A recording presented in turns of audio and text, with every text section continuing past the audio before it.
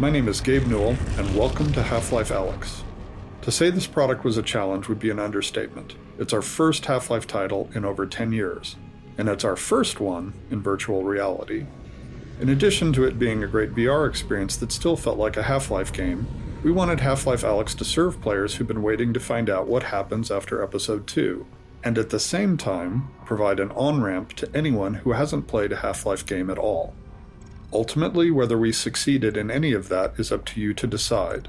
But hopefully, this commentary mode will give you some insight into the set of problems we faced and how we chose to tackle them.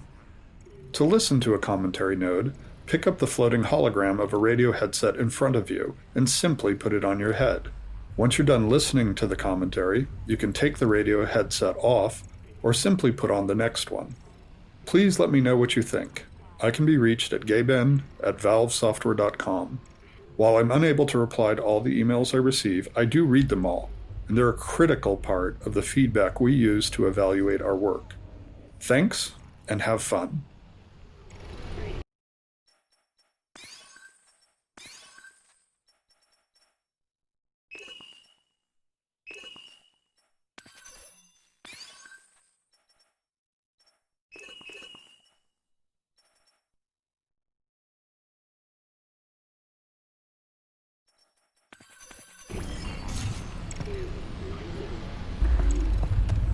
As in the case of any Half-Life game, the first hour of Alyx must convey a lot of information to the player, hopefully in a natural and entertaining way.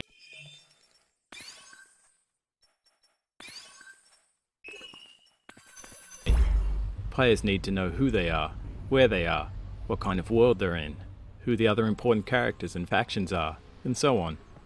At the same time, they need to learn how to actually play the game. How do they move? What can they interact with, and how? What should they be trying to do, etc. Figuring out exactly what information we would try to convey in these first two levels, and how it would be conveyed, took us over 2 years of playtesting. It's tempting to try and include everything we think a player should know, but all information has a priority, and the more we include, the more chance there is that a player misses something important because they're distracted or confused by something less important. So over the next 2 levels, we'll use commentary nodes to point out some of the specific places where we grappled with conveying information to the player. In between these nodes, you'll likely be able to spot many other examples for players to find, if they're interested in paying closer attention and understanding more.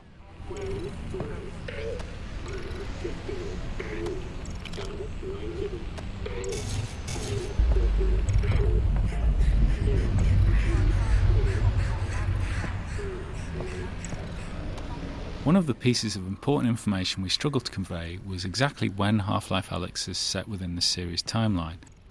Whilst we tried to reflect it carefully in many of the world details, it was never 100% successful during playtests. Eventually, we decided it was too important to be left to the players to figure out, and so we put it in our opening text crawl. The Citadel's incomplete state did provide us with an early opportunity to reinforce the timeline visually. Half-Life Alyx takes place 5 years before the events of Half-Life 2, in which the towering Citadel represents the Combine seat of power.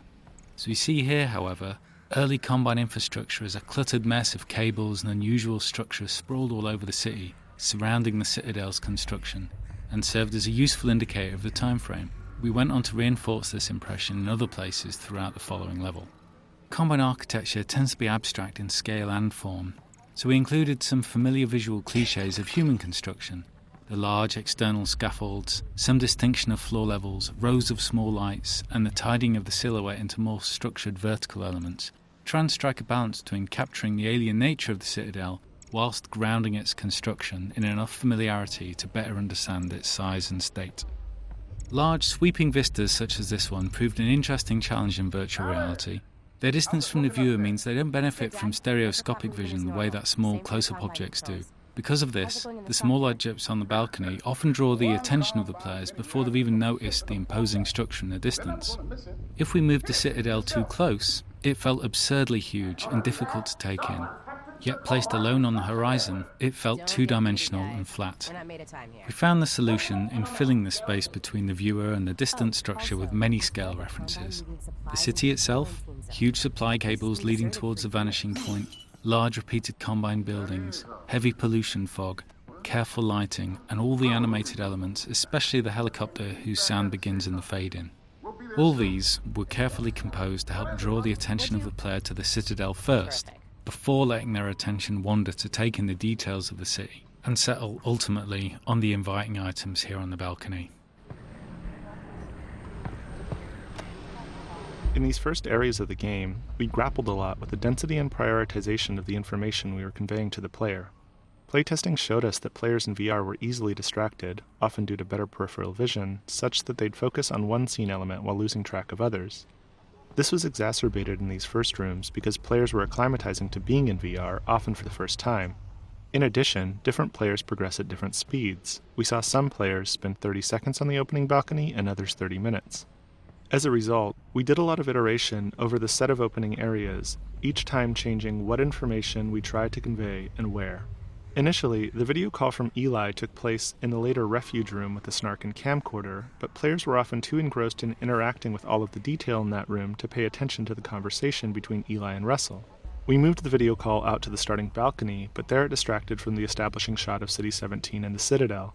It also came at a time when players were still figuring out core game elements like movement and hand interaction with the world. That collision made simple things hard, like when to show the player a movement tooltip if they immediately started the video call. Eventually, we settled on inserting the greenhouse between the starting balcony and the refuge, which allowed us to move the call to an area with a slightly obscured vista and fewer interactable objects. This avoided the distraction problems and ensured players were past the initial gameplay moments of figuring out their hardware and movement setup. It also had the bonus of allowing us to add further detail to the opening balcony and Alyx's refuge without fear of creating distractions from the video call.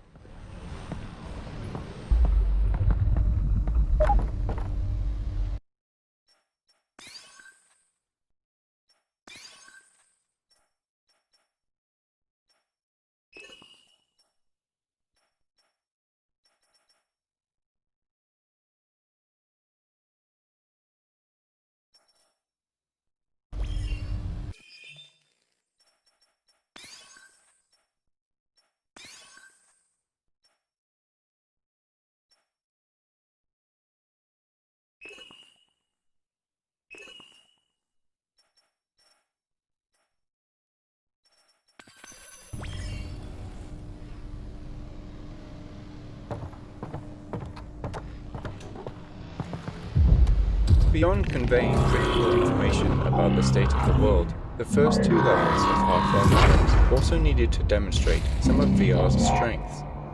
Conveying a sense of scale is something VR does much better than flat screens, and our early playtests showed us that nothing quite sold that scale more than seeing a Strider up close.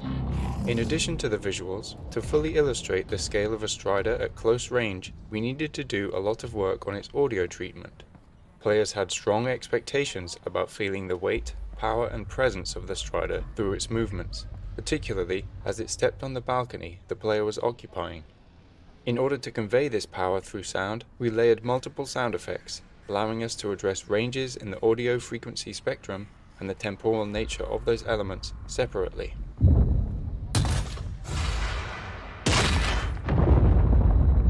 We then combined those elements in the Source 2 audio engine to control them as one sound.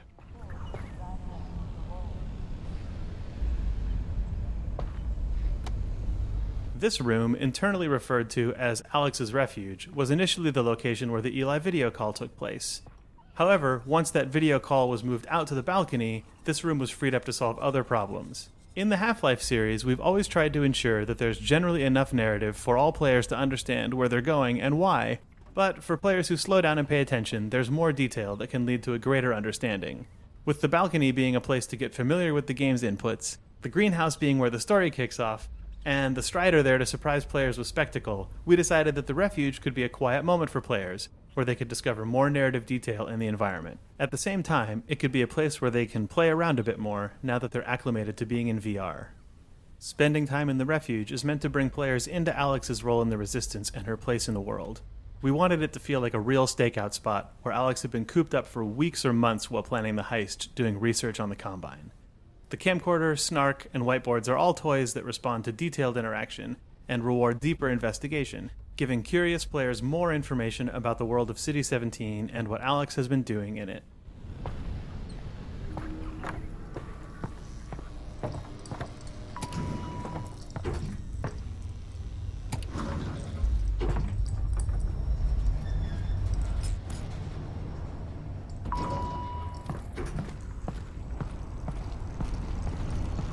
Alyx, two critical pieces of information that we needed players to understand were simple to state, but not so easy to convey. That players were playing as Alyx Vance, not the Gordon Freeman they've played in all prior Half-Life games, and that Alyx is going to speak, unlike Gordon.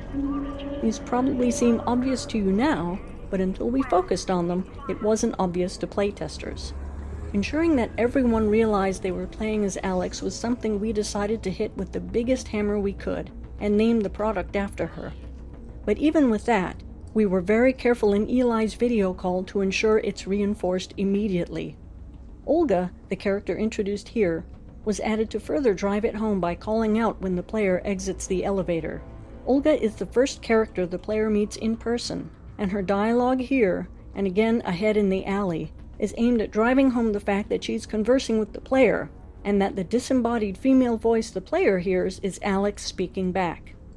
This was harder to convey in Eli's video call, because it already features Russell speaking off-screen, whereas in this scene, there's clearly no one else around in the conversational space other than Olga and the player. Without Olga, we found that, even though they had already spoken to Eli and Russell over the video call, playtesters still didn't feel like they were Alyx. When we started Half-Life Alyx, we were very curious to find out how VR would impact our music design. The Half-Life series has always used music sparingly, often leaving the ambient sounds of the world to provide the audio background. But it is a tool we like to use to highlight moments where the world state has changed in some important way. In this case, that something's riled up the Combine.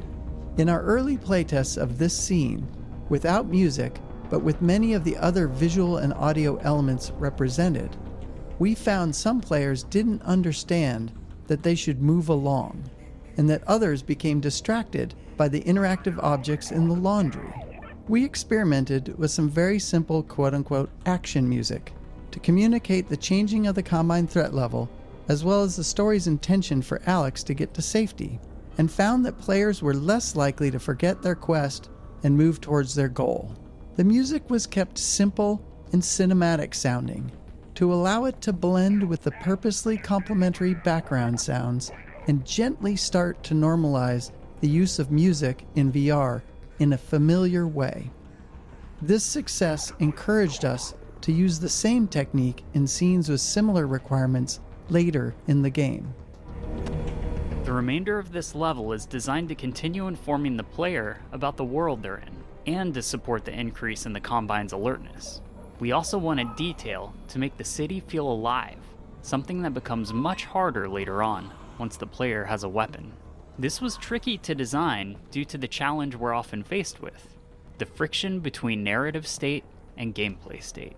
Here, the narrative implies that Alyx should be making her way back to Eli as quickly and quietly as possible. But gameplay-wise, we're at the start of the game, and players are still testing the limits of everything they can see and touch.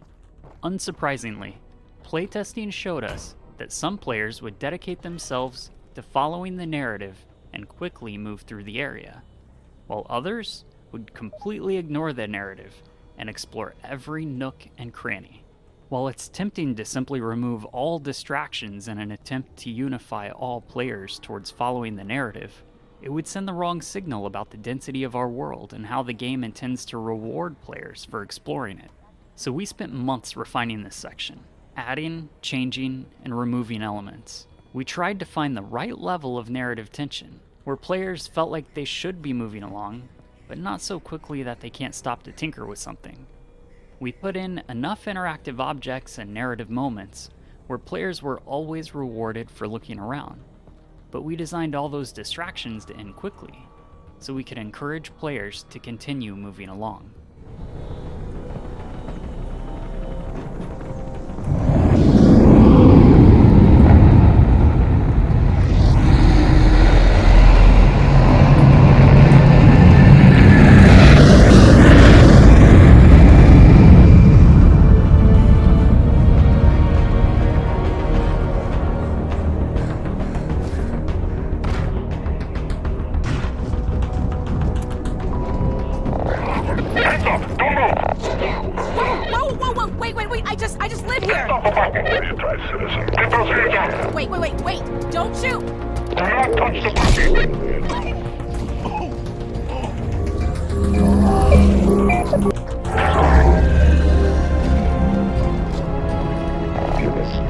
Didn't steal anything!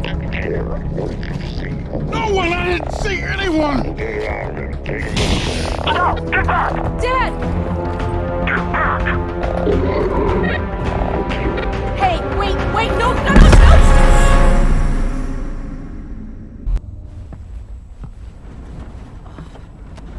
In order to limit the possibility of motion sickness that could be induced by moving the player in a vehicle, we initially wrote this scene to have Alyx wake up after the van had already crashed.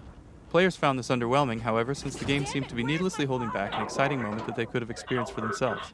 Addressing this meant that we had to tackle the technical problem of moving the player comfortably in a vehicle. In this van, and in the train at the end of the map, you'll notice that the outside world is only visible through small windows. These outside views are necessary to provide motion parallax. The small window size ensures that the player's field of view is always dominated by the vehicle interior, which is naturally in the player's own frame of reference. This greatly reduces the occurrence of motion sickness. Aside from the parallax of the outside world, we use animated lighting and careful sound design to produce the effect of riding in a vehicle. You have been in an accident. Alyx, you there? You've got to get moving. Russell? I've been in an accident. I know! I caused it, so technically not an accident. You've got to get moving. Wait, where's Dad? He's fine. Follow the drone.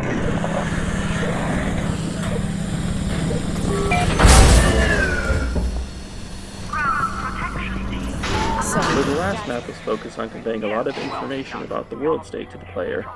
This map is where we need to start the player's larger quest. That means the player must leave this map with an understanding of what's happened to Eli, and what they're going to do about it. The player also needs to meet Russell, so they have a face behind all the radio dialogue throughout the game. Finally, we need the player to collect the gravity gloves and the pistol and learn how to use them both. This is a daunting list. From experience, we know that if we cram all that into a single scene, players won't be able to remember more than a couple highlights. So this map's purpose is essentially narrative pacing. We need to draw apart the required events, separating them with enough time and space that players could ingest and remember them. At the same time, we're a little under the gun. Playtesting showed us that by now, some players have been playing for 30 minutes, and they're wondering when they're going to see some enemies. One of the first steps the writing team took on this map was to flesh out a scene between Russell and Alyx that covered all the dialogue we needed. Due to the fact the player is meeting Russell for the first time, and that there are a significant number of in-fiction events that Alyx and Russell need to talk about, the scene ended up containing a lot of dialogue. We knew there was no way we could build a scene that long without boring the player, and the most important elements would be lost in the noise. One of the first tools we used to address this was the introduction of Russell's drone. It allowed us to take chunks of the dialogue from that original scene and deliver them throughout the area preceding the scene. This meant the scene itself could skip over the in-fiction preliminaries and get right to the critical goal delivery. Just hang on. I'm almost there.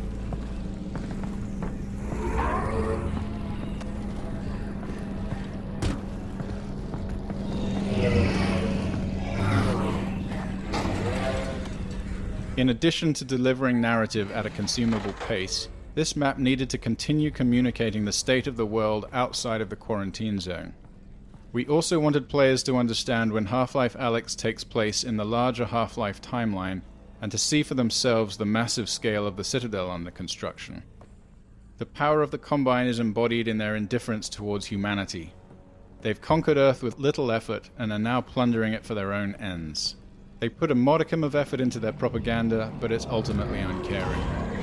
Later in Half-Life 2, we see Green's attempts to talk to humanity with more seriousness, but it's unclear whether that directly comes from the Combine or if it's just Green's attempt to be useful to them. Meanwhile, the Combine construction is brutally efficient. The Citadel's pervasive feeder cables make no attempt to fit into the lives of the residents as the Combine drains the city of its power. Within this playground, a nostalgic nod to Half-Life 2, this enormous cable has been run right through the mural on the wall, demonstrating the Combine's total lack of interest in the history behind the city. Alyx, great. Okay, let's... Wait, my drone's okay, right? Nope, it exploded. I'm fine, by the way. Right, good, well, that's the main. Russell's laboratory is the first time the player is in the same room as another character, and it highlights one of the main challenges we face when designing choreographed scenes in VR, keeping the player and characters out of each other's space. In previous Half-Life games, we could always forcefully move the player if we really needed them out of the way. We made several attempts at finding a similar solution in VR, but found that it often made players feel deeply uncomfortable or disoriented. So instead, we designed these spaces to allow for a natural separation between the player and our characters. Where natural separators couldn't exist, we had to restrict players from moving into the character's space, removing that limitation as soon as the character had moved out of the way. Another challenge was balancing how often characters respond to player actions while delivering important narrative information.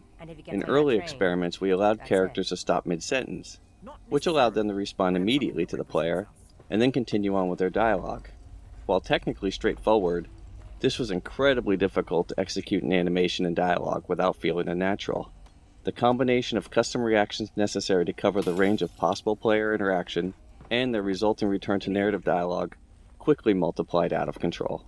Eventually, we settled on a solution where we allowed only a minimum of interactions during the important narrative delivery sections, and a wider range of responses to more complex reactions after the scene has completed.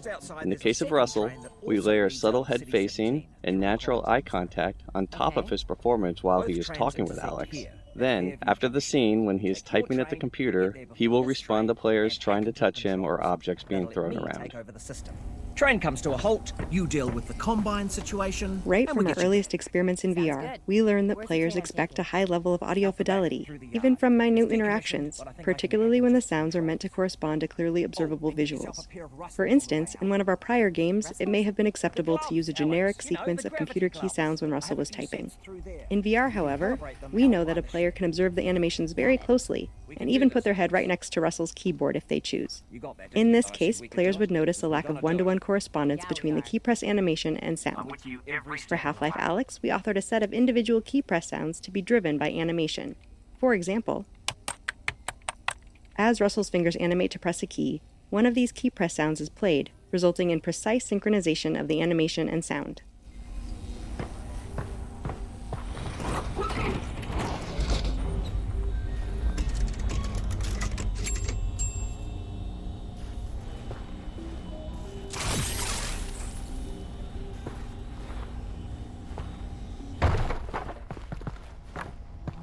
Alright, you know how this goes. There should be a bunch of junk One frustration players may encounter in VR is having to physically bend down or reach out for objects in the virtual world, especially if they have limited real-world space.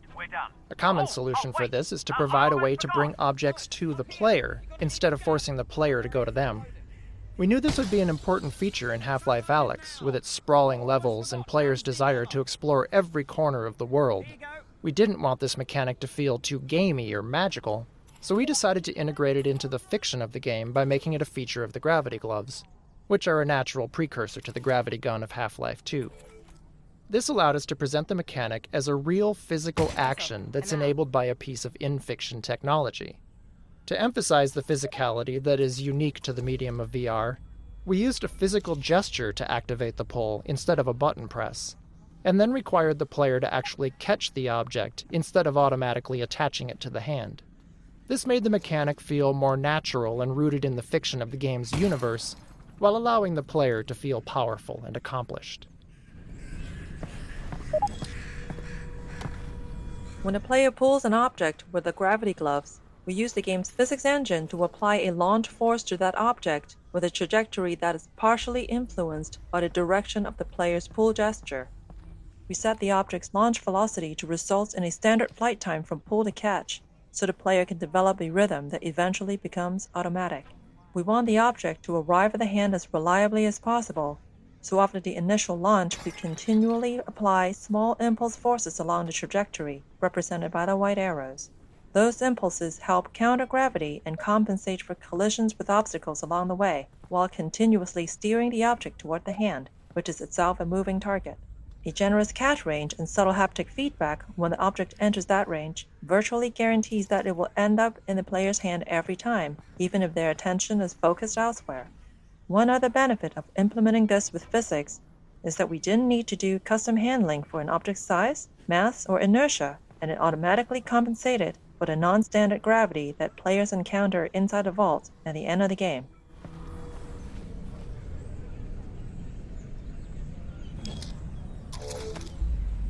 Hey, Russell?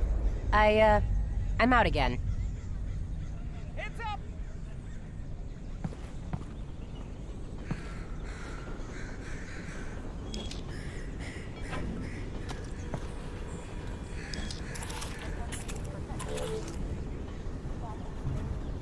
Russell, I'm out. Again.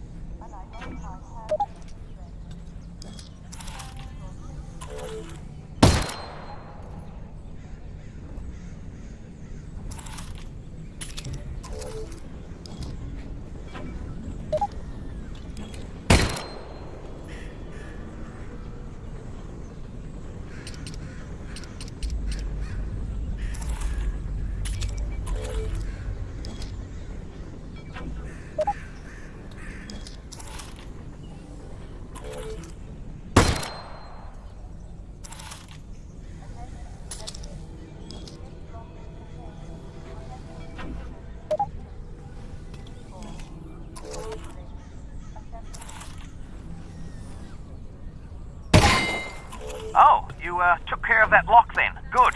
Great. Did have the key for it, but should have given you that. That's on me.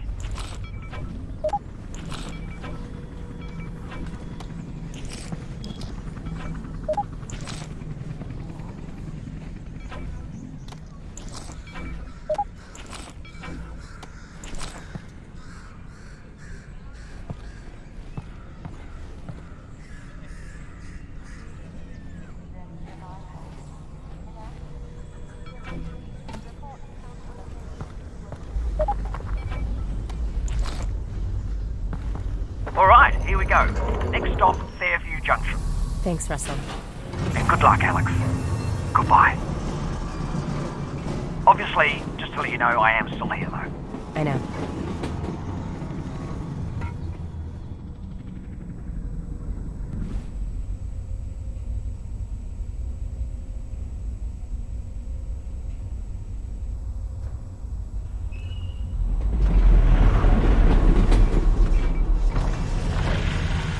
Hello, Alyx? We might have a problem. Probably nothing to worry about, but... Did the train stop? It stopped, didn't it? Yeah, what happened? Oh, it's jammed. When the Combine shut down the quarantine zone, they must have tightened security. Which means? Yeah, you're nowhere near Fairview Junction. You're just outside the QZ. And this is as far as we get by train. Then I'm headed on foot. Good. I'll see if I can get you in some other way. I got a dead zombie here. I thought the Combine sealed up the QZ. This one must have squirted out. I've heard they've had trouble with barnacle spores outside the containment area, but not about fellas like this. Even in our earliest experiments in bringing Half-Life to VR, we found that players enjoyed exploring every nook and cranny of the environment.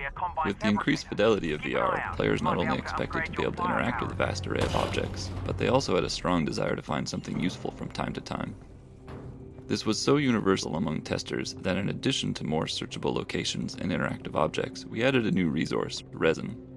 Level designers could place this new resource in fun and interesting locations that weren't tied to game progression, rewarding players wider-ranging exploration. We also tied this new resource to a longer-term goal in the form of weapon upgrades, further motivating players to explore the environment. Deep scavenger hunts and keen observation would result in more resin to spend as a reward.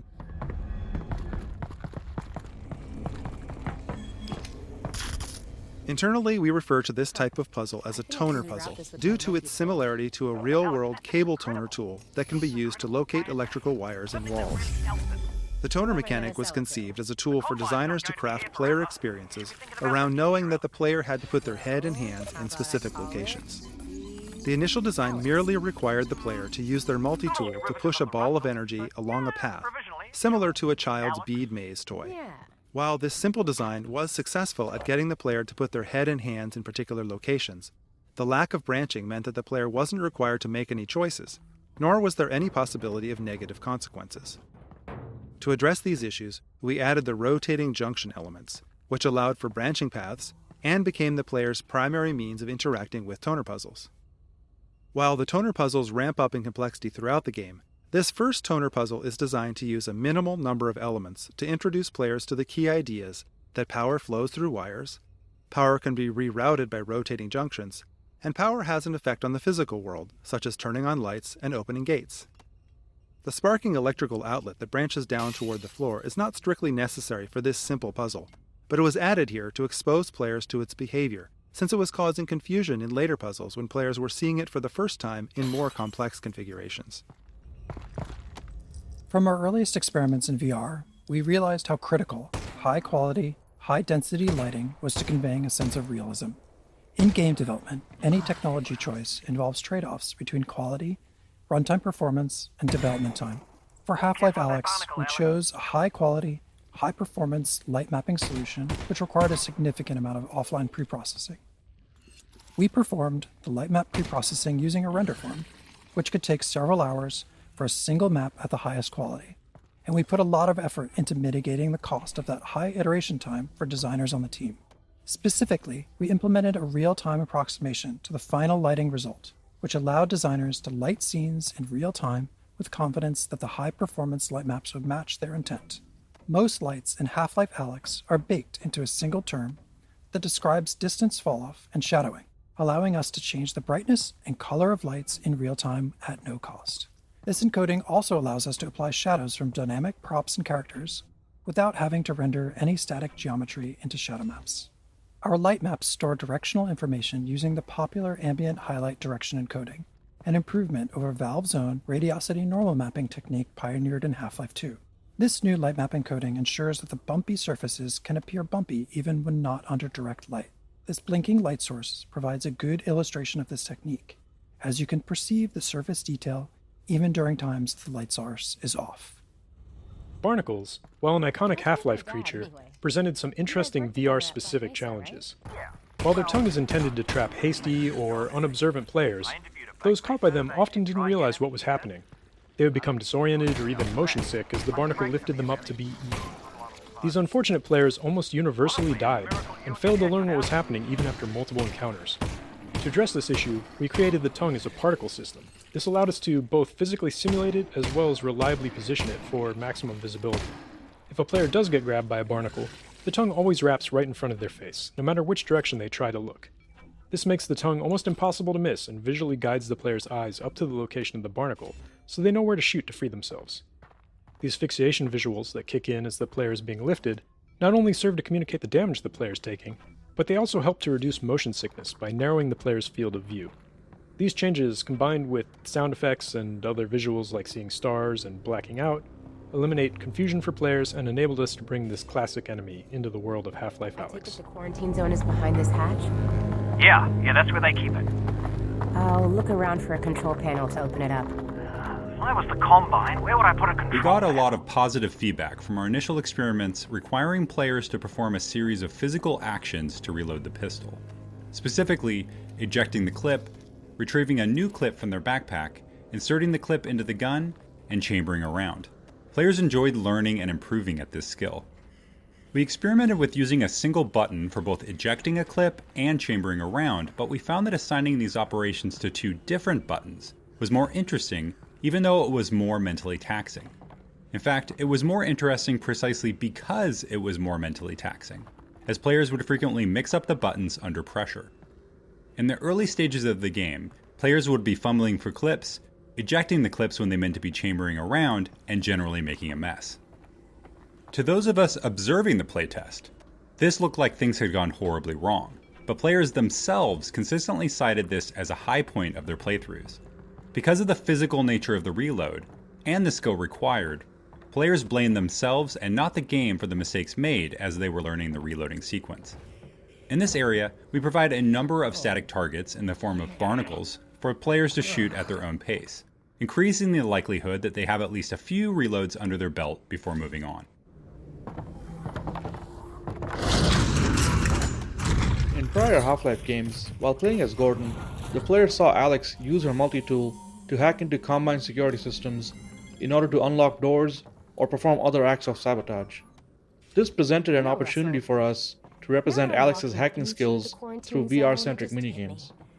All of our hacking minigame designs were built to leverage the independently tracked head and hands common to today's VR systems. We wanted to encourage players to use both hands simultaneously and move their head to create parallax to understand the spatial relationships within the puzzles. This locker hacking puzzle is based upon one of our earliest prototypes, in which the player was tasked with using a tool in one hand to paint a path on a sphere held by the other hand. There was just something fun and unique about using all of the natural degrees of freedom of both hands to solve a puzzle in VR. In its simplest form, this puzzle's solution is straightforward, but the difficulty gradually increases throughout the course of the game by introducing static or moving obstacles of various shapes and sizes on the sphere.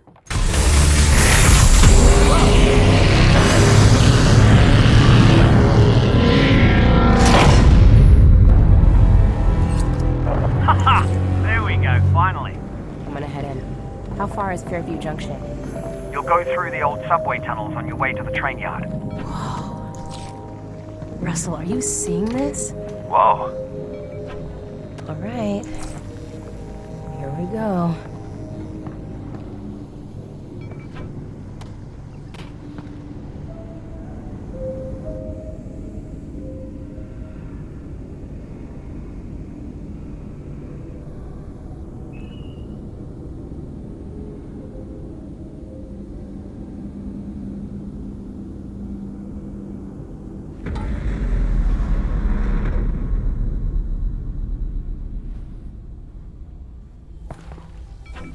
Hey, Russell. I just found a loose syringe of God knows what. Is this medicine? In our early prototypes, players could heal themselves by grabbing a Half-Life 2 health pack and pressing down on a controller button, which obviously wasn't a very interesting VR interaction. During the development of Half-Life Alyx, the Counter-Strike team added health injectors into CSGO as part of the new Danger Zone game mode they were developing. When we saw this, we felt that an injector would work well as an intuitive healing item in VR as well.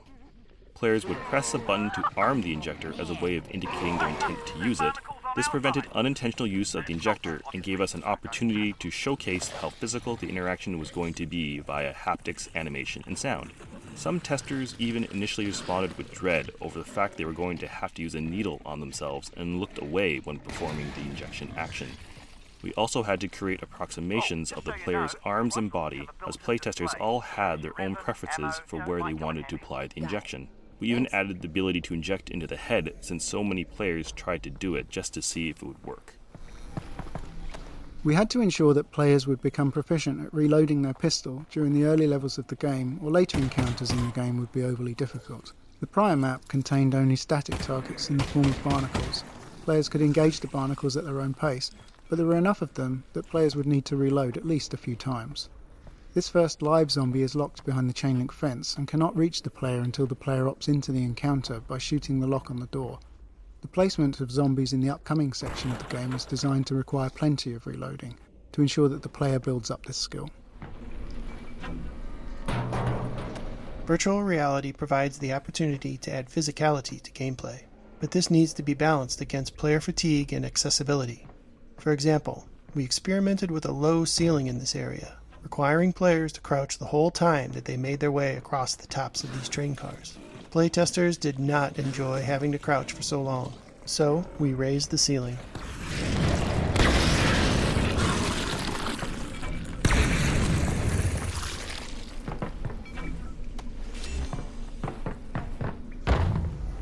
Oh boy.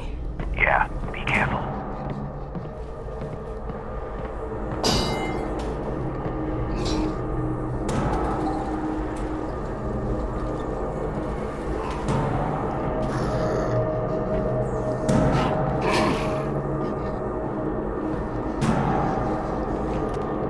Breakable glass panels in Half-Life Alyx are yet one more system designed to convince players that they are present in a living, breathing world. The panels detect the position of an incoming impact and procedurally generate new, smaller glass panels in a radial pattern around the impact position. These new panels can then break into smaller panels themselves, and so on.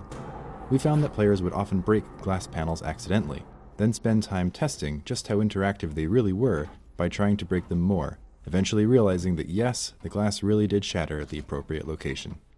At one point, we experimented with building special puzzles out of breakable glass, but in the end we found the glass to be more appropriate as a passive interactive element in the world, one that reacts in a satisfying way to a variety of impacts, from zombie melee attacks to incoming gunfire or any other physical interaction in the game.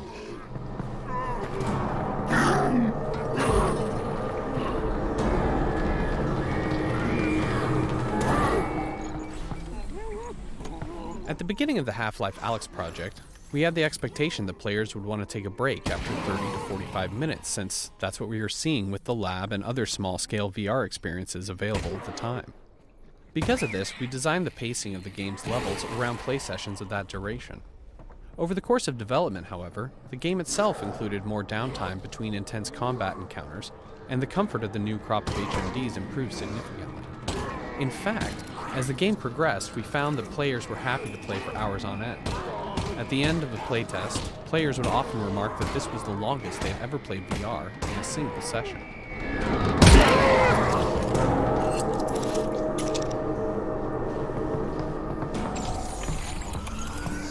Alyx! Weapon upgrades are a new feature for the Half-Life franchise, and fictionally this mechanic paired well with Alyx's tinkering nature. We approached this design challenge first by thinking about what sort of upgrades could be meaningful and also provide additional value to players without removing established interactions. With limited resin to spend, the upgrade system also provided an avenue for players to personalize and invest in their favorite weapon, or streamline an interaction on another weapon, increasing its value to them. For example, the reflex sight still requires players to physically aim, but it improves the feedback on exactly where their shot will hit, and exposes previously hidden enemy weak points. While some players enjoyed this feedback and new targeting opportunities, others didn't and would instead focus on upgrades that suited their style of play. This allowed players to spend their limited resin on upgrades they cared about the most. Another aspect of weapon upgrades that we focused on was not necessarily obvious when we first started to design and test combat in VR. Due to the more physical nature of combat in VR, it can really push on the mental and physical capacity of certain players, as they're required to utilize both their hands and move their head to take in the environment dealing with enemies. While this is a very natural experience, there's also a lot going on at any given point with reloading and combat.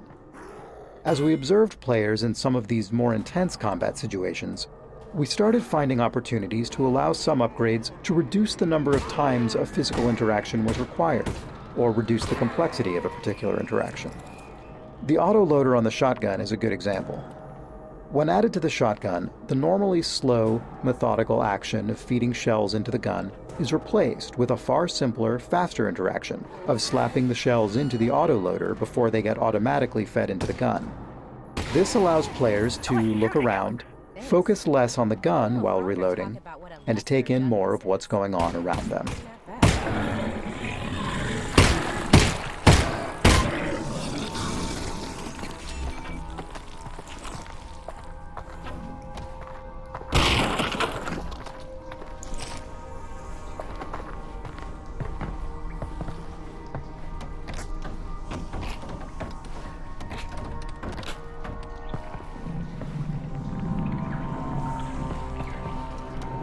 Until this point in the game, players have only seen headcrabs attached to the heads of zombies. This led playtesters familiar with headcrabs from prior games to anticipate encountering them on their own. We decided to play up this anticipation by foreshadowing the first headcrab encounter with a headcrab that drops out of a vent before disappearing, as well as headcrab sounds in the environment, including a threatening headcrab sound coming from the partially boarded up doorway ahead.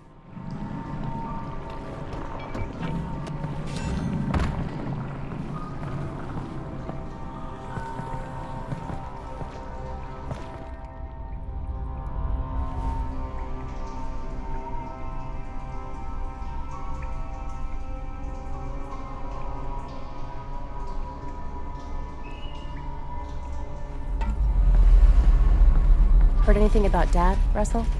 No. Radio silence since he got on the train. Damn it. Well, the good news is he's probably fine. How do you know that? Because they're taking him to Nova Prospect to torture him. That's the torture place. So they're hardly going to torture him before they get there, so he's fine.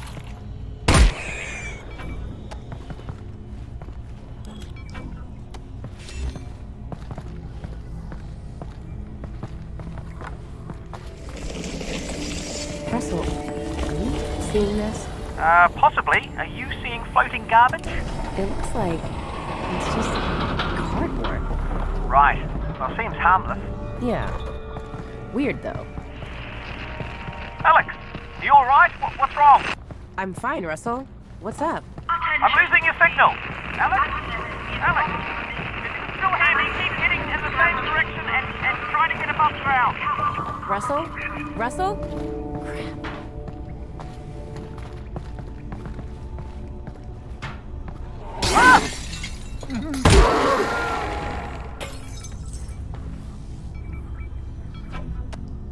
That there is a floppy disk. We used to store information on them, with magnets, if you can believe it. Huh. Specifically, 2 micrometers magnetic iron oxide, 3 micrometers barium ferrite, 1.2... Russell? How do you know all this? I'm reading it here on my computer. I downloaded the internet before the war. You downloaded the entire internet? Most of it. Nice. Yeah, it is.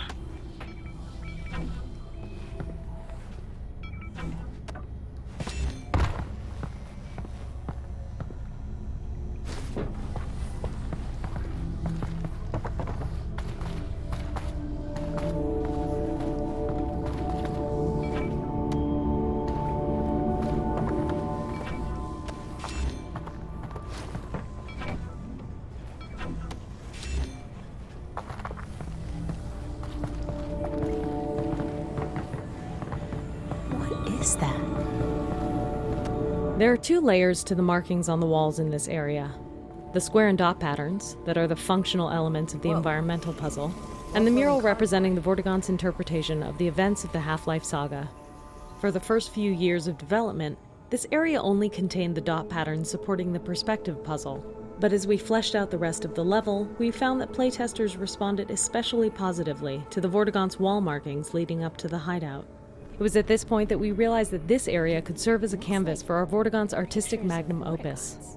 To do this, we organized the dot patterns into a sort of swirling star field behind the Vortigaunt's art. The imagery itself, which was inspired by petroglyphs and other traditional rock art, portrays many significant events from the Combine invasion, painted hurriedly by the injured Vortigaunt, almost as if he was trying to capture what fleeting memories he still had of the vortessence from which he had been severed. The fact that Vortigaunts have a complicated relationship with time gave us a lot of leeway in terms of drawing this as a strict, linear timeline. For example, you may notice that the Vortigaunt uses contemporary Combine troops as shorthand for Combine invasions from the past, or that the timeline is just generally hazy. A little from the past, little from the present, and a little looking forward to the future events of Half-Life 2.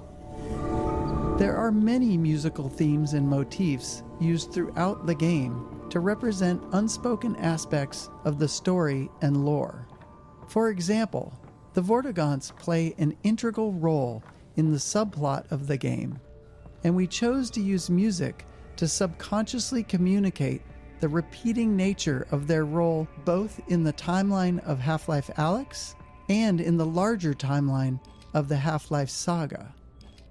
Within the music in this scene, you'll hear variations of themes used throughout the timeline of the game, from the very first sounds of the game up to the finale in the vault.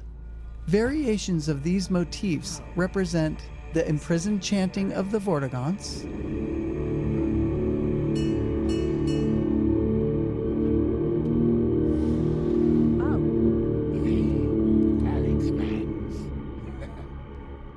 the extraction of their energy to confine the G-Man,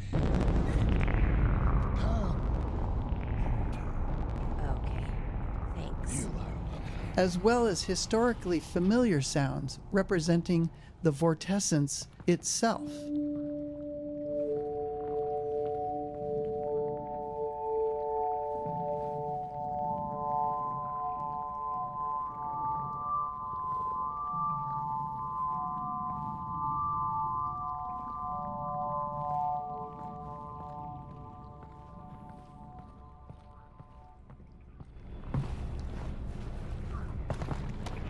During our earliest attempts to raid Alyx, our instinct was to have her react to absolutely everything. But what we learned from playtesting was that Alyx reacting too much could actually be off-putting.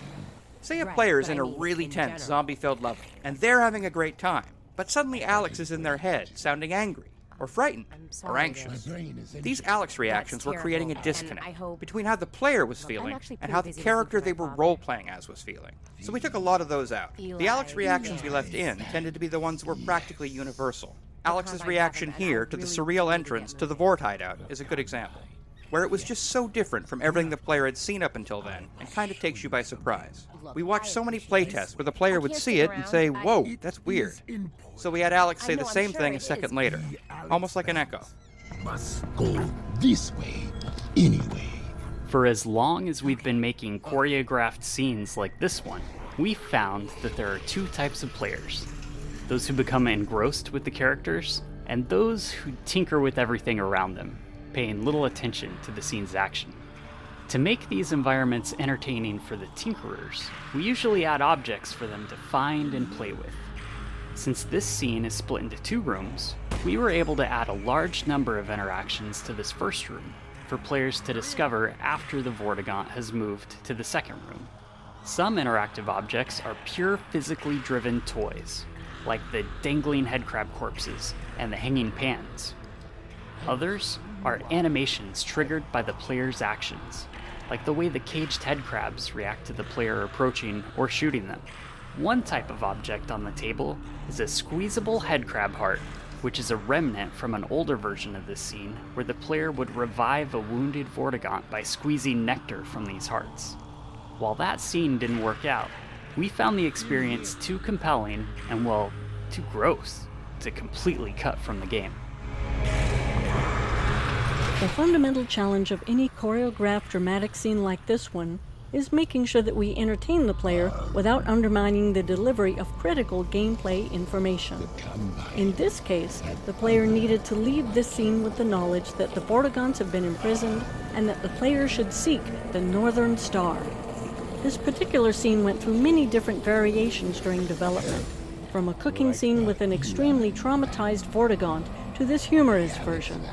We even experimented with an interaction where the player was required to squeeze the nectar of several headcrab hearts into the Vortigaunt's mouth to revive him. While this was a memorable and novel VR interaction that ensured the player was engaged with the scene, the interactivity on the player's part often resulted in playtesters remembering the actions they took, but not the critical gameplay information. Eventually, we ended up with this more humorous scene, which struck an effective balance between entertainment and goal delivery. Importantly, we also distributed the scene across 2 separate rooms, breaking the information delivery into 2 steps. The first room where the player meets and learns about the state of the Vortigaunt, and the second room where the player is given their new goal. Separating these physically into rooms seemed to help players more reliably retain the critical information delivered in the second room. While this scene did undergo a lot of changes, one story beat remained virtually unchanged from the very first roughed-in version. The moment the Vortigaunt tosses a headcrab carcass down to the player and yells, "Sustenance!" right from the start, this moment always got a great reaction from playtesters and remained all the way to the final product.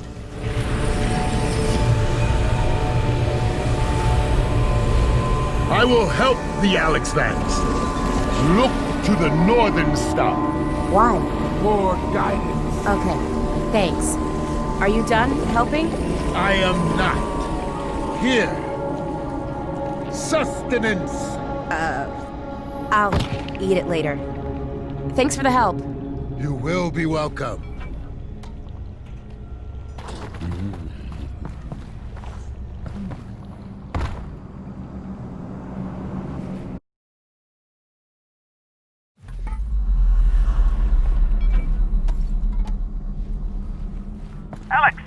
Alyx, the signal's back. Can you hear me? Are you okay? Russell, I'm good. How's Dad? They've got him on the train. He's on the move. You've got to find Fairview Junction before they get there. I'm working on it.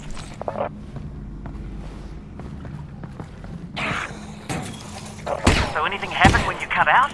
You're not gonna believe this, but I ran into a Vortigaunt. A Vortigaunt? What was he We doing? spend time on every game design element thinking about how the player is expected to learn of its existence and understand its details. Some design elements are so important that the game experience will break if the player doesn't understand them, while others may just be fun diversions or rewards for exploring the game's systems. Any required element will require work on our part to teach the player. In Half-Life, we try to teach elements in ways that feel as natural as possible, entwined within the core flow of the game so that you don't feel like the game just stopped to teach you something. We don't always succeed, but the attempts usually lead us somewhere interesting. In this case, we need to teach the players about the armored headcrab. The key elements that we want them to understand are that the headcrab is invulnerable on the top, but has a weak spot on its belly. We would also like the player to learn that the headcrab exposes its weak spot right before it jumps, but this isn't required. The player can fall back to shooting the weak spot as the headcrab scrambles around after a leap. Teaching design elements of enemies is always tricky. Players have shown us for years that it's really hard to learn something new while under attack. We've also seen that invulnerability, in particular, is a difficult enemy feature to teach. If players are blasting away at an enemy, they are often not paying close attention to the impact feedback.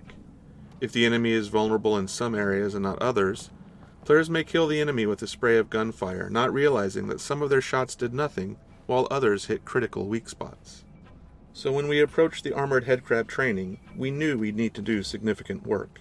The first step was to avoid placing the player under duress by containing the enemies inside this wire fence. Next, we placed headcrabs at eye level facing the player, exposing their bright, pulsing weak spot. If the player shoots one immediately, they are rewarded with a unique death effect where the headcrab explodes into chunks. This effect is designed to show the player that they did something special to kill this headcrab, as opposed to how they've been killing headcrabs up until now. There are a couple of other pieces in the setup here that are important. A second headcrab is placed right behind the lock the player must shoot to enter the cage, encouraging the player to notice the weak spot and try shooting it. 2 more headcrabs are loose in the cage, scripted to repeatedly attack invisible points on the wire fence. This ensures they are constantly demonstrating the way they expose their weak points before they leap, and this allows players to practice hitting the weak spot from behind the safety of the fence. With any section of natural entwined training, we've observed that there's rarely any one thing that succeeds in teaching all players, nor do 100% of players leave with the perfect understanding we'd like. If player understanding is absolutely critical, we have to build a more bulletproof gate that ensures the player demonstrates understanding before moving onwards. In fact, we do just that when the player acquires the shotgun in the next area. In the case of the armoured headcrab, however, playtesting showed that we could afford to let a few players through with less than perfect understanding. This section gave them enough of a chance to experiment that they got a sense of what was going on, and further encounters with armoured headcrabs solidified it. There was still a lot of iteration on the visual design of the headcrab to further drive home its armour and weak point, and we also added a custom response to shotgun fire. In that case, the armoured headcrab flips over and wriggles for a second, exposing its weak point. This was added to reduce the resource loss we saw happening in players who were still struggling to understand the armoured headcrab mechanics after they acquired the shotgun. One challenge we always face when giving a new weapon or tool to the player is ensuring that they collect it before moving on. In these cases, we try to establish some kind of gate that the player can only get past using the new item. This can be especially tricky in cases where we are giving the player a new tool that doesn't fundamentally change their capabilities, as in the case of the shotgun, where almost everything that can be done with the shotgun can also be done with the pistol. In contrast, the pistol gate, where the player had to acquire the pistol before being able to shoot the lock off of the fence back at Russell's lab, was simple to design and execute. For this shotgun gate, we not only needed to ensure that the player collected the shotgun, but also that they learned how to load it before proceeding. We playtested a number of approaches to teaching the reload mechanics during combat, and repeatedly found that it didn't work.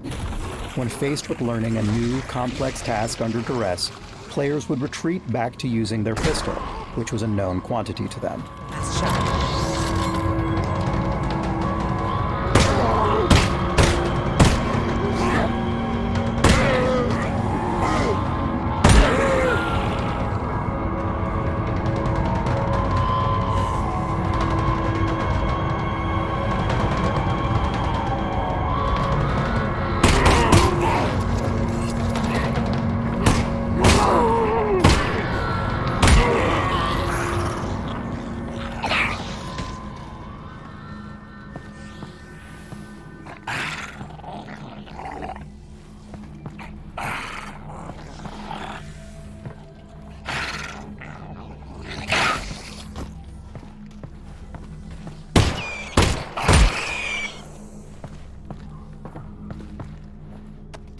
Once the player has collected the shotgun, they are only halfway through the shotgun gate. Next, they need to learn how to reload it. To drive home the necessity for the player to learn how to use this new weapon, we added an incoming threat, using a variety of audio and visual effects to sell it. While our goal is to make the player feel like they have a limited amount of time, the time pressure is entirely fake, and everything proceeds based on the player's progress in loading the shotgun for the first time. Once the shotgun has been loaded, a short timer starts, after which zombies burst through the walls. If the player happens to look at the walls before that timer is up, we abort the timer and introduce the zombies. The combination of a timer and a look trigger is a common trick used in places where we'd like the player to see a neat visual moment, but we can't wait forever or the game simply won't progress. The breaking of the walls by the zombies is the final step in opening the shotgun gate. Having new enemies open the way forward when they enter the player's space is a fairly tried and true method, but it's never one we're particularly happy with. It's always a bit too convenient and lacks agency on the player's part. But in a setup like this, which contains a novel puzzle, a new weapon, and its associated mechanics, plus an ambush, we're already dealing with a lot of design complexity packed into a small space, and further additions would complicate the scenario even further. The visual design of the shotgun included a number of challenges. Shotguns in games are generally powerful, and we communicate that power with bulk. As a result, they're big and held in two hands. But our experiments with two-handed VR weaponry didn't reach a level we were satisfied with. When holding a two-handed object in real life, the object itself provides a physical connection between the two hands, and that constraint allows players to stop thinking about it consciously, in addition to providing physical feedback. In VR, without that connection or feedback, we found that players had to keep maintaining their own internal sense of how they were holding their two-handed weapon, or they dripped their hands into positions that were hard for us to reconcile. As a result, our two-handed weapons required players to play along more than we liked. Since one of our core goals with Half-Life Alyx was to allow players to fully immerse themselves by ceasing to think about what they were doing in real life, we decided to focus on single-handed weapons, including the shotgun. Our initial instinct with the shotgun design was to use a regular real-world shotgun, but modified, with a sawn-off stock and barrel so it would seem less cumbersome when held with one hand. This approach always resulted in the handle being at the rear of the weapon, and we ran into the problem where the weapon always felt front-heavy. Obviously, the VR controller in your hand wouldn't reflect that, leading to a disconnect between what you were feeling and what you were seeing. Placing the handle more centrally and underneath the weapon helped avoid this disconnect. This implied centre of mass wasn't really maintained well as the weapon accrued upgrades throughout the game, but the first impression was the most critical. Since we were going with an odd form, we were keen to use common shotgun visual elements wherever we could to help with player recognition and to ground the design in some reality.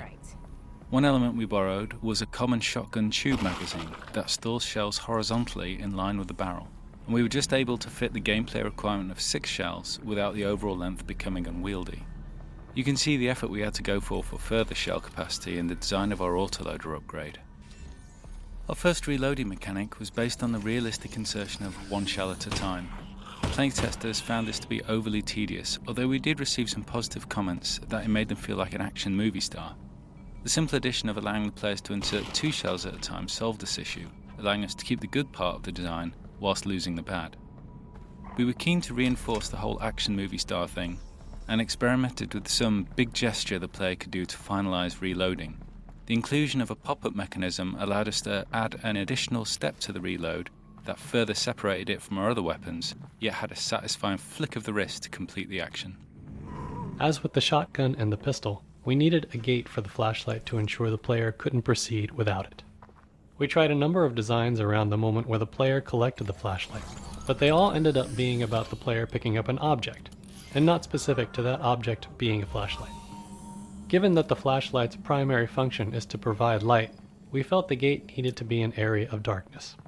We also really wanted the player to be excited to get the flashlight, and that meant they had to experience darkness before collecting the flashlight. This turned out to be an interesting challenge, because we already had many poorly lit areas prior to this, and now we needed an area that was so dark that players would correctly interpret it as a gate. Our initial implementation was simply to ensure there were no lights within the hallway. Unfortunately, playtesting immediately showed that wasn't enough. Some VR headsets have extremely low black levels, and on those headsets, enough light bounced in from this lit area to enable players to move forward.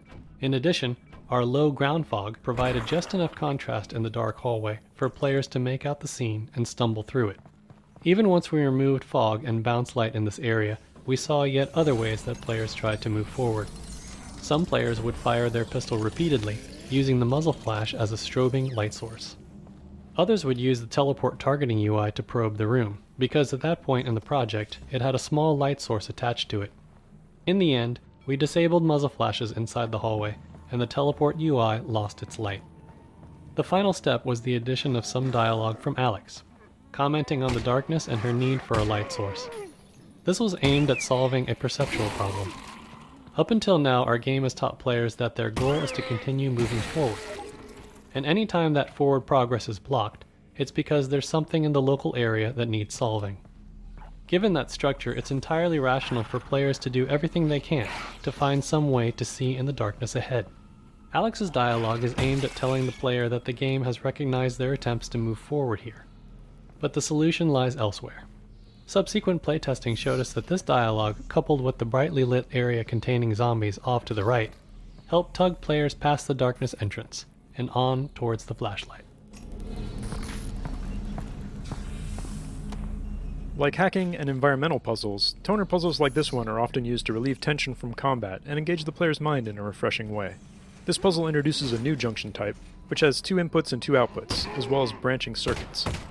Functionally, it's just a simple airlock. Only one of the main combine gates can be powered on at a time, with an additional wrinkle that the smaller side gate on the return path must be powered down separately.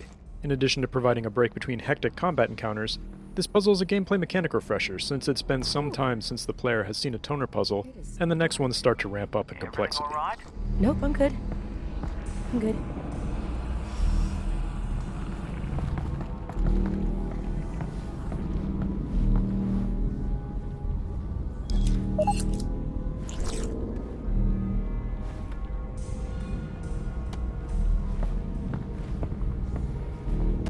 In prior Half-Life games, the flashlight was attached to the player's body, which meant that it always illuminated the world from the same angle, relative to the player's point of view.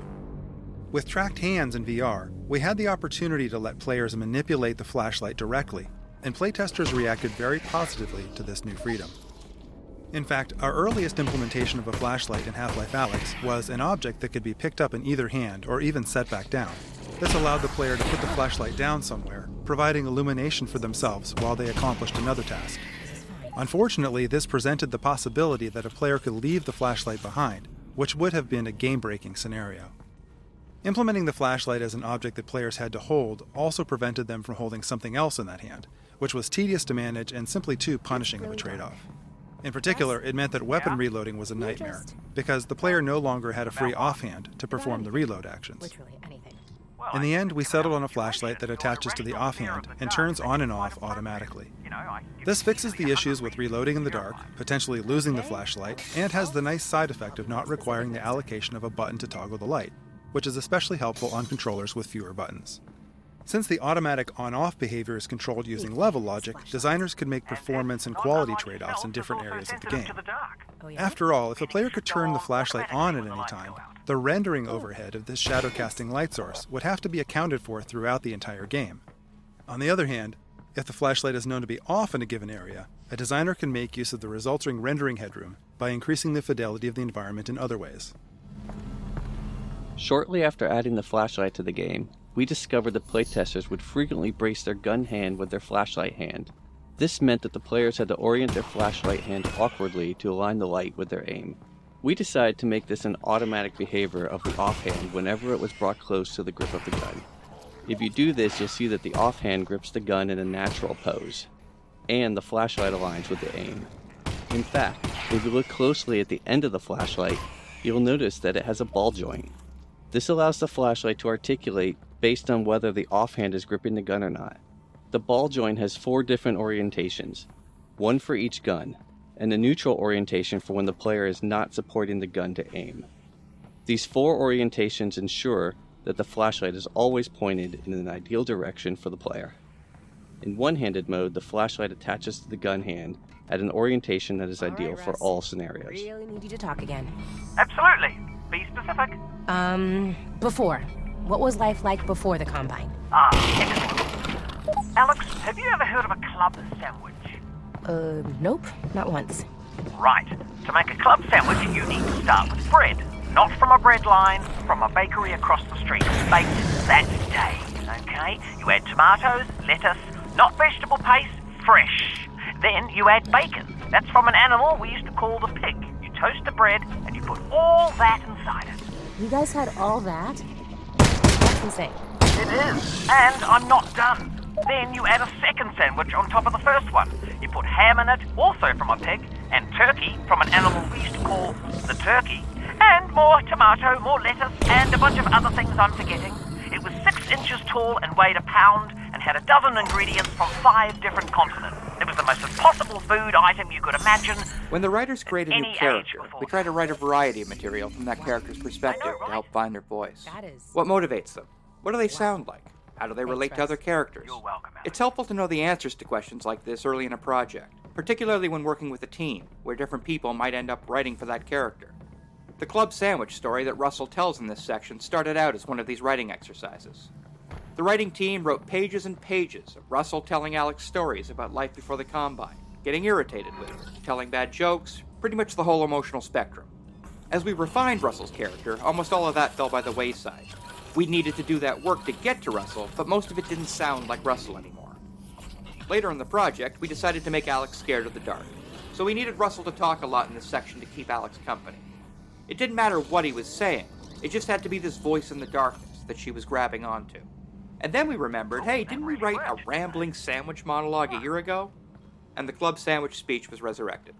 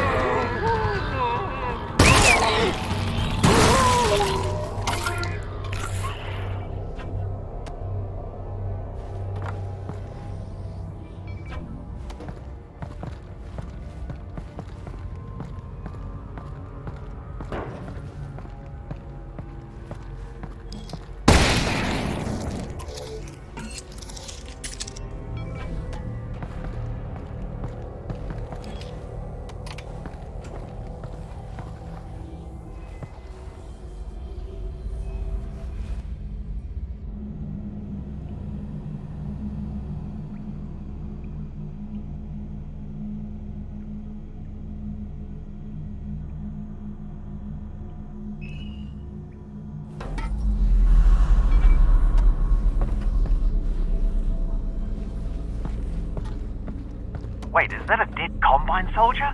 Yeah. When you guys were off stealing the reactor, I saw the Combine moving supplies in here. So, I guess they're interested in this place again. Right, we'll keep an eye out. Something's definitely up. Alyx, manhack! Watch out! See it.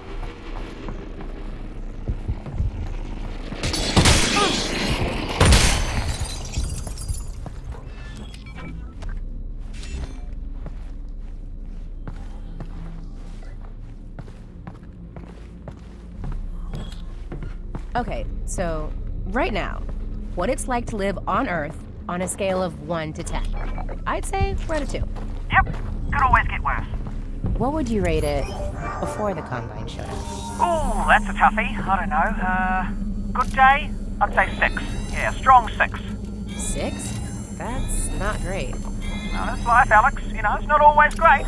Well, maybe we get the Combine off Earth and we could shoot for like an 8, you know?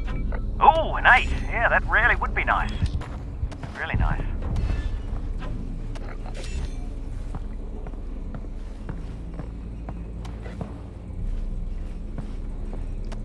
When building a Half-Life game, we try to start playtesting as soon as we can, even when we only have 10 or 15 minutes of gameplay built. We find it extremely helpful to see how players are reacting to what we've made as soon as possible. One of the major ways playtesting impacted Half-Life Alyx was in revealing how players reacted to the density of interactive elements in the world.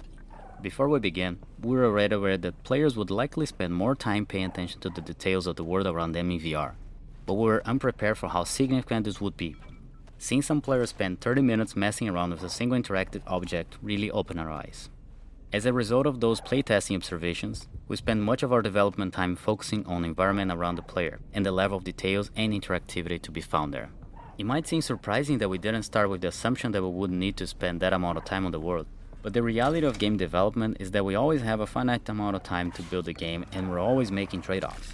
In the ideal case, we spend our finite time on whatever contributes the most to the player's experience. So, playtesting early and thereby getting a better sense of what elements are contributing to the player experience help us understand where to spend the limited time we have. In this case, those early playtests told us to significantly increase the amount we should budget for creating the world details and interactivity.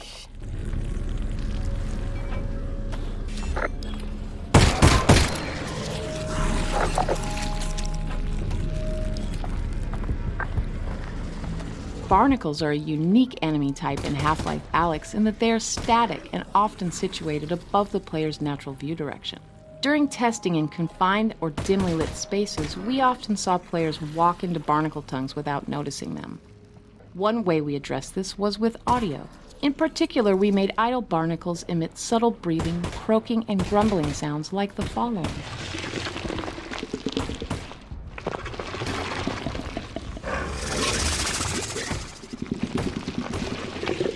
These sounds helped alert players to the presence of barnacles, and also made them seem like living creatures that were always active, not just a mechanical piece of gameplay that responded only to the player's actions. The head-related transfer functions available in Steam Audio were especially helpful, as they made it possible to accurately spatialize barnacle sounds so that the players could tell that the sounds were coming from above. Early incarnations of manhacks were frustrating to fight in VR, since their audio was not providing enough information about their location. They seemed to appear from nowhere, and, even when close to the player, they lacked a dramatic presence. We tried a variety of layered sounds with varying distance fall-offs, but this often created more confusion, especially when multiple manhacks were nearby. Our ultimate solution to the problem consisted of 2 parts. The first was to make manhacks emit the following alarm-like warning sound when they first came into range or were deployed by a Combine soldier. The second part of our solution was to add more aggressive looping sounds with short fall-off distances. The short fall-off of these sound loops meant that this specific component of manhack's sound treatment would only be audible quite near the player. Thus, when players heard these sounds, they knew that manhacks had begun hunting them, and one or more was getting close enough to be of concern. Attention, please. Access to this block is not permitted. Local security deployed and designated to prosecute.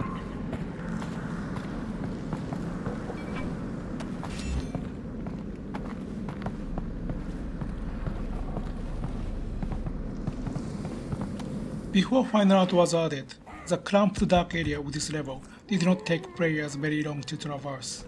But as the fidelity of the game increased, players spent more and more time getting to this point. As we learned over the years, too much time in dark underground areas can become fatiguing to players, and this is even more significant in VR. This outdoor section provides a change of pace and a brief respite from the dark.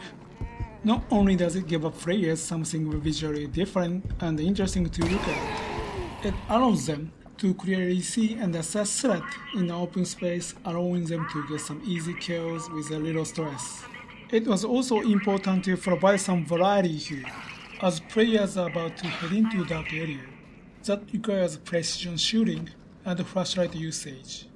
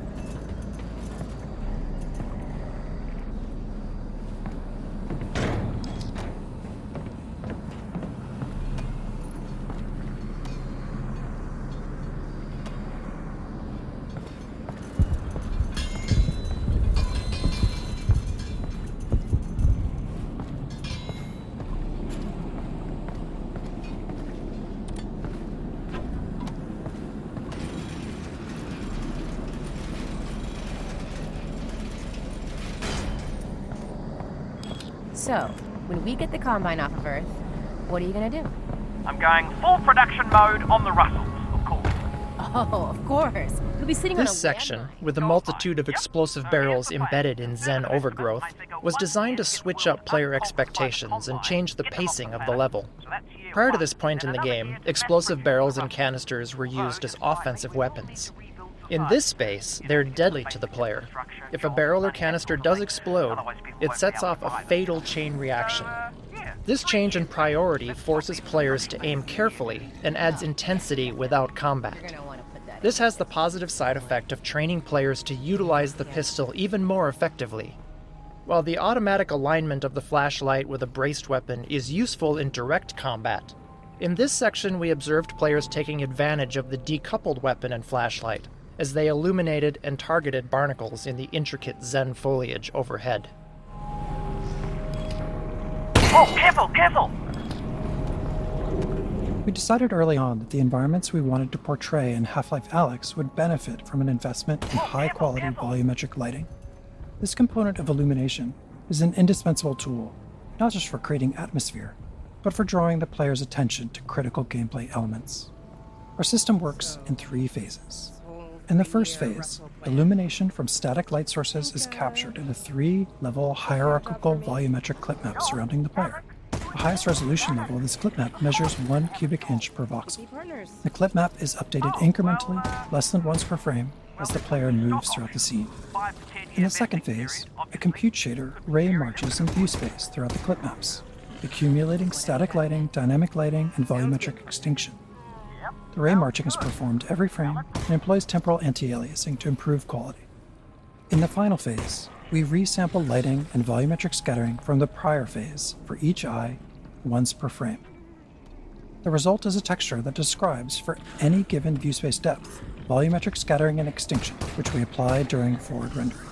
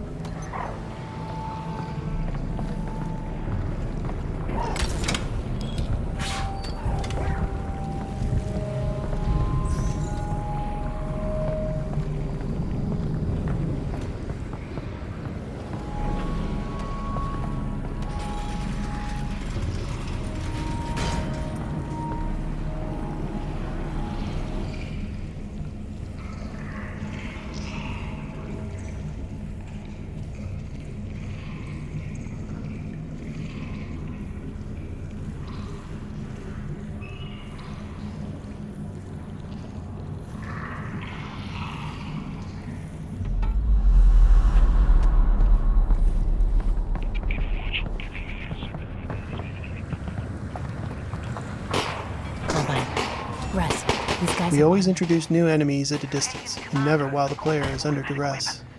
Here, the player is able to observe the Combine soldiers killing some wandering zombies, giving the player an idea of how powerful the soldiers are, and how they might operate in combat. We located the Combine far enough away that it was plausible that they would not notice the player, but close enough that the player could choose to engage, but remain relatively safe from return fire.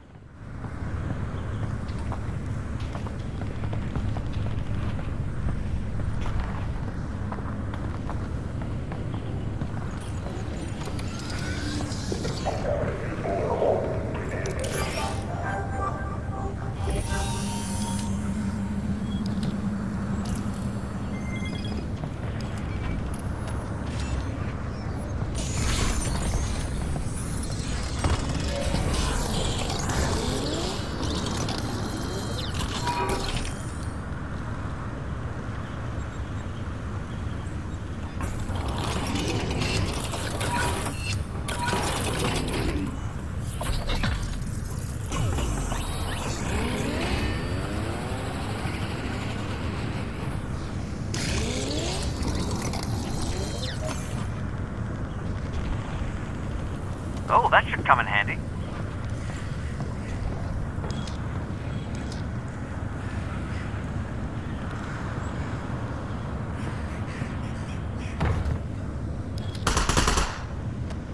The first encounter with a Combine soldier caused a number of issues in playtesting. The biggest one was that players were often surprised when the soldiers started shooting at them. Some players who were new to the Half-Life series had no idea who these soldiers were. But it's also been hours of game time since players saw another human, and we found that many players weren't willing to immediately start shooting. Some players also wondered why Alyx moved so quickly to killing other humans. This area was designed to demonstrate that Combine soldiers are hostile and will attack on sight, giving the player a reason to want to shoot back. It starts with the dialogue preceding the encounter, where the player overhears the Combine discussing the problem of scavengers in the quarantine zone. Then, when the player finally achieves visual contact with the first Combine soldier, they witness that soldier in the process of executing a civilian scavenger.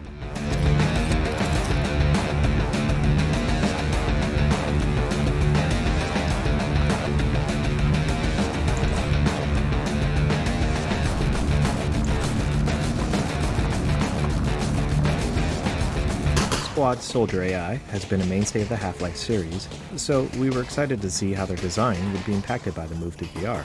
Our early playtesting against the Half-Life 2 Combine Soldier AI in VR immediately made a number of things clear. First, players did not like to be shot at, and often had a visceral negative response. The soldiers frequently ran at players at full speed, firing all the while, and we discovered that the speed of Half-Life 2 combat was simply too overwhelming in VR. Also, players took longer to do everything in VR, especially the core action of spotting and aiming their weapon at an enemy while staying in cover. As a result, the soldiers tended to live much longer in VR than they did in Half-Life 2. It was clear from these early playtests that the most common reaction among players was to immediately seek cover from enemy fire. So we started experimenting with changes to the Soldier AI, aimed at building a combat experience around players' tendency to seek cover. Early experiments were focused on keeping Combine soldiers at a comfortable distance from the player, while keeping them moving around enough to not have combat become too static. To create lulls in firing for players to peek out from cover, we prevented soldiers from shooting while on the run in most cases. To keep players from remaining stationary, we created a concept of flushing, where squads will attempt to flush the player out of cover, and we gave each class of soldier a different method of flushing out the player. But even in these early tests, it was also clear that players weren't capable of fighting soldiers until they'd gotten skilled in a number of basic combat actions, like reloading their gun without having to focus all their attention on it. So we were careful to slowly introduce the various types of soldiers, and even individual features within the soldier classes. For example, these early fights against Combine soldiers only feature the basic grunts, and these particular grunts don't carry grenades. This means they don't actually have the capability to flush a player out of cover. We found it was important in these first fights to give players all the time they need to learn to use cover effectively, before we start introducing enemies that could try and flush them out.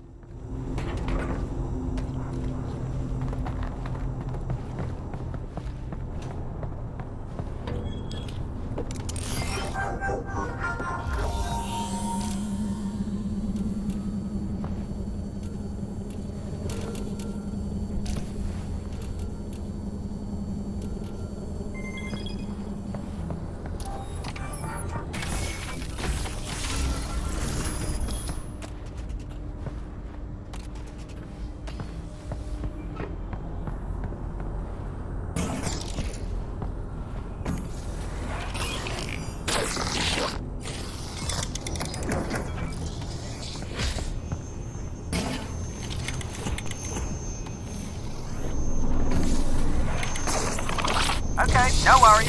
But the train is coming. Just get me in. It'll only take a second. You're doing great. Yep, doing great. No worries. No worries. No worries. No worries.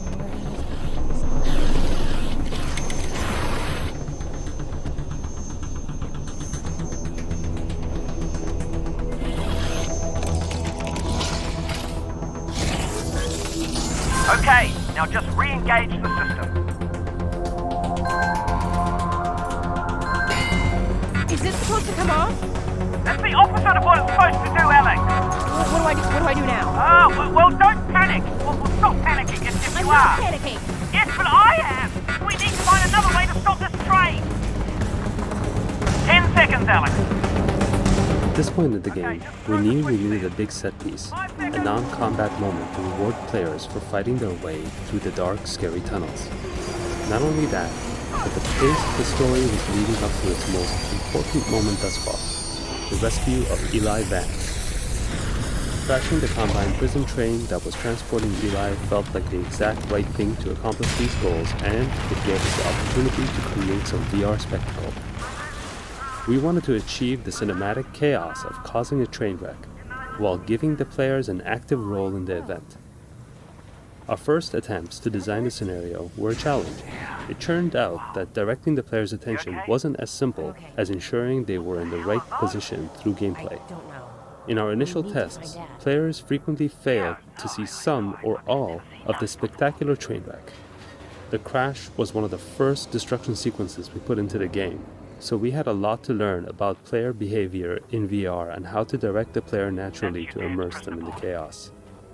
On top of that, to continually hit our target frame rate, we needed to create a cascading series of events, so that only some of the destruction was happening at any given time.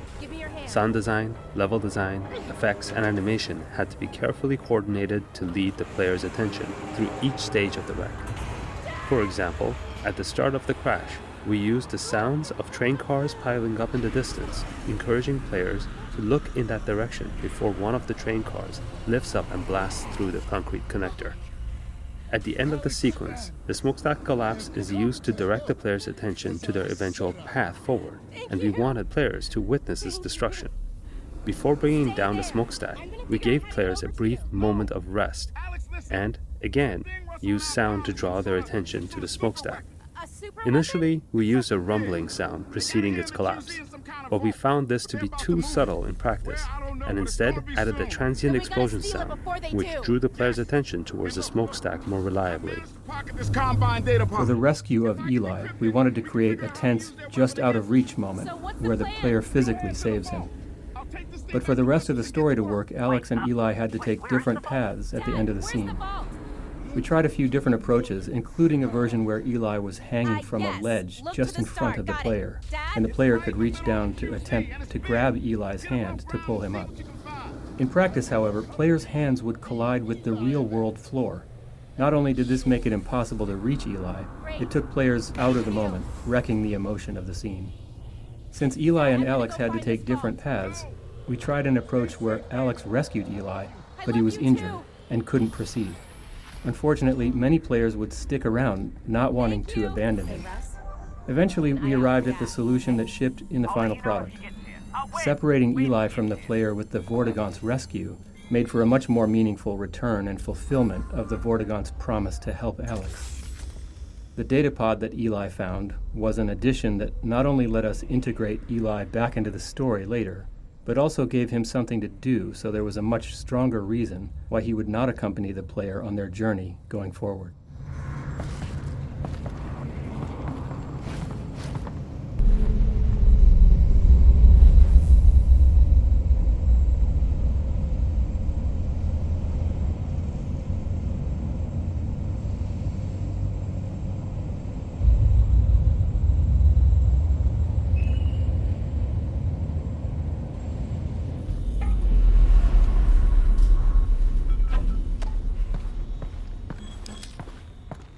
You know, it got a bit messy back there, but we did get Dad back. Yeah. What? That's probably gonna draw some attention. Not probably, actually. It's definitely drawing attention. Look, they're looking for you now, okay? So just be careful. You know, if we can get this weapon, we could change things forever. Yeah. If. Look, I know we've only been working together for a few hours now, but I want you to know I'm proud of you.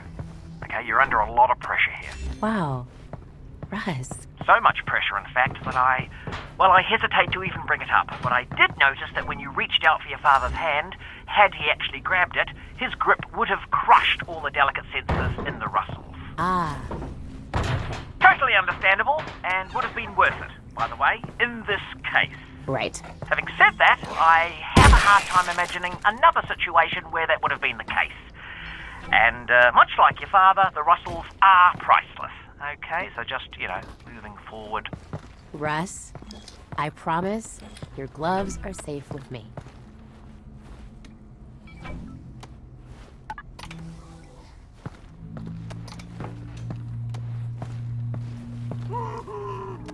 Early on in the project, we spent some time experimenting with the classic Half-Life crowbar. Playtests showed us that it was an interesting tool for our player to use in puzzles and world interactions, but we weren't very happy with how our melee combat efforts turned out. We felt it was really important that the crowbar was solid to the world and enemies, and that resulted in some tricky physics challenges. Players could easily push the crowbar into an enemy in front of them, because nothing in the real world would stop it. Indeed, without that real-world physical feedback, we found playtesters exhibited a wide variety of swing behaviors. Some would waggle the controller rapidly, others would put their whole body into it. At the same time, playtest response to our pistol prototype was very positive, especially around the more complex reloading mechanics. Faced with a potentially significant R&D problem in melee combat, we chose to refocus our efforts on ranged combat. It also didn't help that players all associated the crowbar with Gordon Freeman, not Alyx fans.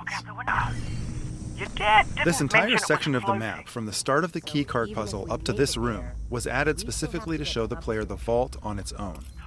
Without this little detour, players would otherwise have their first view of the vault at the entrance to the Northern Star Hotel, which was also when they would see their first Combine substation. So much new information all at once led many players to confuse the vault with the substation, or just miss it entirely, so we created this area of the train station to highlight the vault on its own. Even though players are required to enter this room to get the second keycard, they still wouldn't necessarily notice the vault outside, so we added some dialogue with Russell about looking out the window to see it. This may be a bit heavy-handed, but it was necessary to solve the problem of players not recognizing the vault when they saw it later in the game.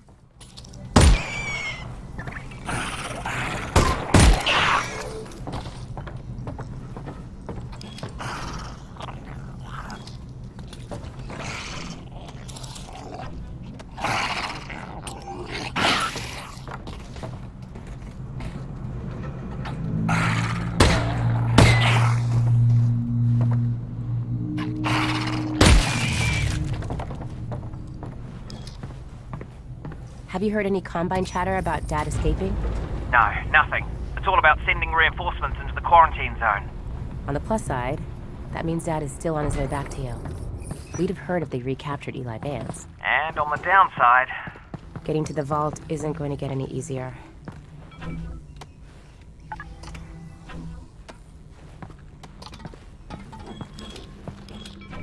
Ooh, grenades.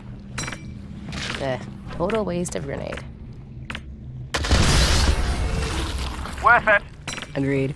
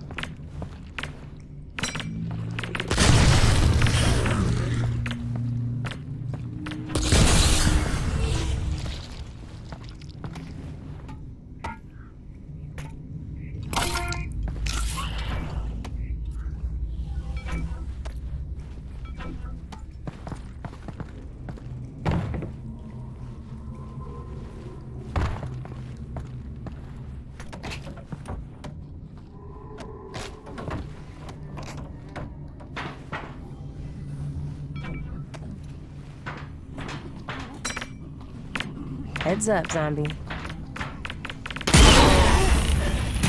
Look out.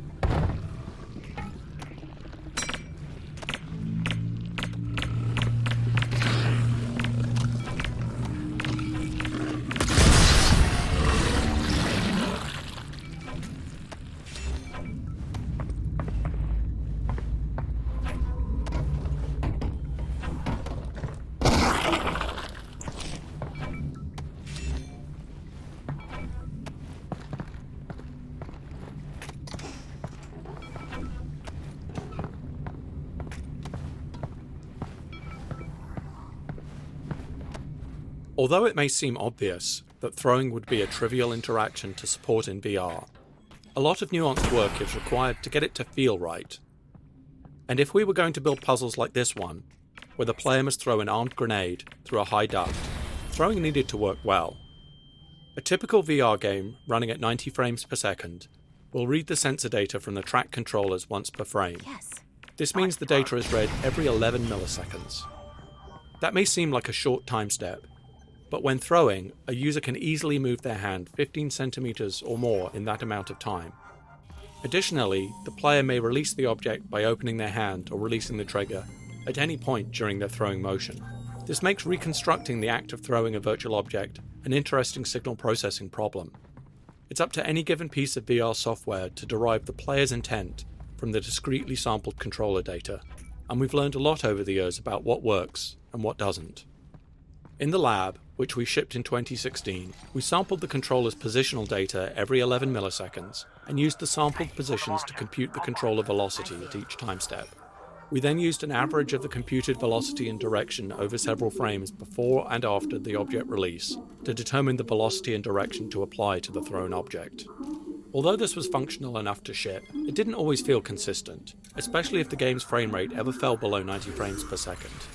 Later, in the Index controller tech demo Moondust, we expanded on this algorithm by biasing towards higher velocity data.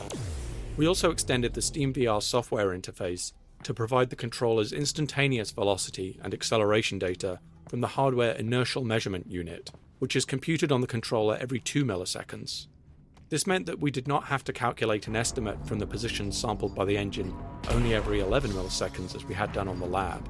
This was crucial to providing a more responsive feel, as it meant that throwing calculations were no longer tied to the rendering frame rate. After further experimentation, we arrived at the solution used in Half-Life Alyx, which takes 10 frames that preceded the release of the held object and averages the 3 frames bracketing the peak controller velocity in that time window. We have found that this tends to lead to a better approximation of precisely when the player intended to release the thrown object. This approach resulted in consistent, comfortable throwing, enabling us to rely on players being able to accurately throw grenades or any other objects with confidence. This optional toner puzzle is intended to train players not to blindly click on each junction without first understanding the implications. This particular puzzle is designed to have the side effect of tripping a fire alarm if the player merely clicks on each toner junction they encounter without looking ahead. An observant player can easily solve the puzzle without tripping the alarm, but a careless player will trip the alarm, causing a Combine soldier to come storming around the corner to investigate the noise.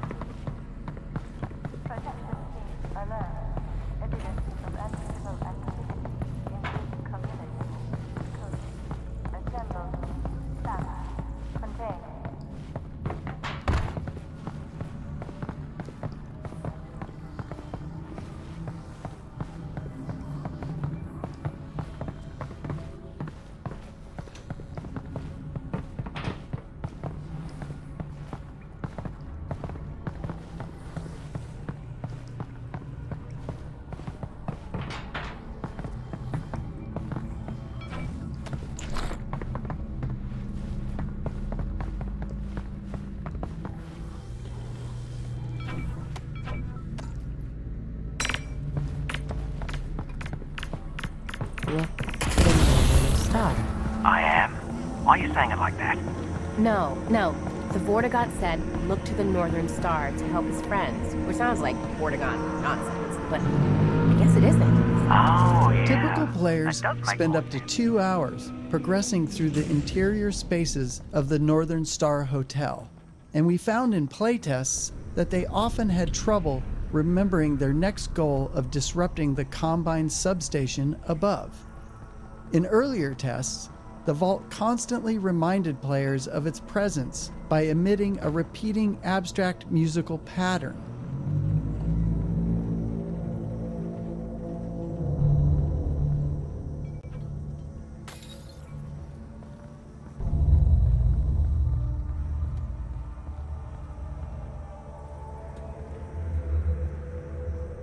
This pattern works so well at drawing and keeping the player's attention that we expanded and fictionalized it as a semi-musical sound design pattern, which we changed to emit from the Combine substation, representing it collecting and transmitting Vortigaunt energy to the vault.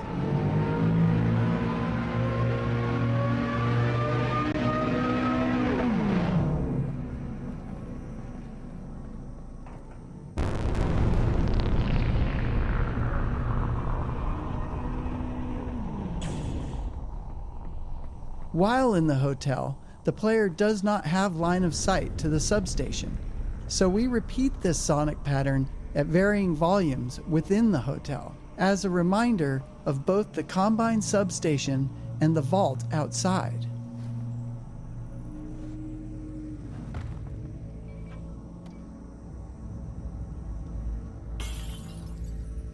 In fact, if you look closely at the Zen foliage when you are in the hotel, you will notice that it reacts visibly to the overspill of Vortigaunt energy as it flows from the substation.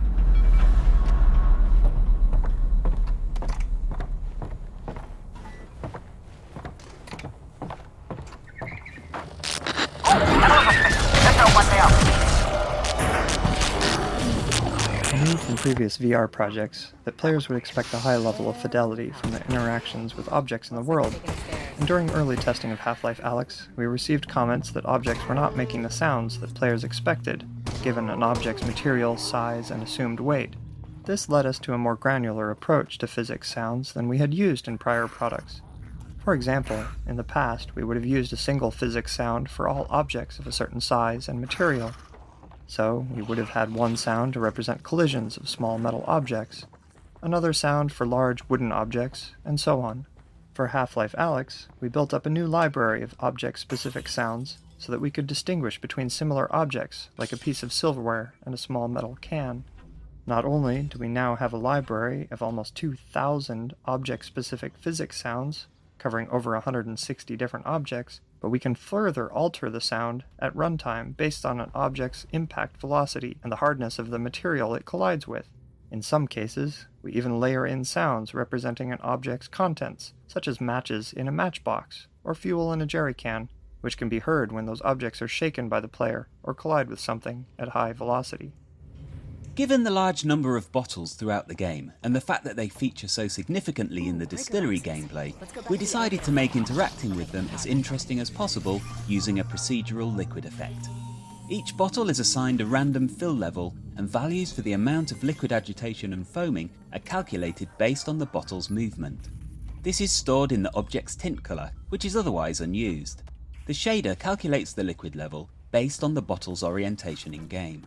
Since the amount of liquid visible in a bottle as a proportion of its height is different when oriented upright, sideways or upside down, different values are used for each in order to preserve the apparent volume of liquid inside. The liquid's surface is then displaced by a number of sine waves, modulated with the agitation value to create rippling waves. The areas determined to contain liquid, as opposed to air, take on the colour and refraction index values of that liquid. Bubbles and foam effects are added based on the agitation and foaming values. These are procedural and can be modified to create a variety of different behaviours. Several layers of bubbles are created in a local view space relative to the object, so that they're stable from frame to frame, and can always move upwards relative to gravity. Artists can set a variety of parameters per liquid, such as colour, glow, foaming potential, wave properties, and a meniscus at the surface of the liquid which curls up around the edges of the volume, helping to communicate the viscosity of the liquid. The refracted environment seen through the glass and liquid is sampled from the same cubic environment map of the local area that's used for reflections, and so the bottles are effectively opaque and do not have to blend with the frame buffer in the way that transparent objects normally do. This was a strategic design choice, as along with storing the physics data in the tint colour, it means that the bottles can be rendered together as a batch in arbitrary order, which is critical for graphics throughput. In the end, the refractive liquid effect allows for a variety of interactions to take place at a fidelity that is especially compelling with tracked hand controllers in VR. Taking the ladder.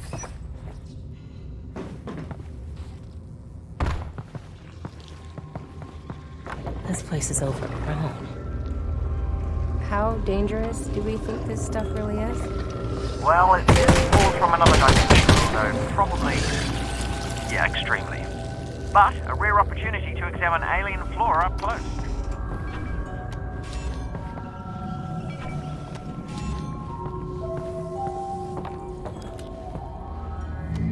The Zen flora in this area animate in response to the Vortigaunt energy pulsing from the Combine substation outside.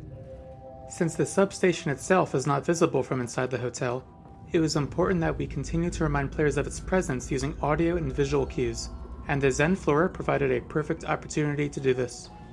The shaders used on the Zen flora help illustrate the plant's response to the energy pulses in a few different ways. For example, the villi and cilia elongate and vibrate, while many of the other plants pulsate or glow. The intensity and timing of these effects are driven directly by the sound system, meaning that the audio and visual reinforcement of the Combine substation pulses are always in sync.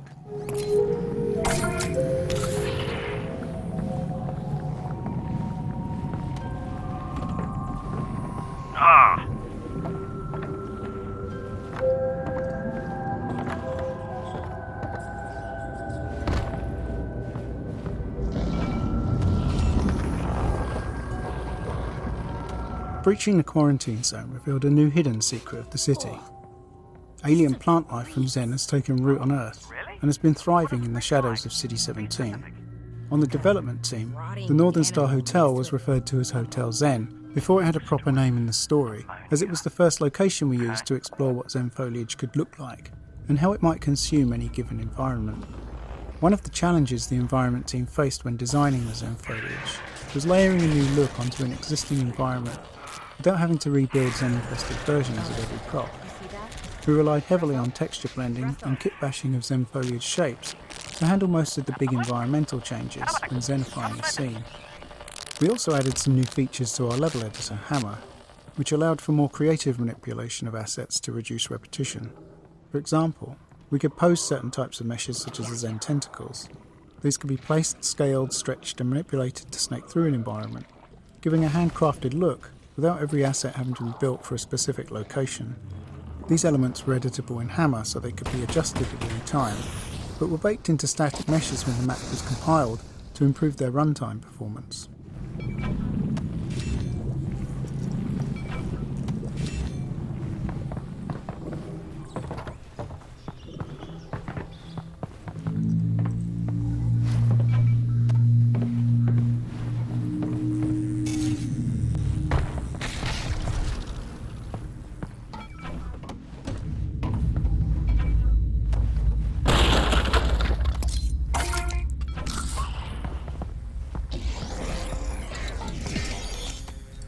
The Reviver, one of the new enemy types introduced in Half-Life Alyx, arose from our observation that playtesters enjoyed searching their environment in VR much more than they had in traditional games. In addition to rewarding that desire to search with ammunition and resin, we experimented with how it could be part of fighting an enemy.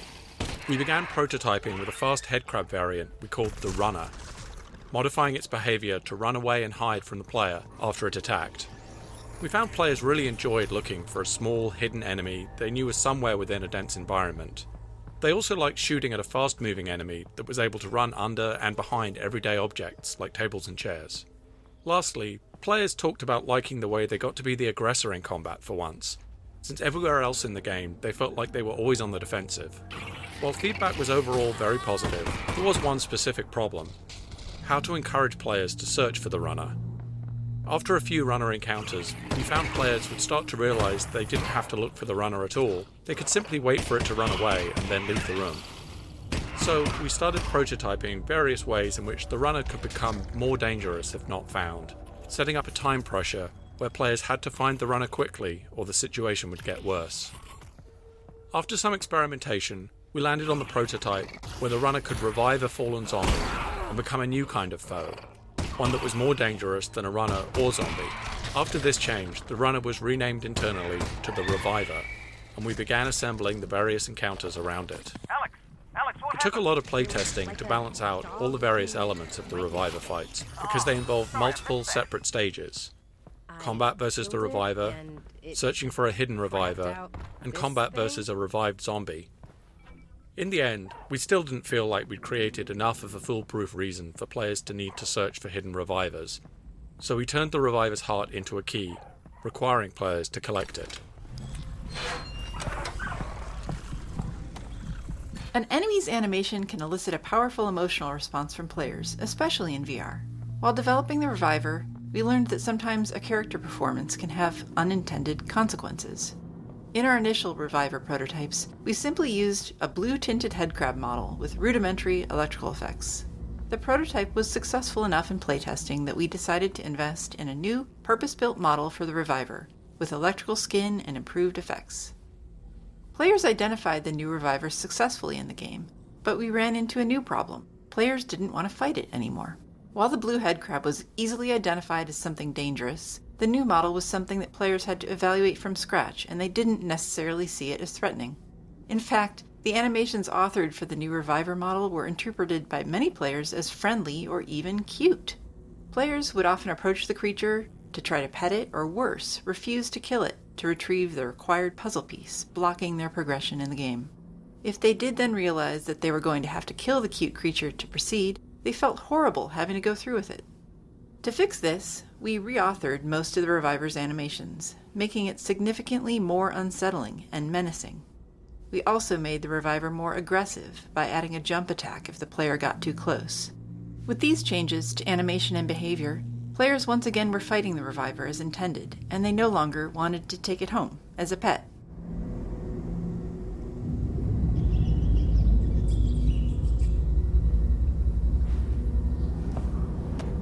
This is the room featured in the very first shot of the Half-Life Alyx announcement trailer. It's not an obvious choice for that use. The room is dark, not particularly colorful, and it's a pretty pedestrian corridor. Cleaning supplies and laundry baskets are not in themselves attention grabbers.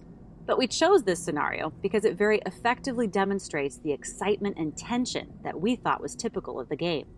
All game trailers require careful design. Conveying a game's core experience in just a few moments is tricky, even at the best of times. But we believe the Half-Life Alyx trailer had to work harder than most to meet a particularly difficult and uncommon set of challenges. We had kept the existence of the game under wraps, so shipping the trailer was going to be the first time in 13 years that Valve had shown any work on Half-Life. On top of that, the trailer had to quickly communicate that Valve had chosen to make the next installment of Half-Life a VR game. And although we were very confident in the decision to make a VR game and in the quality of what we had built, we still worried that revealing those decisions to the world might cause even our most loyal fans to make their own decision, that we had truly lost our minds. Those of us working on the trailer knew it had to make people so excited that they could put those worries aside. The trailer also had to clearly convey that the game was not Half-Life 3, meaning that it did not take place after the events of Episode 2. Half-Life Alyx was instead a prequel of sorts, occurring between the events of Half-Life and Half-Life 2. In addition, the trailer had to show depth, variety, familiar characters, and enough novelty and surprise to get across to the viewer that this was really and truly a full-fledged installment in the Half-Life series, not a small VR experiment or a spin-off. This was a tall order, but the entire game team rallied around the effort because everyone understood the value of the work. We're just as proud of the result we achieved in the trailer as we are of any other part of Half-Life Alyx.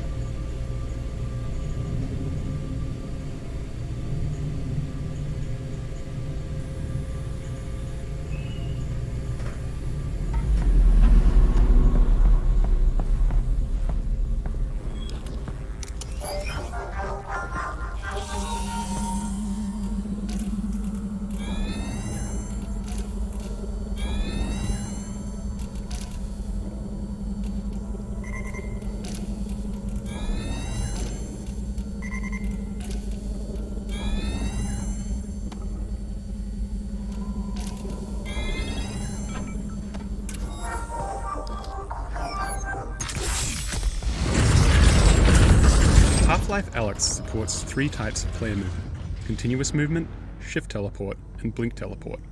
Early on, one of the properties of blink teleport, and to a lesser degree shift teleport, was that players would often refer to the actual mechanic of teleporting when describing their movement through the environment. I teleported to the desk, or I teleported into cover, was often how players would describe their actions, and it served as an unconscious reminder that they were interacting with a game in a specific way.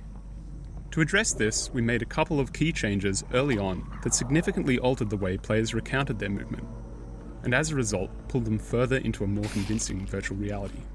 One of these changes was the visual indicator that represented the teleport destination.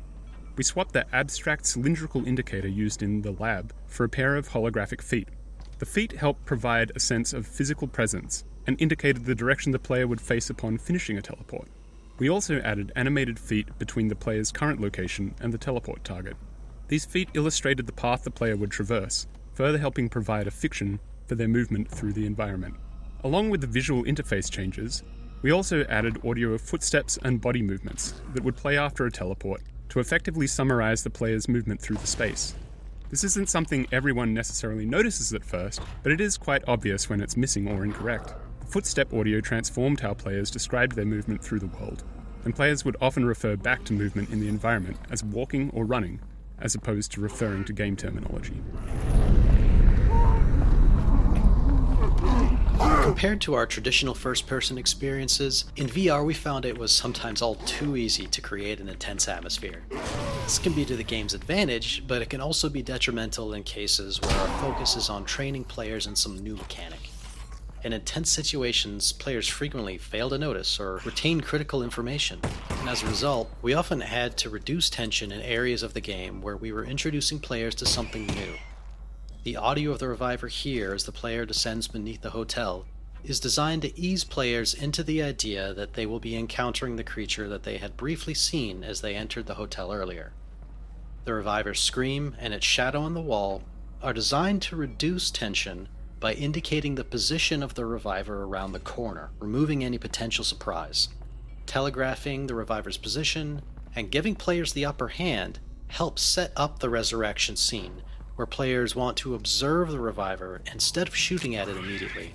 This is critical because this is the first time the player sees the reviver reanimating a zombie. When the players are too distracted to take it in, they won't be successful in the upcoming fight.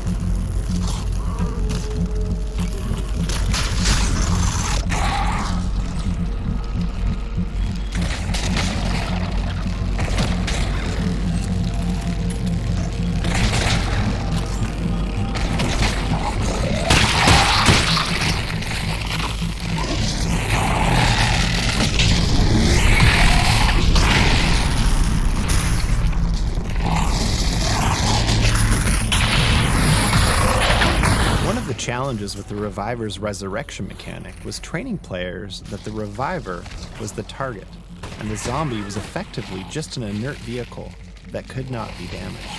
This was a significant departure from what we had been training players to expect. Up until this point in the game, players would see a zombie, shoot at it, and as long as they hit it enough times, it would die.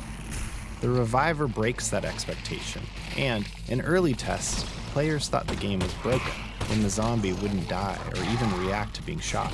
We had to make a number of changes to revive zombies to train players that this behavior was intentional. First, we designed the revived zombies' introduction animation to use particle effects and audio to draw attention to the changes that result in this new type of combat. Second, we substituted in dull particle and impact sounds to make shooting the zombie feel less impactful than it did in previous encounters with ordinary non-revived zombies.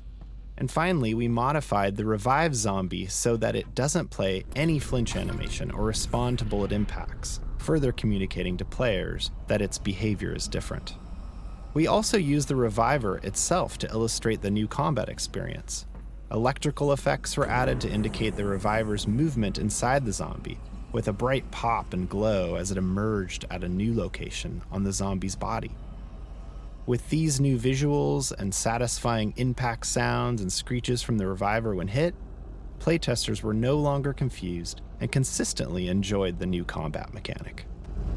In our early designs, a revived zombie was just an invincible zombie with a moving vulnerable spot. Playtesting revealed this to be less tense and threatening than the Reviver on its own, and since we wanted the revived zombie to be a higher stakes adversary, we needed to enhance its offensive capabilities. As a natural extension of the electrified nature of the Reviver, we chose to create an electrical field around the revived zombie, so that players who got too close would take heavy electrical damage.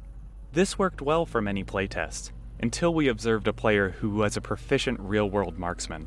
This player was able to easily defeat the revived zombie without ever being threatened by it. In response, we gave the revived zombie its electrified ground counterattack, which forces players to change positions to avoid damage. This created a cadence of attack and retreat that was more tense and satisfying for all players.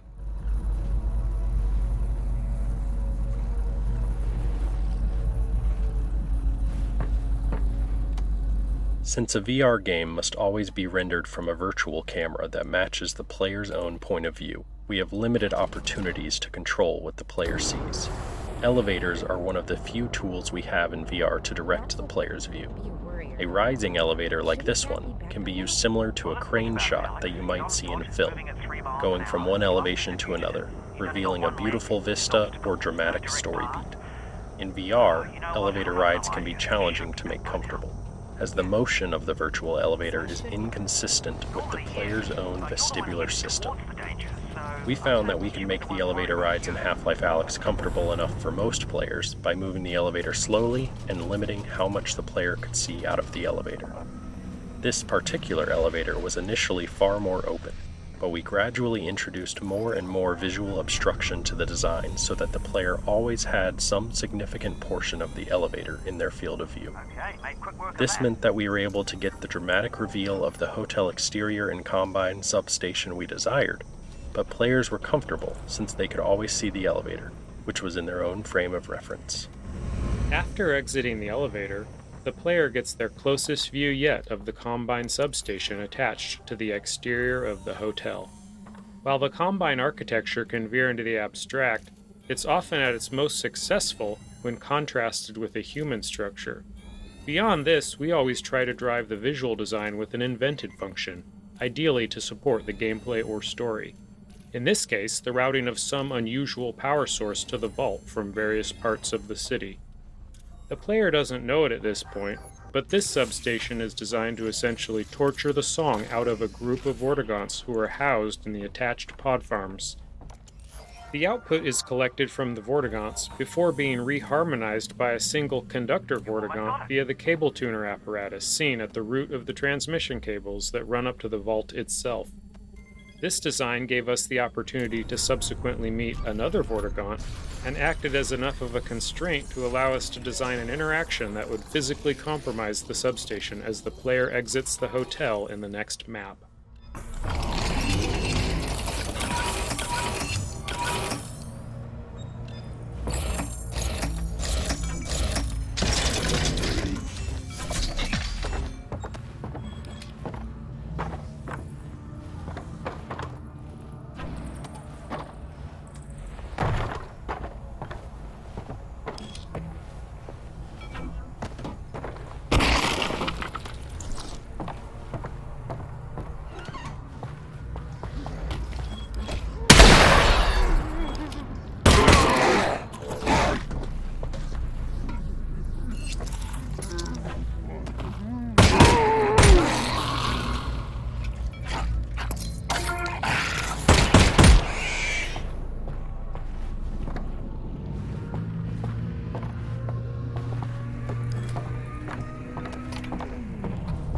Uh-oh.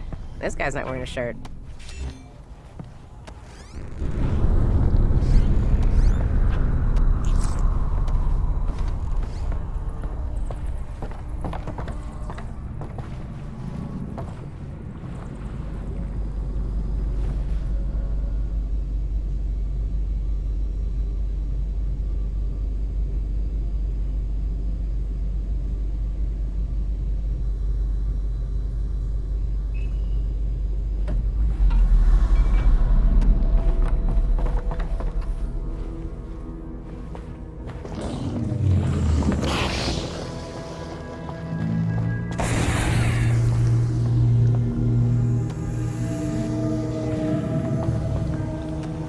Zen foliage has been designed to respond to the player in a number of ways. In dark areas, where the flashlight is active, some Zen flora will animate or expand in response to the light. These Zen plants respond to the proximity of the player's hand by glowing and pulsing. The glow effect in particular is rendered with an offset using the correct binocular perspective for each eye, which gives the impression that the glow originates in the interior of the organism. The Zen flora's shader effects, which rely on hand proximity, take their input from a dynamic voxel field, which follows the player at all times. The player's hands effectively draw motion trails in this voxel field, which can be sampled by the foliage's shaders to drive deformations and other shading effects. If the player moves their hands quickly, they produce motion trails in the voxel field. If they hold their hands still, they produce a radiating force. These different types of motion characteristics allow us to create different behaviors in the foliage to give it a bit of extra personality. Particle effects present an interesting challenge in VR due to stereopsis, which is our ability to discern the depth of objects from two slightly different views of the world we see from our two eyes. Traditional particle systems, as seen on the left, were typically implemented as a series of flipbook images displayed on relatively large polygons, which orient to face the player. Each series of images would contain effectively a little movie of a more complex phenomenon like a wafting puff of smoke or a flickering flame and so on. For the monoscopic rendering used in non-VR systems, this approach holds up well and is widely used across the industry. Because of the stereo rendering used in VR, however, players can easily see the flat cards resulting in the unconvincing effect seen on the left. To address this, we had to update our particle rendering techniques for VR. The particle system on the right is an updated VR-friendly version of the older effect seen on the left. One technique we used on large cards, like the ones used in this smoke effect, was to create some drag on the card's reaction to the player's head movement. To do this, we created another particle system which lagged the player's position and was used as a player camera for the facing direction of the smoke cards. By removing this one-to-one relationship of head motion to sprite rotation, we were able to give the impression that the smoke effect was volumetric. In addition to using more 3D elements in the creation of our effects, we also often use the post-processing bloom on particles to help visually merge elements that otherwise would appear as a set of flat planes. This made the cards harder to stereofuse, which gave them a more diffuse volumetric feel.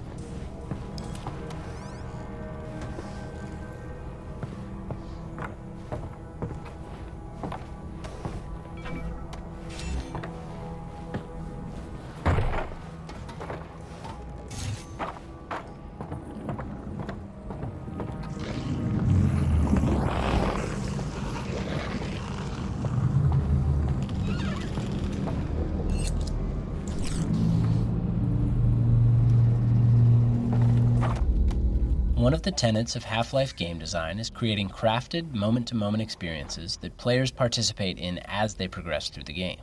Sometimes this means playing with emotional responses to turn something undesirable into a memorable highlight. This collapsed section of the hotel features this type of experience. Players are often instinctively pulled to the safest looking location in a given area, and here that would be the well-lit corridor above. But when they get there, they find their way blocked by a Combine power shield. The power cable to shut down the Combine force field leads them back down into the poison headcrab-infested darkness below, a place they really didn't want to go. These larger gameplay spaces also need to be resilient to player choice. So even if a player chooses not to head up to the well-lit corridor, they likely will still have the same trepidation about heading down into the darkness below. After the player has braved the darkness and sheltered themselves in the lit room where they're safe from the wandering headcrabs, they're faced with the daunting task of cutting the power to the Combine force field, because this has the side effect of plunging the area into darkness. Not only does that make the situation worse, since the player must make their way out of the pitch blackness with only a flashlight, but the path to the exit is back through all the poison headcrabs. We spent a lot of time tuning this experience through careful playtesting and evaluation, and often, when recounting their travels through the hotel in post-playtest discussions, players would recall this moment of being plunged into darkness as a high point, managing to combine a feeling of amusement with the overall sense of dread. Your genetic code. I know, we love that. That's okay, there'll be a next time.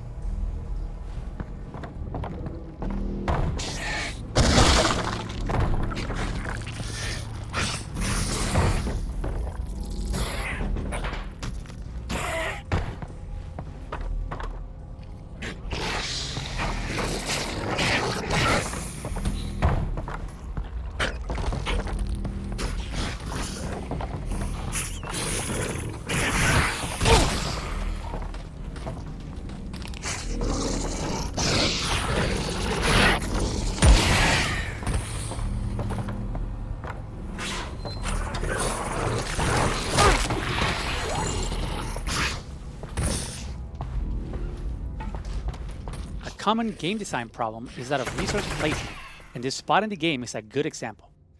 Players have just left an area where they acquire the combined submachine gun, and whenever they get a new weapon, we try to give the player the opportunity to experiment with it right away.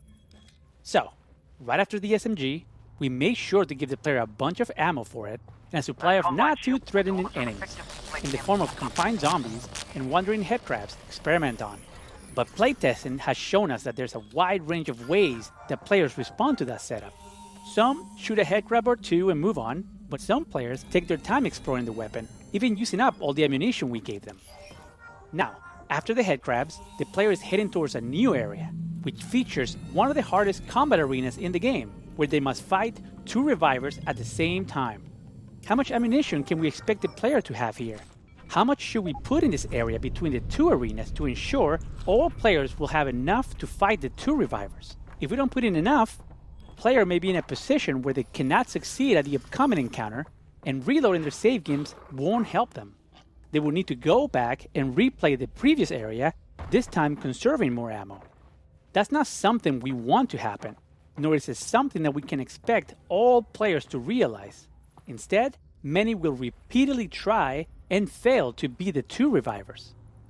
So, at its core, the problem with resource placement is that the dynamic range of resources carried by players can be significant, and it gets even wider as the game progresses.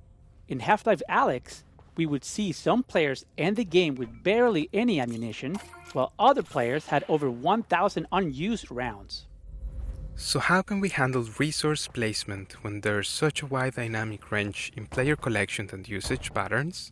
Like many games, we opted for a dynamic system that looks at the player's current resource counts and makes decisions based on them. But the design of these kinds of systems can be tricky, because they tend to affect player behavior. For instance, in Half-Life 2, we placed breakable crates throughout the game which dynamically spawned resources based on the player's current health and ammo levels. This had the advantage of allowing us to not need a huge amount of playtesting for resource balancing, because as long as there were enough crates around, the player would always have enough resources.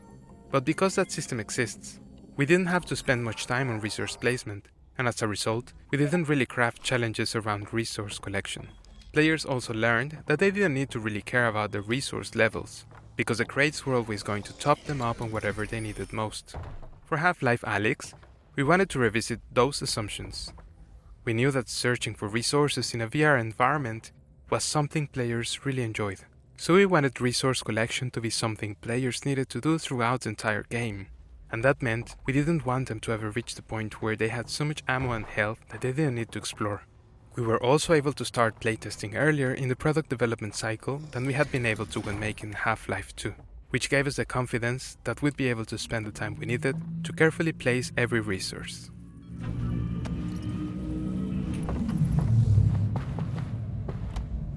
For Half-Life Alyx, we moved to a system that allowed us to craft a more specific experience, using a dynamic layer that attempts to reduce the dynamic range of resource gathering between players.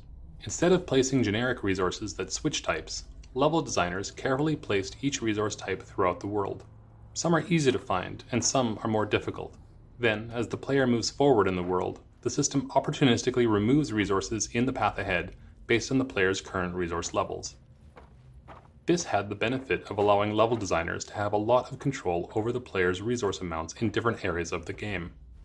They were able to craft areas where they wanted the player to be starved of one ammo type or encouraged to use another. For example, in this area, designers could provide enough ammo to ensure that the player would have enough to fight 2 revivers, with the knowledge that the ammo balancing system would remove much of it if the player was already loaded up. We could safely give the players a large amount of combined SMG ammo in the previous arena, and know that the players who ran past the poison headcrabs without firing a shot wouldn't find more here. There are a number of additional features to address complexities that result from this system, such as ensuring players always find something inside a Combine locker, or ensuring that players are still rewarded for searching carefully and regularly, even if they're carrying a lot of ammo. Ultimately, we want a player who is paying more attention to the environment to come out ahead resource-wise. We just needed some dials to be able to control how far ahead they got. Up until this point, each Reviver encounter has been focused on teaching players something new about the Reviver so that they can defeat it. This arena represents the culmination of the training. There are no new rules. There is nothing to learn about the Reviver itself. By this point, players are armed with the knowledge required to progress. The challenge then shifts into a combat problem where strategy and execution are required.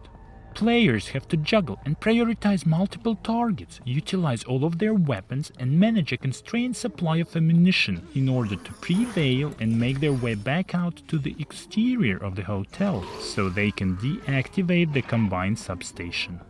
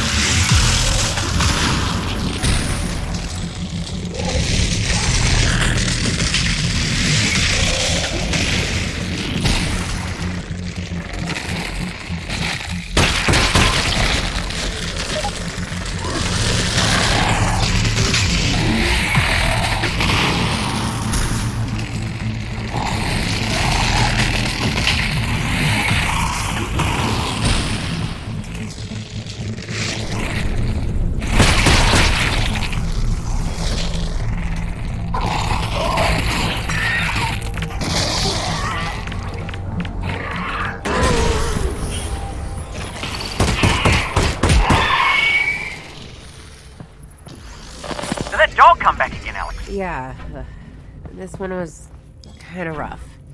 You're all right, though, right? Yeah, Russ. I'm good. Well, we've got to get you out of here and up to the roof. I'm working on it.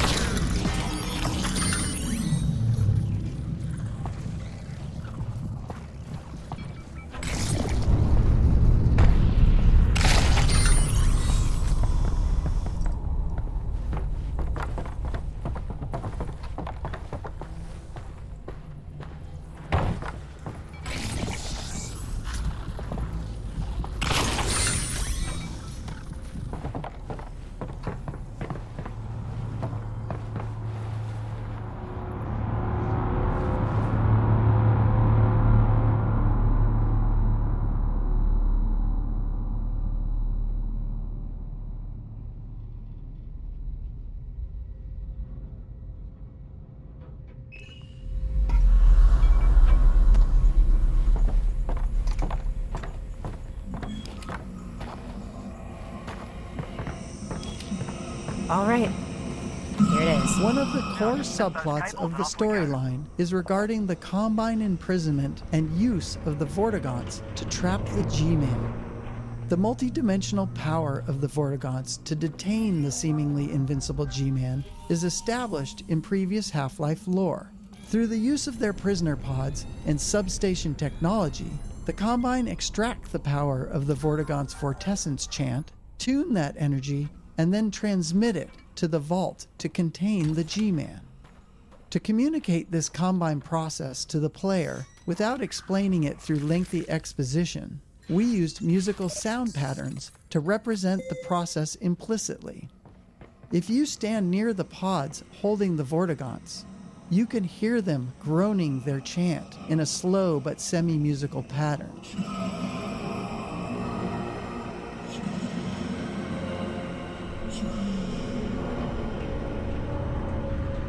Just past the pods is the resonator, within which you can hear a distilled version of the chant energy.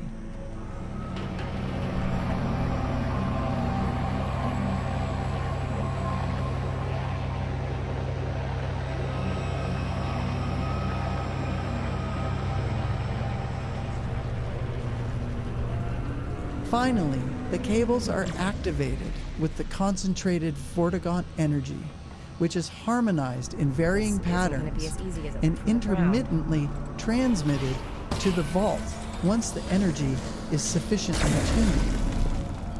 If you stand near the cables while they're tuning, you'll notice the sheer size and height of the sound. This was achieved by placing the sound emitters for each cable at the locations of the actual cables themselves. The sound of the cables covers a broad frequency range, which emphasizes Steam Audio's head-related transfer function processing. That simulation, combined with the feedback of the observer's inner ear as she looks upwards, gives the same impression of scale that VR is known to give visual objects.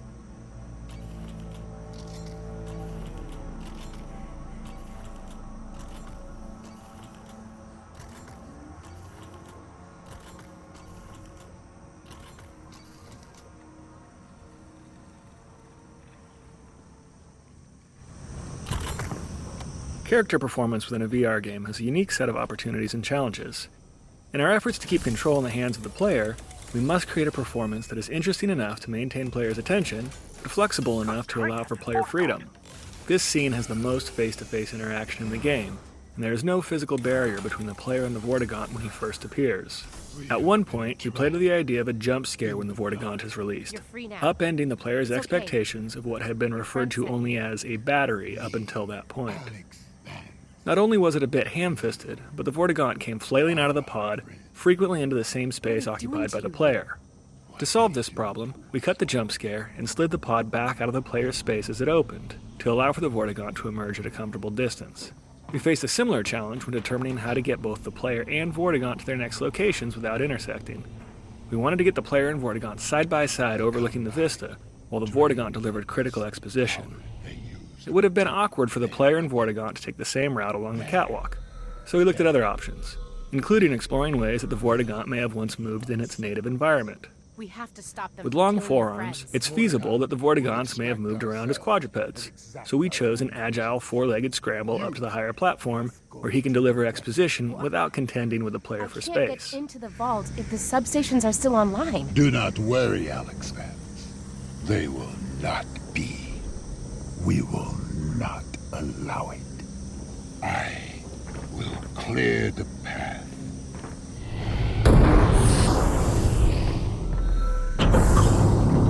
Our paths diverge. But remember, there is no distance between us. We are coterminous. Thanks. Good luck. We're putting a lot of trust in that Vortigaunt to shut down all the substations. I trust him. Yes, me too. Because if he doesn't, well, that vault isn't going anywhere, and we'll be standing there with no vault to break into, surrounded by Combine. Russ, trusting him is our only plan here. We'll do this. We can do this. Yes, you're right. He'll be fine. We're all going to be fine. While developing Half-Life Alyx, we had a large number of people in many disciplines contributing to a relatively small number of maps. This meant that we frequently had multiple people working on the same map at the same time. One way that we managed this complexity was to break our maps into smaller pieces referred to as prefabs. A prefab could be built out of the same types of geometry, logic, enemies, particle systems, or any other elements as a regular map. As long as people were working in separate prefabs, they could make changes or additions without stepping on each other's work. A prefab could contain a large physical space like this whole street scene, or it could contain only a handful of elements. Large prefabs that partitioned a map to allow for collaboration were essential for a project of this scope. But many small, reusable prefabs were created for Half-Life Alyx as well.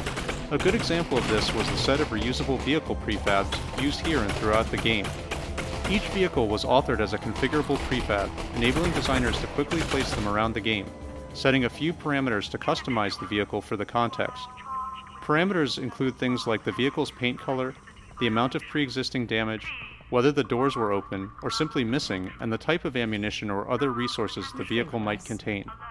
This sped up our workflow and also meant that updates to a prefab were automatically propagated out to all of the maps that used it.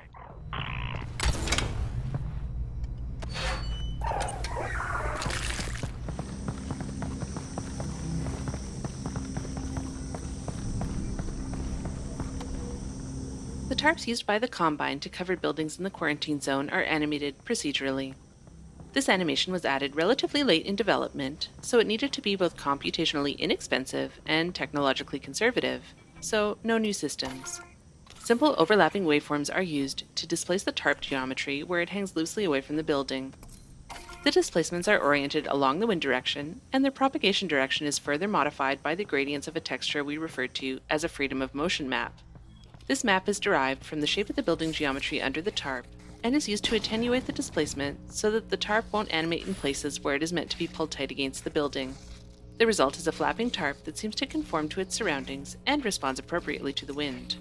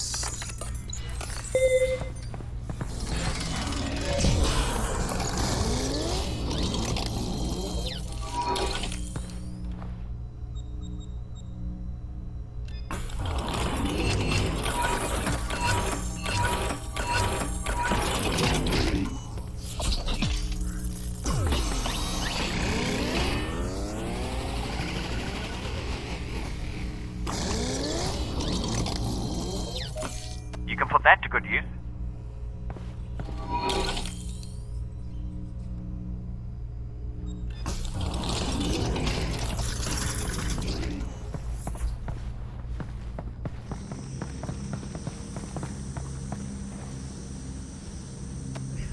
The Combine soldier you see here won't fight you. It's been programmed to run back and forth along the path shown on the ground in order to illustrate the stride retargeting system developed for Half-Life Alyx. One of the challenges of animating digital characters is making sure that their feet don't slide along the ground as they move. Humans are very good at picking out irregularities in the movements of virtual characters, especially in VR, and Combine soldiers in particular need to look like their feet are planting and their weight is shifting as they change direction. Otherwise, they appear weightless and unconvincing. In a pre-processing phase, our stride retargeting system analyzes the steps of each authored animation and stores them as a direction-independent trajectory. At runtime, our system predicts where each foot will land on the next step based on the motion of the animation, the character's path, and the height of the ground. The pairs of colored boxes on the ground illustrate this process. The red boxes show the previous foot positions, the green boxes indicate the soldier's current foot position, and the blue boxes are drawn where each foot is predicted to land next. Once the predicted foot positions are calculated, the system guides the feet to the predicted locations using the trajectory information to preserve the style of the original animation. Once the foot lands, it is locked in place until the next step. In the end, this system was so effective that we could essentially make any animation walk in any direction without foot sliding. You can experiment with the system by moving around the area, since the soldier has been set up to always face you while running the specified path.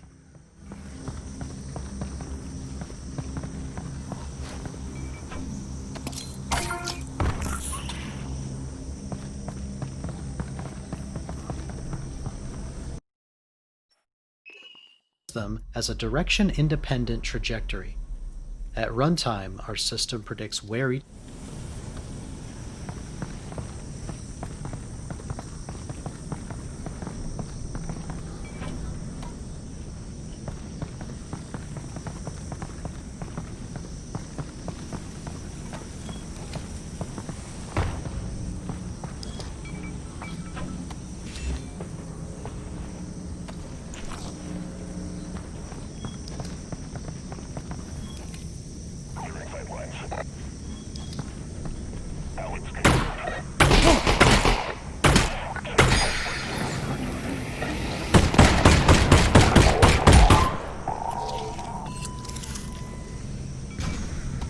Getting kind of crowded down here, Russ. Comm channel's gone crazy since we took out that substation. They know we're after the vault now. Whatever's in there, they really don't want us here. Well, now I just want to. Now that's the spirit.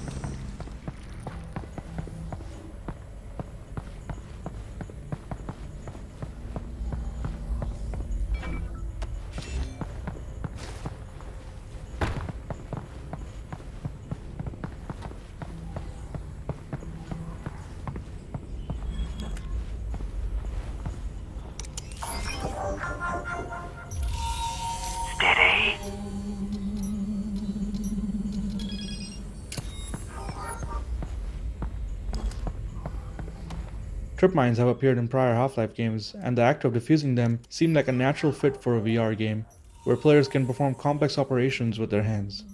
By this point in the game, players have already learned how to hack Combine technology with their multi-tool, but we wanted defusing a trip mine to be more tense than the hacking puzzles. To defuse a trip mine, not only does the player have to place their hand near the laser that could trigger the mine, but they have to perform the task within just a few seconds. Early versions of this puzzle were inspired by lockpicking, resembling a series of tumblers that the player had to quickly align. Unfortunately, the tumbler design required players to rotate their wrists in an uncomfortable manner, particularly given that they had to also avoid touching the laser beam. We removed the rotational component, but kept the timing element, leading to the mechanic you see in the final game. We also experimented with causing the trip mines to actually explode if the player failed to defuse them, but most players found this too punishing, especially in cases where a chain reaction of explosions could occur. Instead, the mines just stay active and the player can attempt to defuse them again. We did end up keeping this behavior for the hard difficulty setting, but added a warning sound a few seconds before the mine actually explodes, to give players some time to move away. We also experimented with allowing defused mines to be removed and redeployed by the player, but we hadn't designed enough combat scenarios around this mechanic for it to be satisfying in practice, so this was left out of the final game.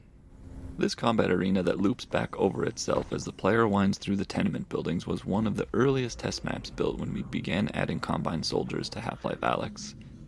One of the lessons we learned from this series of combat encounters was that fighting Combine soldiers was physically taxing on players, as we needed to pay careful attention to pacing. Taking cover, reloading, switching weapons, and acquiring targets really pushed on all the skills that players had learned up until this point. To help cut down on fatigue, we added gaps between the Combine encounters and removed some of the combat altogether to better pace the experience. The trip mines in the stairwell following this battle are a good example of one of the pacing elements we used to slow the player down and let them recuperate before the combat ramps back up again.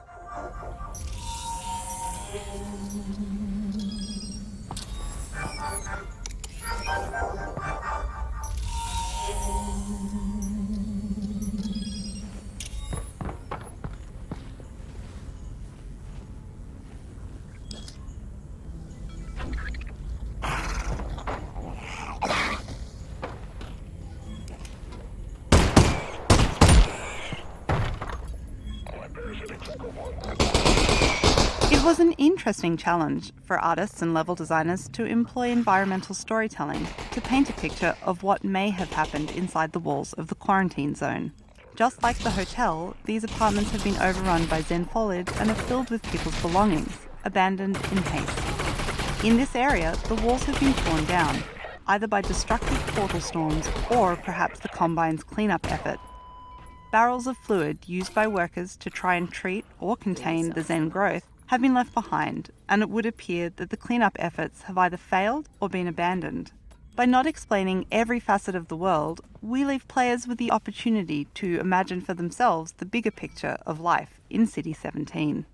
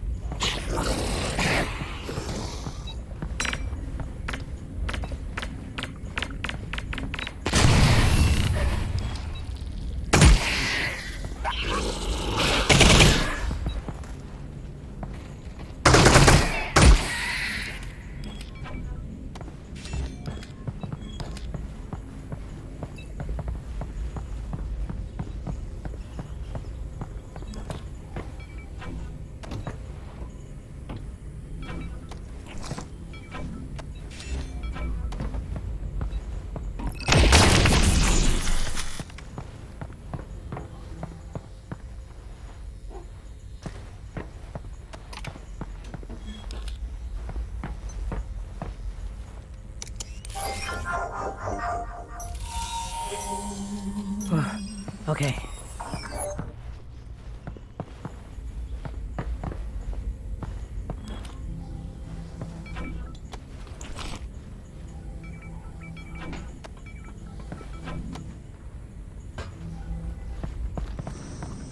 Oh, your dad's back! Oh, thank God. Russell! God damn, it's good to speak! Likewise! Oh, this is great. Honestly, I'd pegged your survival at about 4%. You can thank that Fortigon. He got me back here in one piece. Russell, put Dad on. Alyx, baby! Dad, we just took down a substation. Once we had the spine of the game complete, teams went through the maps looking for additional opportunities to add the character and tone that players associate with the Half-Life games. This mannequin head grab was a fun opportunity to hit on the sci-fi horror B-movie vibe. We had a few conversations about how long to leave the head crab atop the mannequin, and decided that the experience should be analogous to catching a small dog in the middle of some mischief.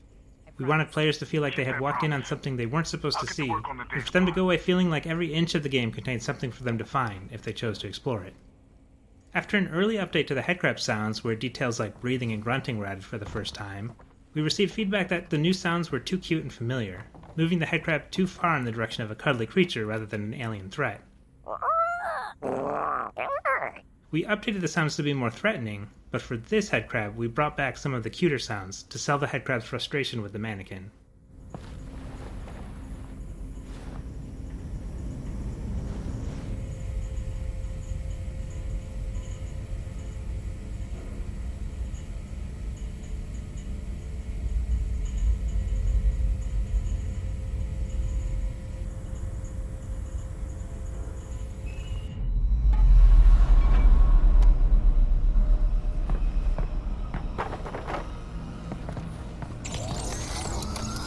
In order to reduce the amount of reloading required in the heat of battle, we wanted players to be able to upgrade the pistol by increasing its ammo capacity. That might seem like a small change, but implementing it in a way that was intuitive to players and that didn't have a lot of negative side effects was surprisingly tricky to get right. Our initial mechanic for increasing the ammo capacity was to use double-sized clips. Once the pistol was upgraded, the player's backpack held clips with twice as many bullets, and those were represented by a clip model that was twice as long. But unfortunately, the longer clips presented a lot of distracting fictional problems. For one, they looked ridiculous protruding out of the bottom of the pistol. Players were also left wondering what was going on in their backpack to transform the single capacity clips that they put in there into the double capacity versions that they were pulling out.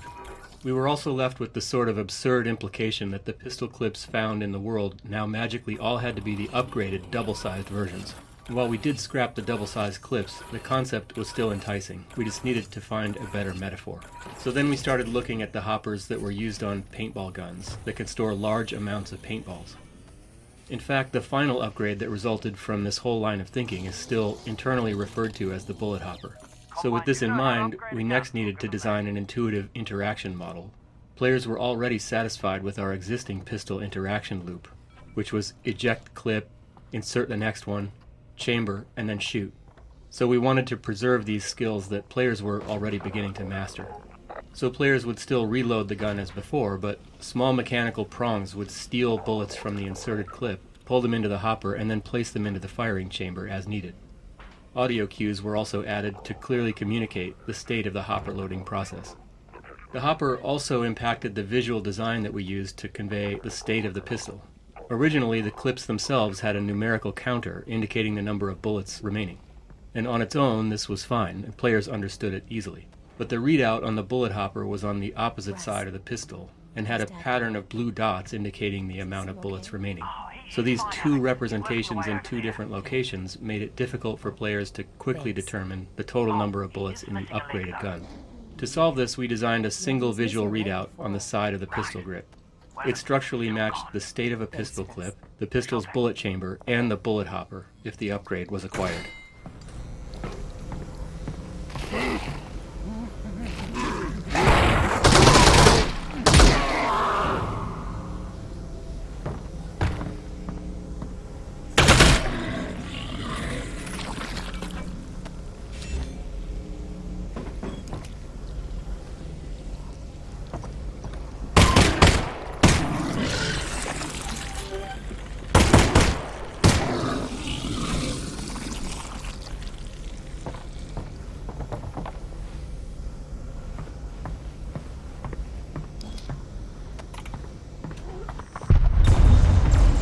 Whoa, Alyx! Are you seeing that? The Vortigons are taking down the substation! Yes! This might work. Deploy technician teams to blocks 496477. Maintain priority.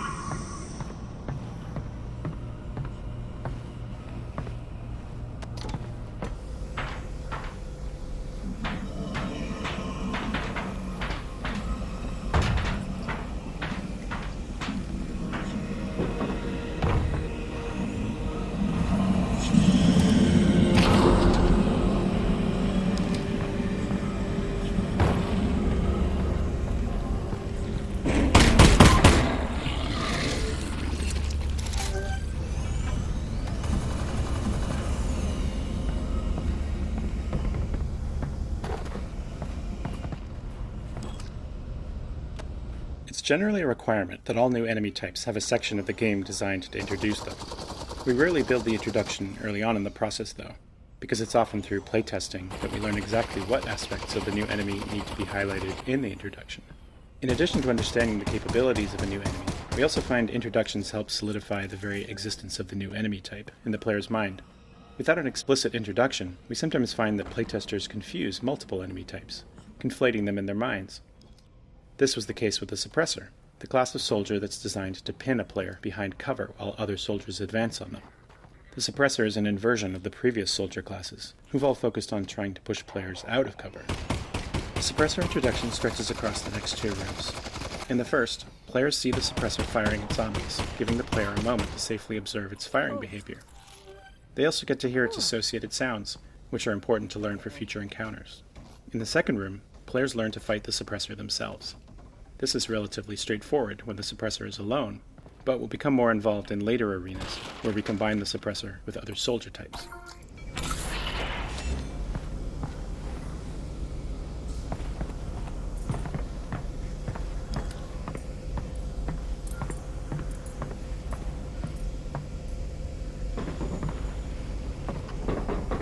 Okay, there's no direct path from where you are to the vault, so you're going to have to snake It your isn't way practical to spend development time or art resources evenly across every part of the game, so we rely on strategic reuse of resources to maintain fidelity and specificity across the game's environments. This space was initially constructed using industrial models and textures seen throughout many previous environments.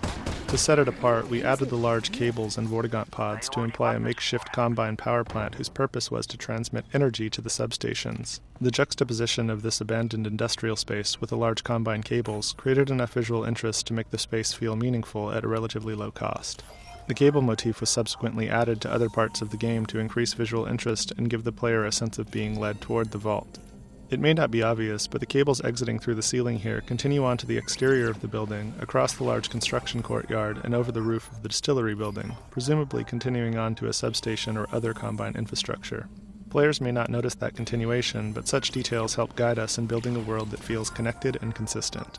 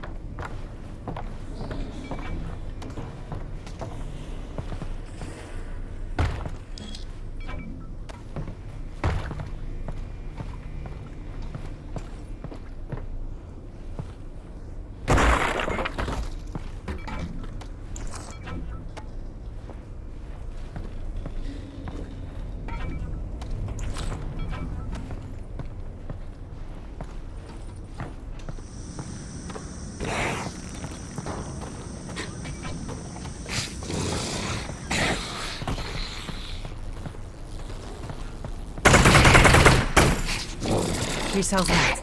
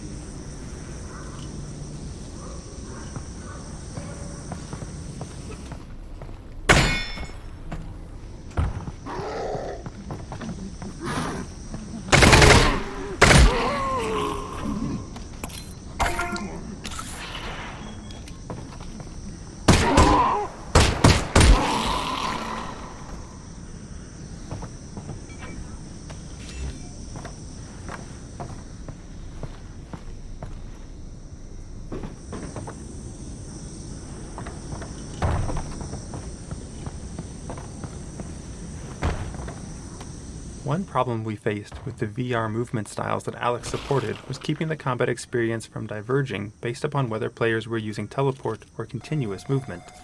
If the combat was significantly different depending on the player's movement setting, our playtesting requirements could explode combinatorially. One way that we prevented this combinatorial explosion was by ensuring that AIs could sense player movement no matter which locomotion style the player was using. To do this, we created a visual proxy for players using teleport locomotion. Imagine a scenario where the player is behind cover, hidden from a soldier's sight. If the player used continuous movement to run to another piece of nearby cover, the soldier would see them while they were out in the open. But a player who instantly teleported from one piece of cover to the next would not be seen. To solve this discrepancy, when a player teleports, we leave a breadcrumb trail of invisible visual proxies, which the enemy AI can see. These proxies pass information to the AI similar to what it would have gathered from seeing the player perform the movement directly. In this case, the soldier would know the teleporting player had left the original cover and run across open ground to the new cover, just like a player using continuous motion. While obviously not identical, in that the soldier didn't have a chance to take a shot at the teleporting player, these kinds of features did allow us to reduce the number of ways our AI logic needed to take player movement options into consideration.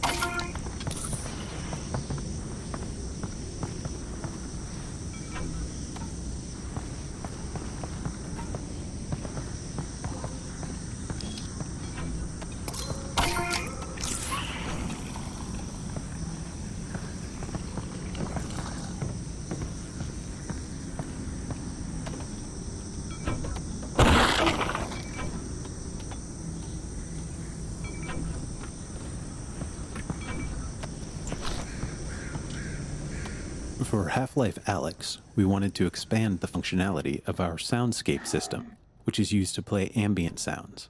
In prior games, we could generally only play one soundscape at a time. The player would be hearing either soundscape A or soundscape B, with a brief crossfade from one to the other. In this game, the soundscapes are much more flexible and can be overlapped in ways that enable more realistic transitions.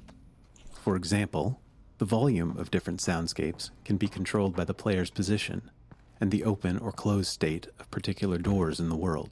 We frequently use this functionality in areas like this transition between indoor and outdoor spaces.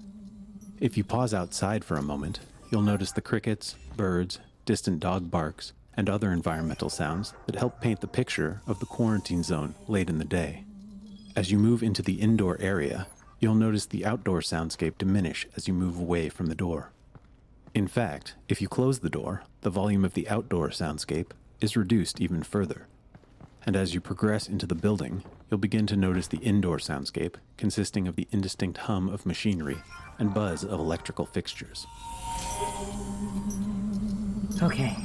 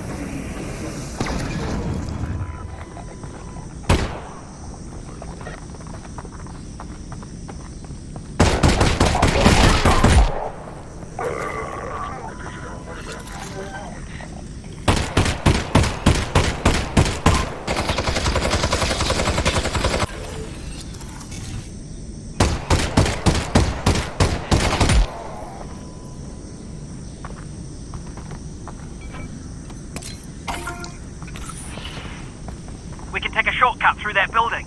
Okay, I don't see a way into this building, so I'm gonna look around. What is this place anyway? For our teleport and continuous locomotion modes, we provide corresponding ladder climbing methods. By default, player using teleport locomotion can target a ladder and after a short timer, get teleported to the top or the bottom, depending on where they started. The timer was necessary to ensure that players were intentionally using the ladder. We didn't want them to unintentionally target the ladder and become disoriented when they found themselves at the other end. Players using continuous locomotion can directly grab ladders to climb up or down.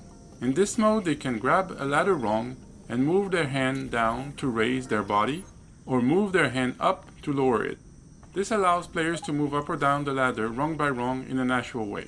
This mode turned out to be so popular that we added it as an option even for players using teleport locomotion.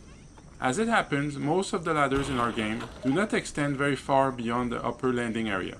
This made dismounting the top of a ladder challenging for players using continuous ladder climbing, since there's very little ladder to grab onto above the landing area. To solve this, we detect when the player stops holding the ladder with both hands and automatically teleport them to either the top or the bottom, based on the direction they were climbing. Unfortunately, we don't have a lot of explicit ladder training in the game, so some players are surprised by this teleport behavior if they accidentally let go with both hands while climbing. Nevertheless, this was a better alternative to leaving the players hanging or forcing them to fall down if they let go with both hands, especially since some of our ladders are rather long and it would be tedious to have to reclimb just because a player happened to let go shortly before reaching the top.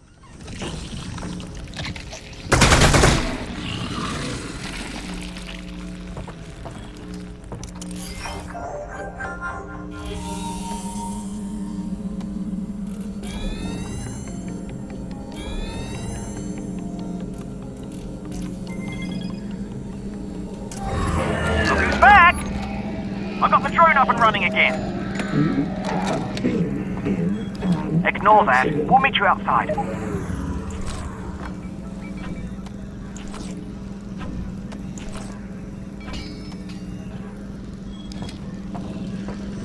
looks as if there are combine barricades up ahead. They're stopping anyone from getting any closer to the vault. Okay, so what do you think? Make your way into the distillery and see where it takes you. With my drone back online, we've finally got the... Oh, no! Kidding me!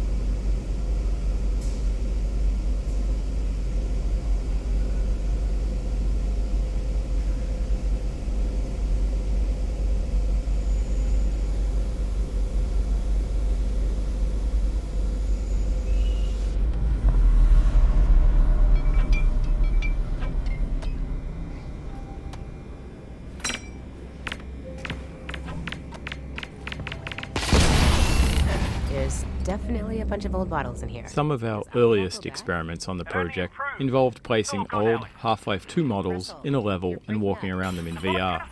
These included static models of enemies, like Combine soldiers or zombies. We found that players really enjoyed being able to inspect these models because VR let them get much closer than they'd been able to in the past. Players reported getting a sense of the true size of the characters and would often point out details that they had never noticed before, even though they had seen these models many times throughout Half-Life 2. These reactions led us to the idea of creating an enemy that took advantage of that experience, one that required players to spend long periods of time in close physical proximity to it. But enemies typically don't let the player get near them without attacking, so we felt it made fictional sense for this enemy to be blind, and to feature non-combat gameplay as its focus. Early experiments with guiding a blind creature using sounds were immediately interesting, and gave us a way to create scenarios unique to the product. Thus, the concept for Jeff, known as the blind zombie internally, was born.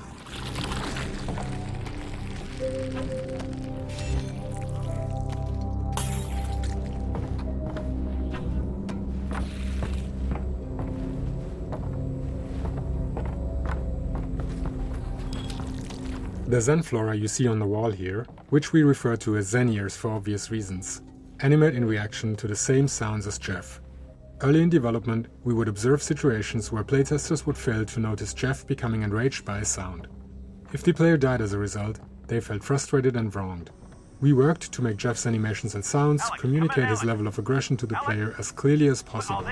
But if players weren't looking at Jeff, they could still be caught unaware. Adding these Zen ear growths to the environment was a way for us to help players be more aware of Jeff's reactions to sound. The Zen ears work as an extra layer of visual feedback for Jeff's behavioral state, one that lives in the environment instead of on Jeff himself. Keep your tongue to yourself and I don't shoot you in it.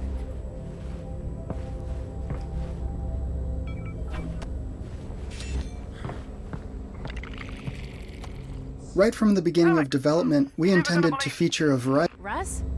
of visually distinct Zen flora and fauna in Half-Life Alyx. But we didn't yet know how these visual elements would be used to craft interesting gameplay. Referred to internally as Zen clams, the Zen plants you would see here were originally built to add visual flavor to the world and were only lightly interactive. They would track the player's head and hands and would close tight if the player got too close. When we began working on Jeff, we wanted to find surprising new ways to use sound as a core gameplay mechanic. In particular, we wanted to make players wary of the environment around them. We realized we could use the Zen clams as a type of noise hazard by having them repeatedly snap open and shut when approached by the player. We had already placed these clams in earlier parts of the game, which meant that players would reach the distillery with an understanding of how they functioned. The introduction of Jeff changed the player's relationship with the Zen clams, as they went from being harmless but annoying to a dangerous hazard that players would need to take care to avoid. Dignity. Yeah, look at that. It's a nice one, too. Thanks. Early versions of the distillery explored a variety of methods for subtlety, teaching players how Jeff works without any explicit exposition. Though some of the training techniques were quite successful, anything less than a complete understanding of Jeff's behavior resulted in players bungling their way through this section of the game and having a terrible time doing it. Eventually, we determined that explicit training was necessary, and that's where the character of Larry came in. Larry acts as a gate, delivering critical information about Jeff's behavior before allowing the player to proceed. It's a dense learning environment and a delicate balancing act, ensuring that we deliver the rules of Jeff while still making Larry an interesting character. To spread out the exposition, you'll notice that it's distributed over a few different story beats as Larry first introduces Jeff, then demonstrates Jeff's predictable reaction to a breaking bottle, and finally explains that the player can prevent their own coughing on Zen spores by covering their mouth.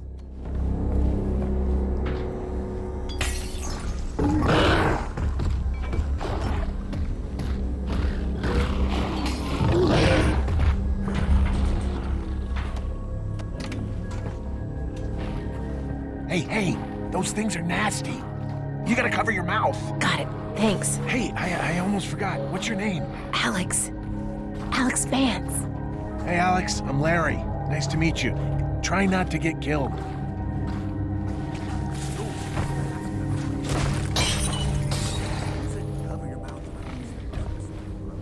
Oh, okay.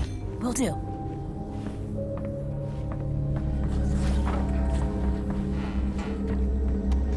A core element of both the environment and Jeff himself are the Zen plants seen here spewing toxic gas that makes the player cough. These were not created to be merely ornamental or to support the novel VR interaction of players covering their mouth. They were added specifically to solve a long-standing challenge that we had with illustrating Jeff's personal space. One of the trickier aspects of designing Jeff was striking the right balance between perceived threat and actual threat.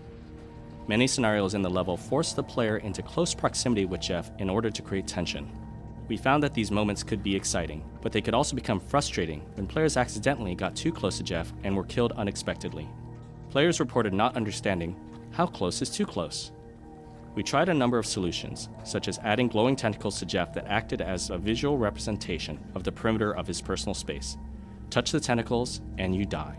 Getting the look and feel of these tentacles to a satisfactory place proved challenging, however, and we backed away from the idea.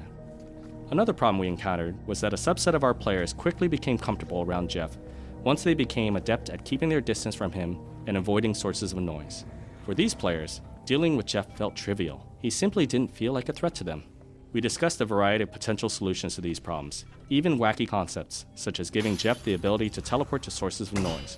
But it was difficult to come up with ideas that didn't feel like we were giving Jeff the ability to cheat. Eventually, we came up with the idea of having the player cough. This was appealing, as it gave us a way to make the player themselves a source of noise, thus causing Jeff to pursue them. We were also interested in making the environment more dangerous generally, and so our first experiments with coughing involved littering the level with Zen plants spewing toxic gas. Initial tests showed a lot of promise. Players now felt like Jeff was a dangerous pursuer, and they must carefully observe the environment to avoid the gas. We observed that players had a natural instinct to cover their mouth with their hand to suppress their cough. This was an affordance that VR with tracked hand controllers supported very naturally, so we implemented this mechanic right away. This still left us with the problem of players being unsure of how close they could safely get to Jeff. We realized that the earlier experiment of adding tentacles to Jeff could be replaced with a much simpler approach of attaching a toxic cloud directly to him. There were multiple benefits to this. First, it gave players visual feedback for how far they needed to stay away from Jeff to be safe. Second, it made those times when Jeff did get close all the more tense, with players now needing to commit a hand to covering their mouth. Finally, we didn't need to teach the players anything new. They could carry forward what they had already learned about toxic gas in the environment and apply those lessons to Jeff himself. One of our major goals in the design of Half-Life Alyx was to reach the widest possible audience. This meant developing for all of the major VR hardware in the market, as well as accommodating different-sized play spaces, traversal preferences, and so on. The accessibility option that had the most knock-on effects into the design of the game, from controller bindings, to game logic, to level design, was the support of a single controller mode, for players who don't use two controllers.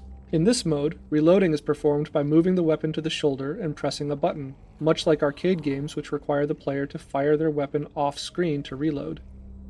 The flashlight was modified to attach to the primary hand, and gas masks were added so that players could muffle their coughs hands-free. Even the gun used in the final Strider battle, with its two-handed aiming and reloading controls, was modified to be operable with one hand. As we refined Jeff's behavior in visual design, we thought a lot about how we wanted players to feel about him. The goal was to have playtesters describe Jeff with words such as menacing, threatening, deadly, and for that reason it became important that players not survive if they got too close to Jeff. So we decided that his attack should result in instant death. This would teach players unambiguously that Jeff was too dangerous to trifle with, but it left us with the challenge of teaching this to players without necessarily killing them. The approach we took was to give the player opportunities to witness Jeff attack and kill other characters. Early versions of the level included scenarios where Jeff and the player would encounter zombies and Combine soldiers. The player could attack these enemies, or use sound to lure Jeff into place so that he could pummel them with his massive arms. This gave players an opportunity to witness Jeff's power and his method of attack without dying at his hands themselves. Unfortunately, this outcome wasn't guaranteed, as some players would opt to kill those enemies themselves, and having these other characters present was also quite expensive in terms of animation, sound, and level content. We were already grappling with the challenge of keeping this level well-paced and within scope, and so we cut these sections. But this still left us with the original problem of how to demonstrate Jeff's ability to kill without killing the player. We chose to address this by adding beats to existing animated sequences. For example, when the player opens this two-handed roller door, we added a head crab for Jeff to munch on in full view of the player. We also added a similar beat to the later elevator ride, with Jeff smashing a head crab against a wall before melting it down with acid.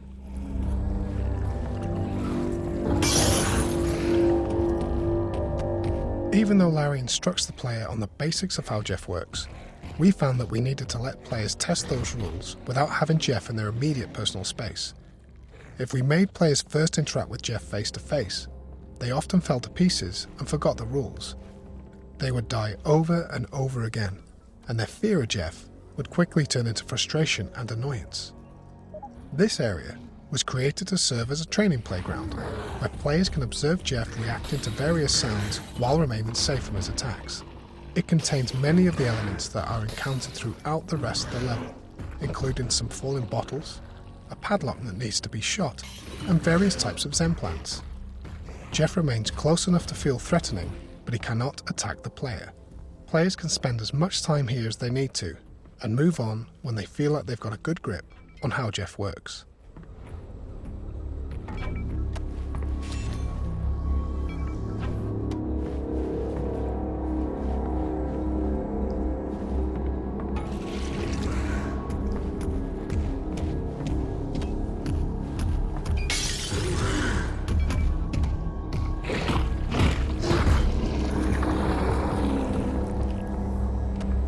Jeff's character design went through several significant revisions over the course of development.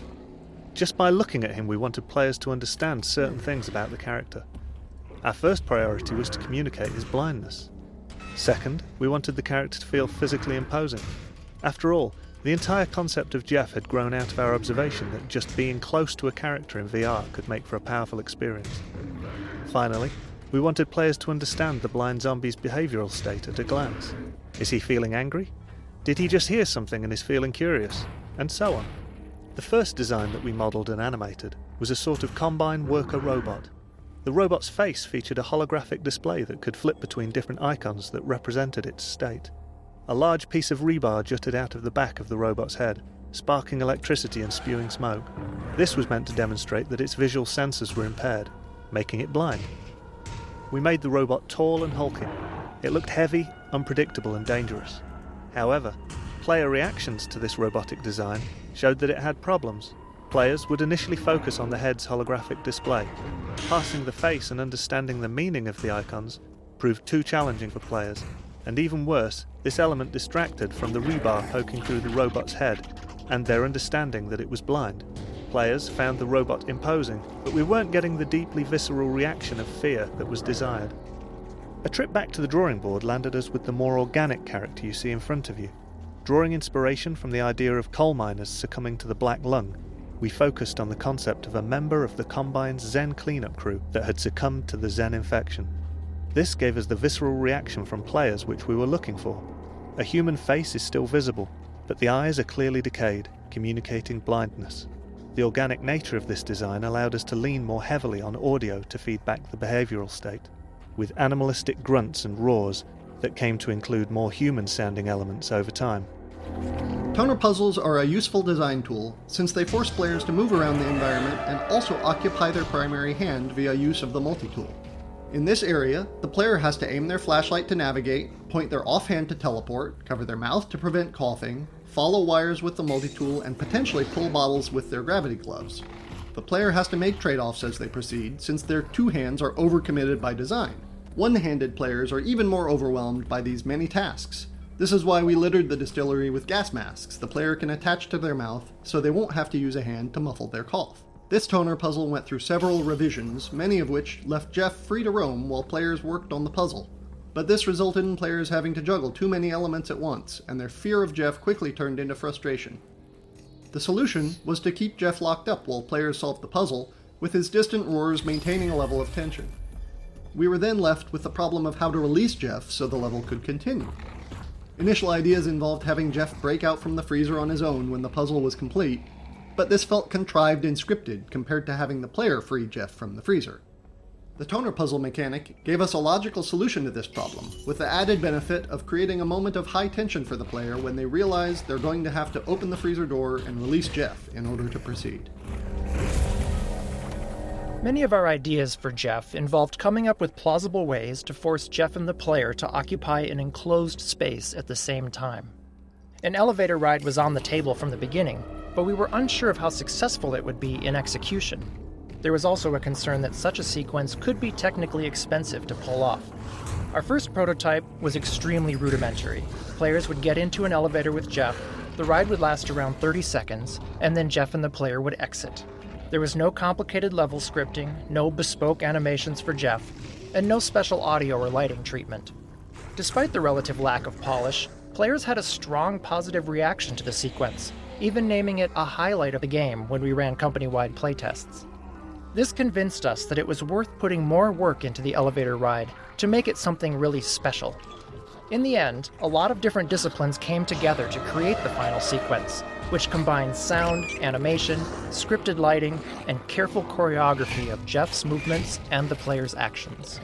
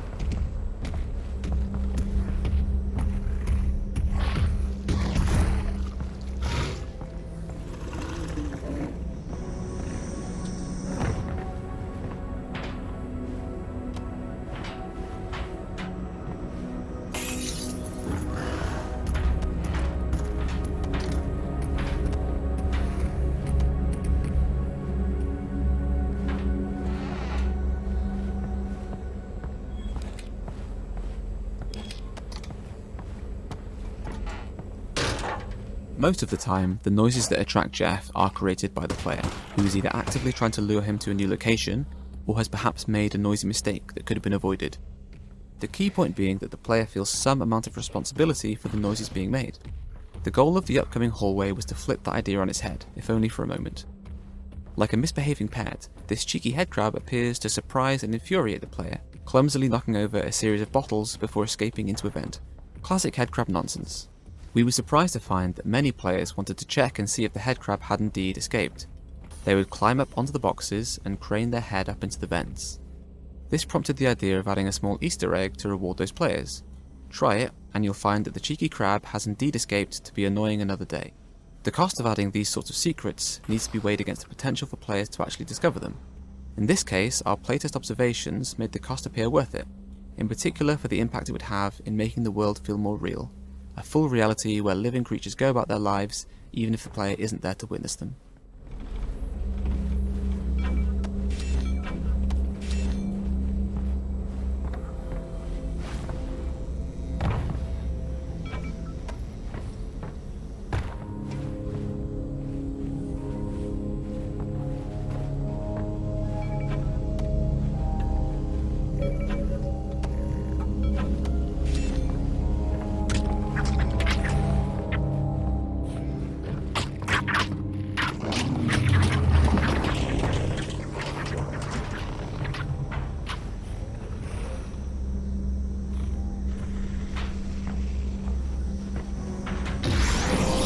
Alyx, coming in.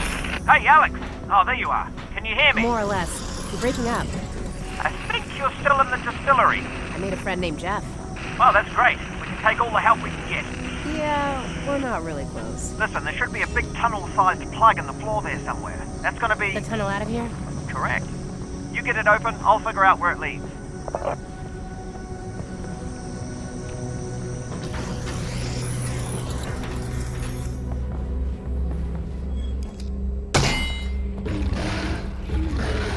Since the entire premise of Jeff hinged on keeping Jeff and the player in close proximity to each other, the distillery map was constructed as a series of chambers connected by one-way transitions. Early on, we used two techniques in concert to keep Jeff and the player together throughout the level. First, each new area was gated with a special locked door. These took the form of impenetrable Zen membranes that only Jeff could tear through. The player would lure Jeff to the membrane using sound, and Jeff would break it open so that both Jeff and the player could proceed. We had always had a goal of having players describe Jeff in adversarial terms, as a constant pursuer or a thorn in their side. The problem with the Zen membrane concept was that it led to players describing Jeff as a useful tool, or worse, an angry co-op partner, rather than something they feared. Another way that we would keep Jeff and the player together was via the use of one-way drops. Jeff would fall off catwalks, platforms, and ladders into each new area. These drops functioned as intended, but just like the Zen membranes, elicited an undesirable reaction from players, especially when repeated multiple times. Watching Jeff do these pratfalls left players feeling like he was less dangerous. They felt sorry for him, and even laughed at him. Eventually, we realized that we could use combined force fields, which the player cannot pass through, as a way to create one-way doors. These force fields allowed Jeff to move through them, but required the player to follow via another one-way path. This allowed us to build thresholds where Jeff and the player could both move forward while eliminating the awkwardness of the Zen membranes and avoiding the repeated falls that had previously made Jeff look so clumsy.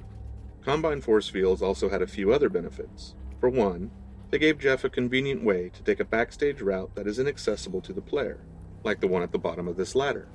They also tied in nicely with Jeff's fictional background as a former member of the Combine Zen cleanup crew.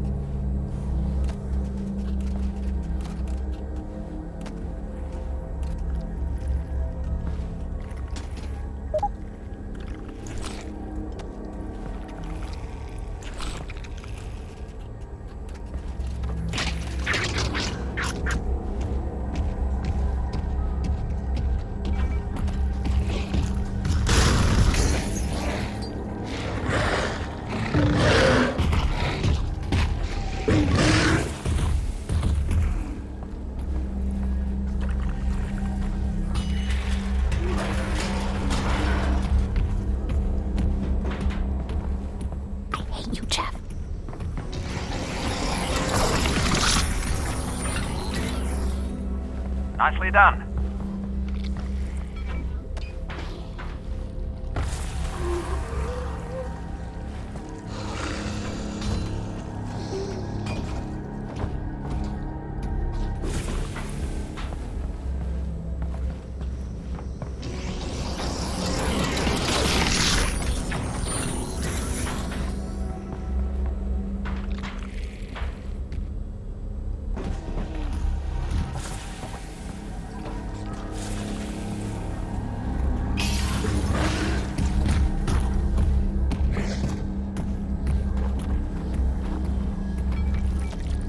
Creating an experience with such a heavy focus on audio presented some unique design problems. The primary challenge was determining which sounds Jeff should be able to hear and making sure that players understood the rules.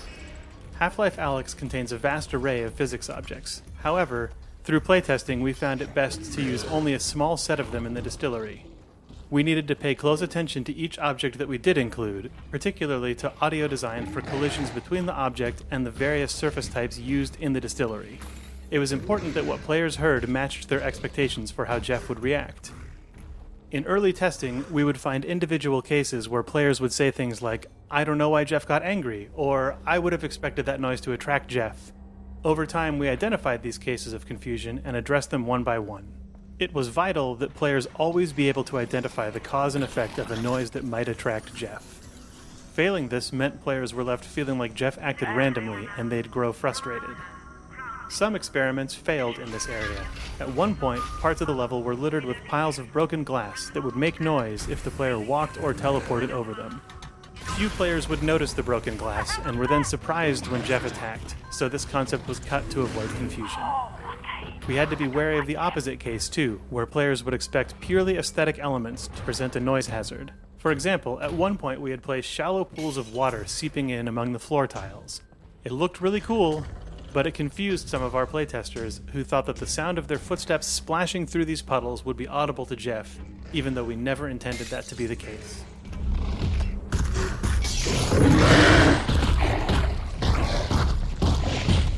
Figuring out how to end the player's journey through the distillery involved a lot of discussion about how players would ultimately end up feeling about Jeff.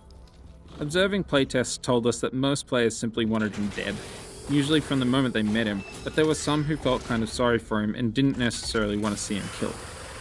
Our first version of the ending involved the player's actions unintentionally resulting in Jeff being attacked and dragged away by antlions. Part of the goal was to demonstrate that the antlions are even more powerful than Jeff, to amp up the tension just before players have to square off against antlions themselves. This ending left players feeling a little empty. They felt detached from Jeff's demise and wanted to be more directly involved. Dark stuff, to be sure. Plus, we weren't really servicing those players who felt sorry for Jeff and didn't necessarily want to see him killed. There were other problems too. The antlion attack felt random to many players, which reduced its impact. And because Jeff presumably died off-screen, players were left without a sense of closure. This prevented players from being able to switch gears and settle in for their encounter with the antlions. The trash compactor was a solution to these problems. It gave players the opportunity to decide Jeff's fate and be left with a sense of closure whether they decided to squash him or just leave him in prison. Even so, it has to be admitted that most players seem to crush Jeff with zero hesitation. Monsters.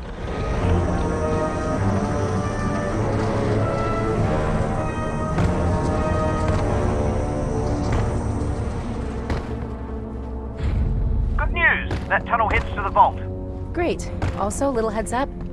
I think the tunnel is full of antlions. Just in case I cut out permanently. Antlions.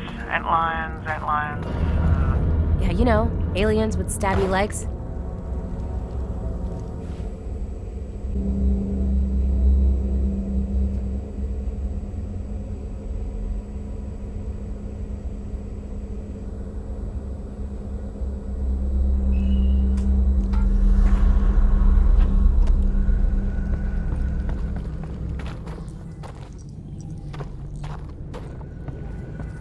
You know, I hope you appreciate how much of a pain in the butt it is carrying this vodka around.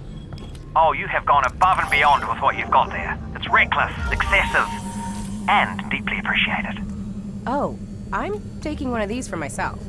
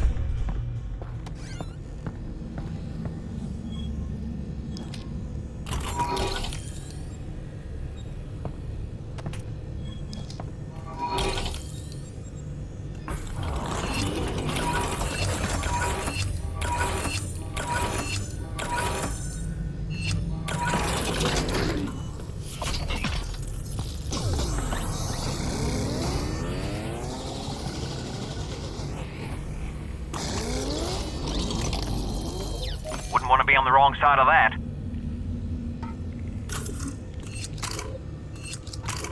Three left.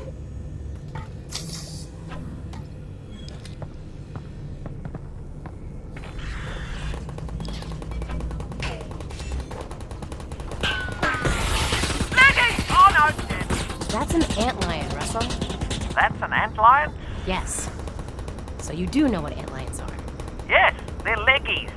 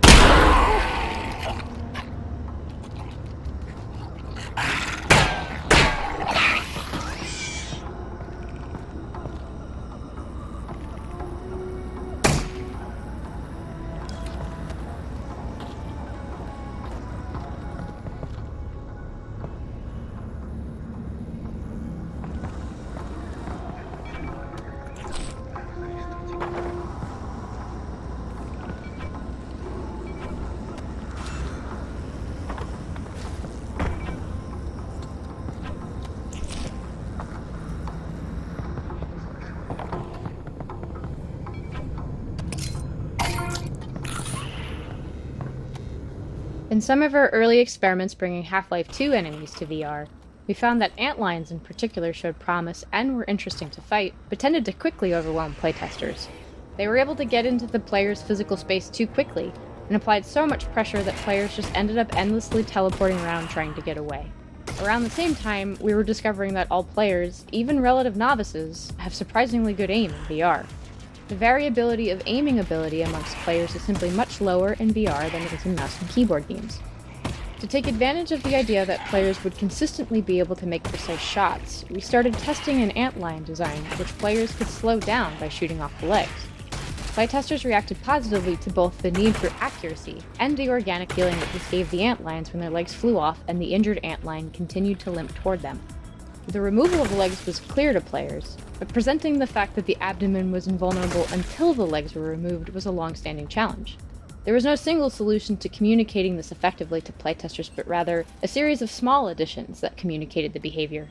For example, we made the abdomen dull and black when invulnerable, and changed it to match the bright orange legs as it became vulnerable. Shooting armored parts of the antlion would generate sparks and hard ricochet sounds, while shooting the vulnerable body parts resulted in orange blood spurts and soft impact sounds. We also designed the death animations to emphasize the abdomen exploding, and ensured that an exploded abdomen chunk was left behind after the antlion was dead.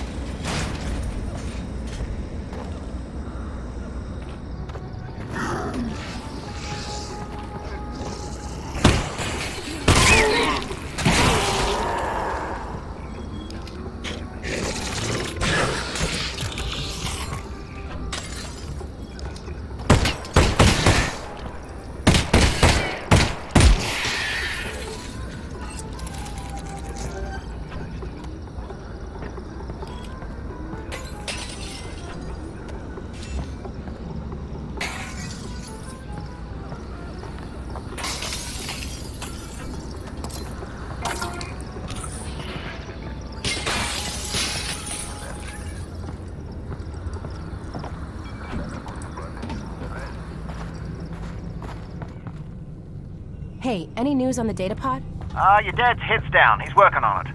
He's got to be close. Great.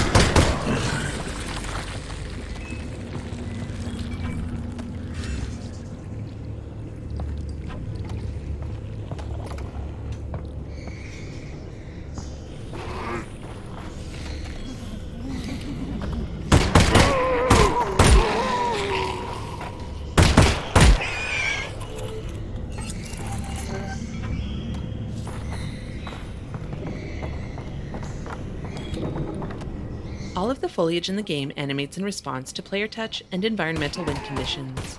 The foliage animation is entirely procedural and is computed on the graphics processor using vertex shader deformation. A voxel field that travels with the player's body is used to track the location of the player's hands in space. The hands effectively draw motion trails into this voxel field, which can be sampled by the foliage's vertex shader and used to drive deformations, allowing the player to bat the foliage around with their hands. The foliage also interacts with wind, allowing us to give ambient motion to the plants. In order to accommodate a range of environmental design, we tuned the wind deformations at different speeds, from slight drafts to hurricane force winds. It turned out, though, that the ambient wind was never required to be more than a moderate breeze, and for most of development, the hurricane effect was unused. This particular zoo habitat was added late in development and required a critical extension to the procedural foliage animation system. Prior to adding this habitat, the foliage didn't need to deform in response to enemy animation or grenade explosions, but of course, this area is all about throwing grenades at zombies.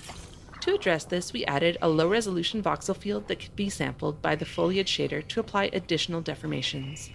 This low-resolution voxel field, which is about 1 cubic foot per voxel, is fixed in space and spans the entire habitat. For comparison, the voxel field that travels with the player is about 2 cubic inches per voxel. Enemies and grenades within this space can write motion trails and impacts into the low-resolution voxel field, which are ultimately interpreted by the foliage shader as wind forces. This is when preparation met opportunity. When grenades explode, they are creating localized hurricane force winds. I'm sure a hit crab's gonna make it much worse.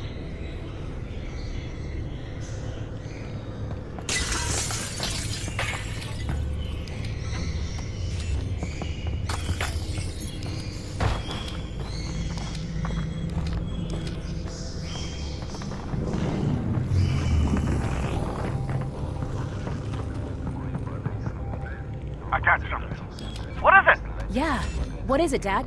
It doesn't look like they actually built the weapon. It's like they, I don't know, discovered something. Or maybe they uncovered it. What do you mean? If I'm reading this right, they tracked it to an old apartment building in the QZ, but instead of going in to get it, they grabbed the whole building and built a vault around it. Holy crap. They must have been terrified of this thing. There were very few existing antlion sounds to work with coming into Half-Life Alyx, so unlike most of the familiar Half-Life creatures, which often had legacy sounds layered in, nearly all of the sounds for the antlions were completely new material.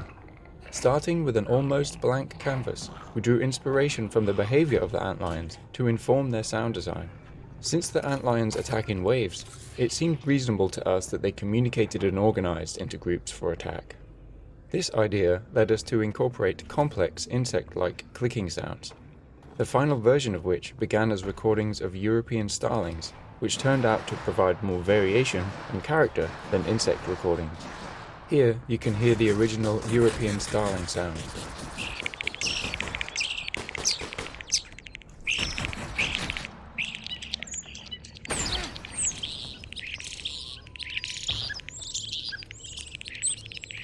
We took those recordings and layered them with designed elements to create the antlion sounds used in the game.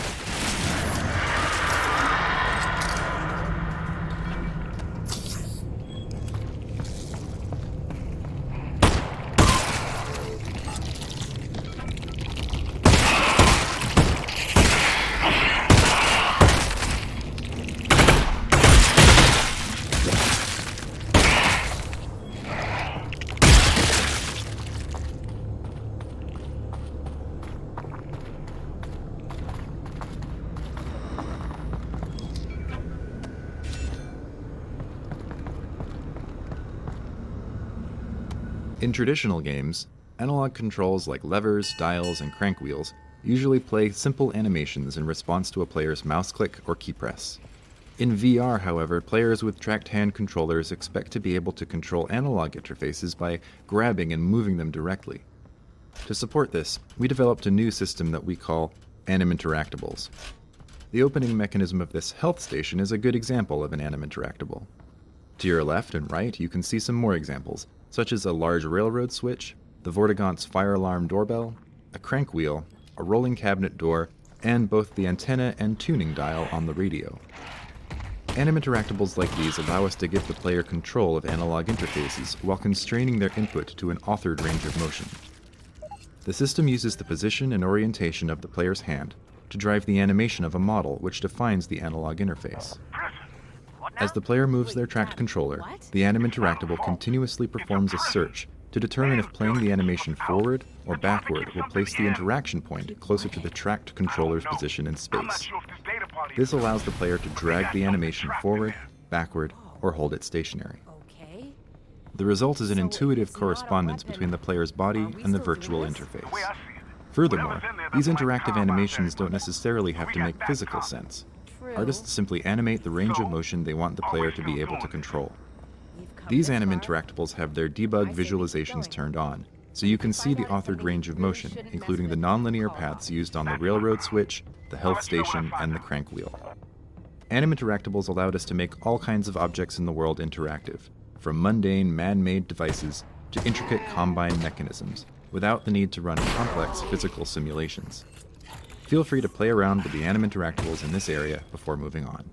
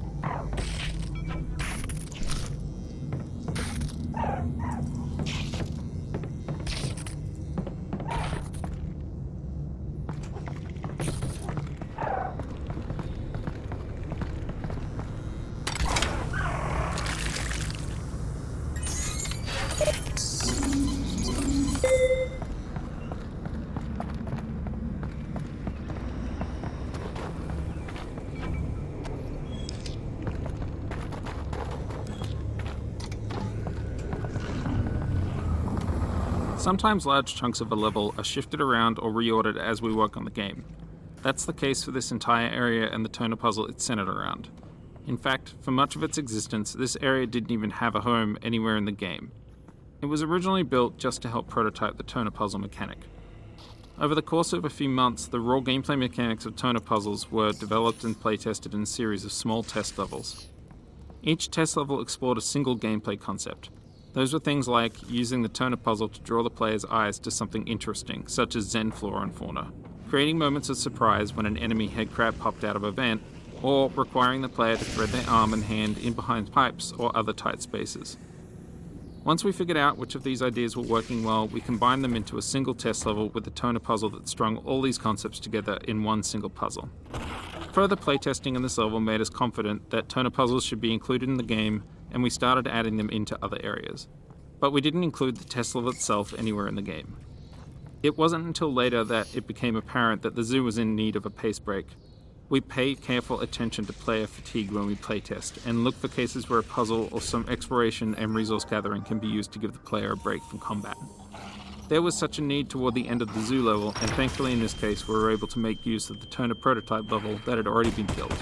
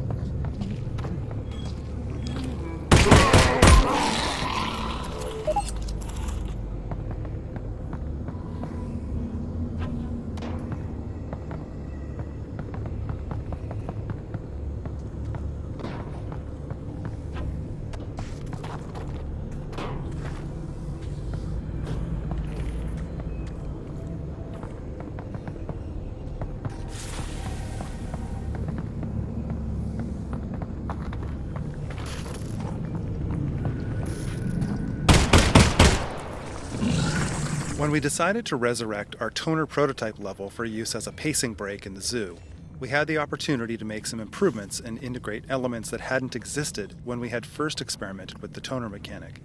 For example, the newly developed explosive Zen bloaters were added at various points along the puzzle to surprise players and remind them that they need to keep an eye out for these hazards. Also, in the intervening months, the toner mechanic itself had evolved from one where players merely push a ball of energy along a path to one which included branching paths and rotating junctions. This junction here in the breaker box is the linchpin of the whole puzzle, as the player must interact with it 3 times. Once to open the roller door to this back area, once to switch power away from the roller door to the last leg of the puzzle, and once to reopen the roller door in order to exit. Because this toner puzzle covers such a large physical area, including some zombie combat in the middle, players frequently lost track of the correspondence between the state of this junction and the roller door. This meant that they would trap themselves back here and not understand how to proceed. To address this, we made a lot of changes to the presentation of this junction over the course of development. The unique breaker box and tangle of conduit are designed to make the junction recognizable as the same junction from both sides of the wall. The shape of the hole in the wall and the orientation of the breaker box are designed to make sure that the player stands in the right location to have line of sight to the roller door and see that it closes when they route power away from it to the last leg of the puzzle. The door itself also makes a lot of noise and an unreasonable amount of sparks to draw attention to itself each time it moves. This particular puzzle twist was in danger of being cut for a long time, but with this series of refinements, enough playtesters understood its behavior that we were comfortable with shipping it in the final game.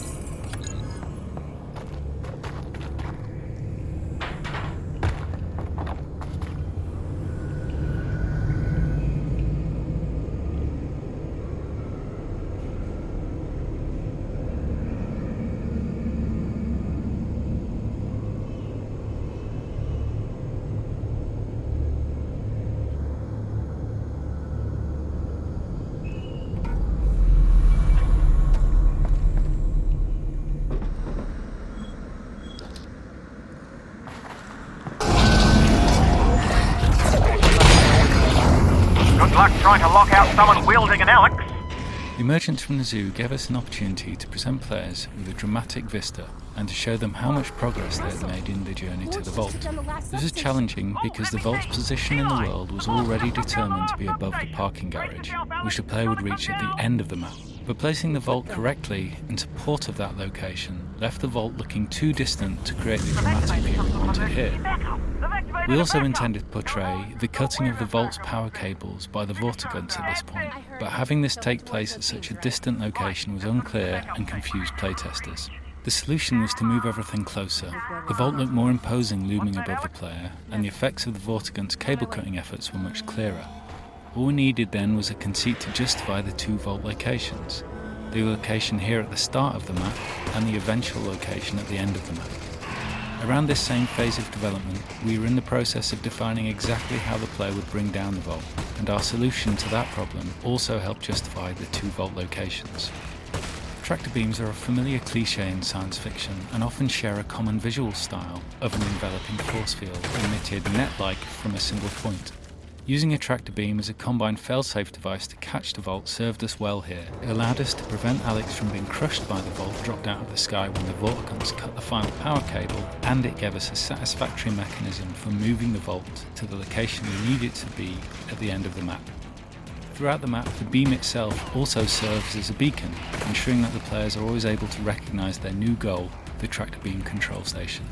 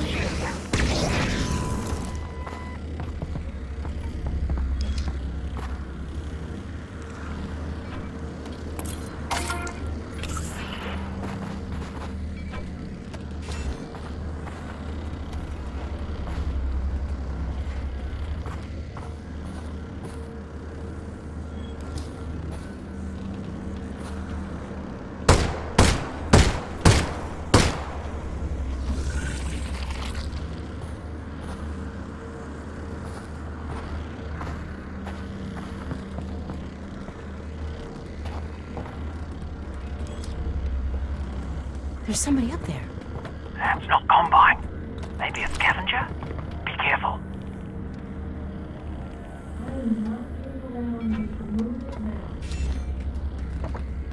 Why can't you do it? Eli, come here! What is it, Russell? Listen to this. Okay, well, let's go get them. The final twist of the game presented quite a few storytelling challenges for the writers. The game is long, much longer than a movie, and the surprise reveal of the G-Man at the end felt almost impossible to sustain over the entire experience. Everyone on the team assumed that through basic deduction, most players are going to figure it out along the way.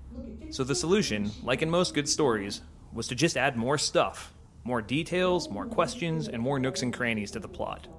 The writers quickly realized that there was one big distracting name, Gordon Freeman, that would pull the players' attention away from any theories they may be cooking up on their own. We then realized that we could use the absence of the G-Man in the story, in the eerie parallels between the G-Man and Gordon's experiences at Black Mesa, to redirect player attention and propel the story towards the final act.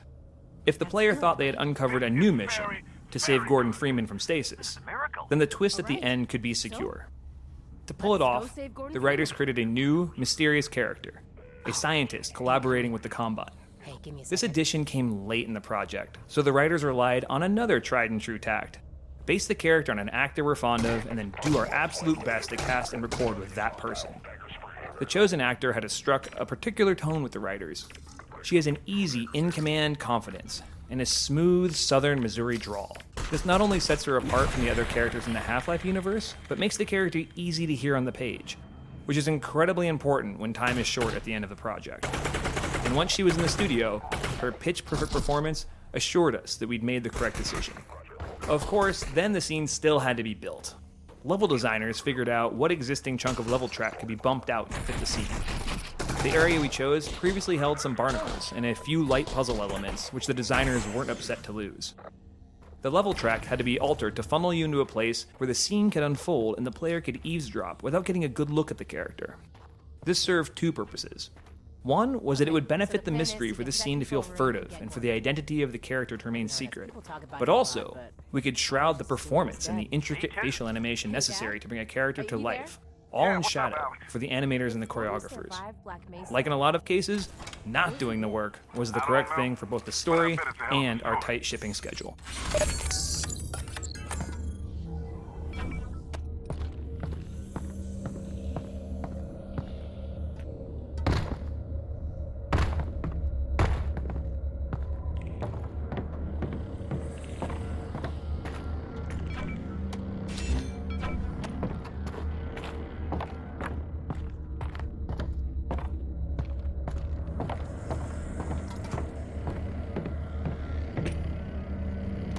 The purpose of this hideout was to give players a nice reward for being observant and exploring the environment. We wanted to highlight the story of scavengers living behind the quarantine wall, what their lives might look like, and why they might choose to live there. The person who lived here was referred to internally as the Combine Killer, imagined as a person with a grudge against the Combine who has chosen to eke out a living in the quarantine zone, spending their time exacting revenge on unsuspecting Combine patrols, perhaps eventually joining the organized resistance movement portrayed in Half-Life 2.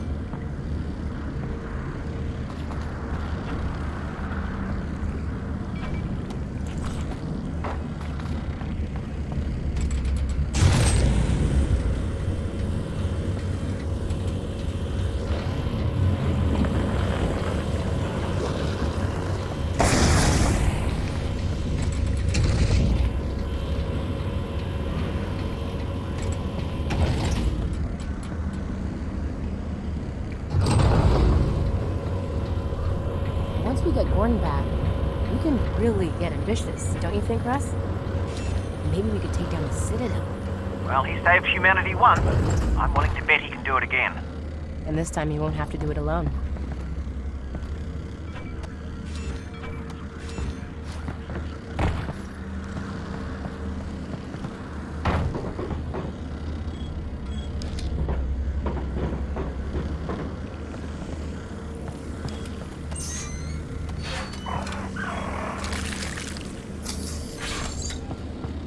Watch it.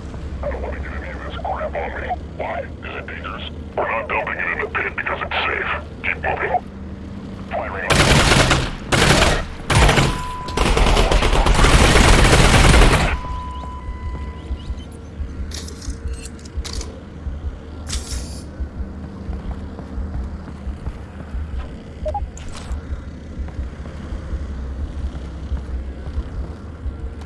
In recent years, video game streaming has become one of the main ways that players engage with the culture of games, and this is even more true for VR titles, where players who do not have VR equipment want to participate.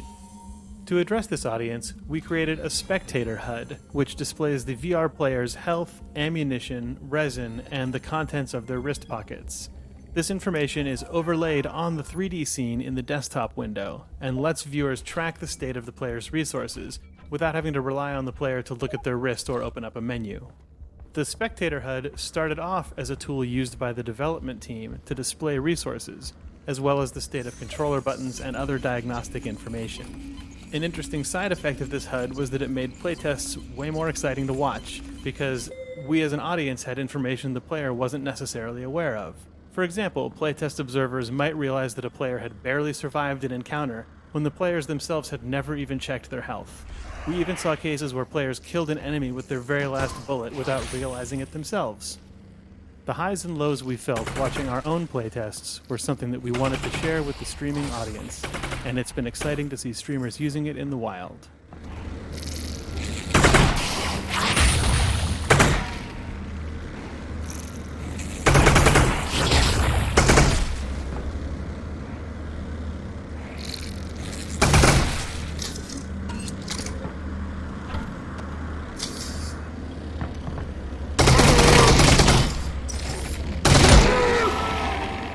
Last one.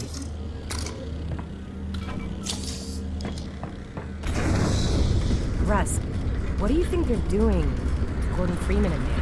That's a good question. Are they, sucking his brain out? I think they're gonna move him off-world. Well, either way, let's not find out. I'll get there before it happens.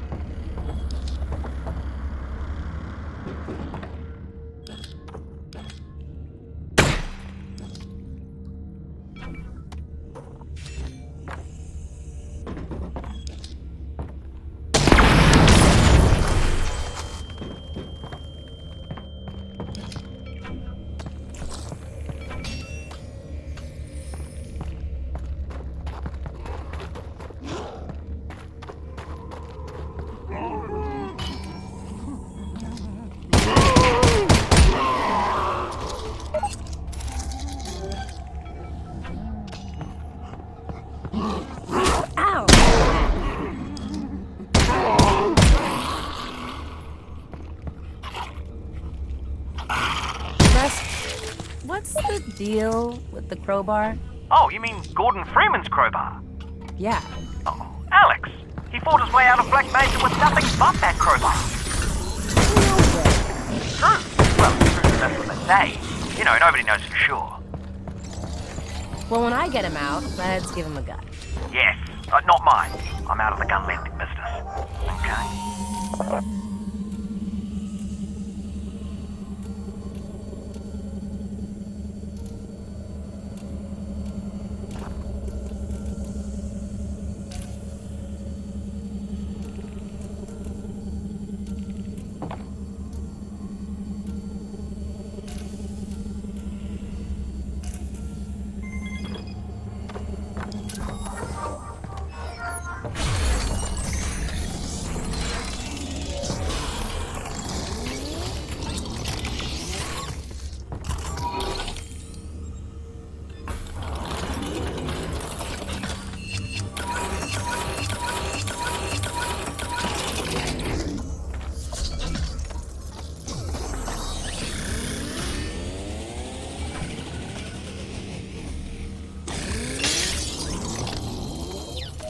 looking very deadly.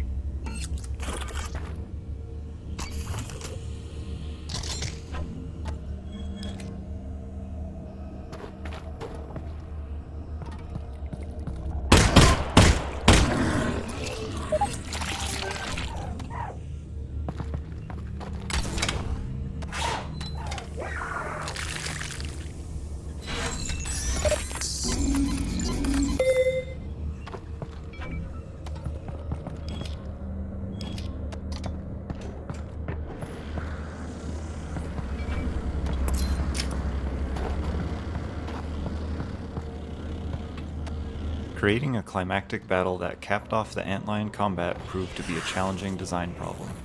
We wanted to create a sustained combat experience that was substantial enough to challenge players who had refined their skills against the antlions. But simply throwing a large number of antlions at the player all at once was not a particularly engaging experience, nor was it compatible with our established combat balancing. Rather than containing the player in a restricted space and spawning waves of enemies, we wanted to keep the player engaged and moving through a gauntlet of constant pressure toward a goal. To do this, we needed an arena with a clear linear flow and a porous layout that would allow the player to maintain sight of their goal while being flanked by swarms of antlions as they move toward it. This tanker yard, which we had originally built for a narrative scene that was cut from the game, had the properties we were looking for. The long tanker cars lead toward the intended direction of travel, and their positioning requires the player to pay careful attention to their sides and rear as they advance. The combine tractor beam tower is framed at the end of the tracks, providing a clear goal for the player. The placement of the glowing red sign in the direction of the tractor beam was also a deliberate decision, a technique used by the environment artist to subconsciously pull players in the desired direction via visual contrast, even in the event that they've momentarily lost their bearings in the chaos of the battle. The pacing of the combat here was carefully balanced to leave most playtesters on the brink of being overwhelmed and feeling like they made it through by just the skin of their teeth. It took many iterations of enemy placement, ammo and item placement, and player path adjustments to achieve this balance. We ultimately settled on a design that featured a steady stream of advancing antlions, with antlion spitters placed at the far end of the space, applying enough pressure to prevent players from rushing toward the goal. Combine soldiers up on the raised platforms divert player attention to the right-hand flank and provide verticality in target prioritization, adding to the sense of frenzy we sought to create.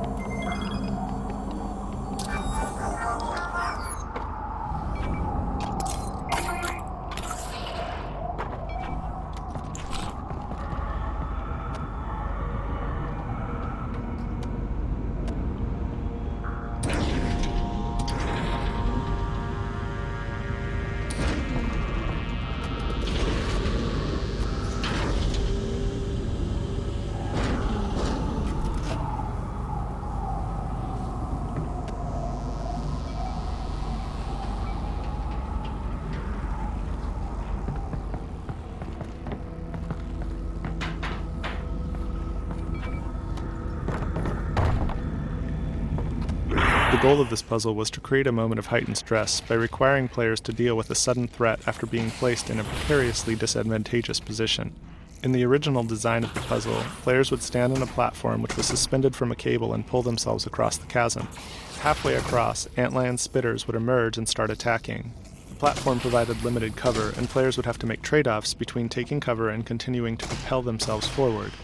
This succeeded in creating the desired spike in intensity, but unfortunately, the lateral movement of the platform caused considerable motion sickness for most playtesters. Even players who were comfortable with the vertical movement of elevators elsewhere in the game were adversely affected here. The puzzle that we shipped retains the same sense of tension due to being stranded in the middle of a chasm under attack, but does not rely on physically moving the player. The upper portion of the wooden platform is deliberately devoid of any substantial cover, which encourages players to jump onto the platforms below. On the lower platforms, we provide enough cover to protect players from antlions, but also leave them feeling vulnerable out in the middle of the chasm. The cover here is porous and breakable, increasing the sense of urgency and requiring players to engage the antlions from their compromised position.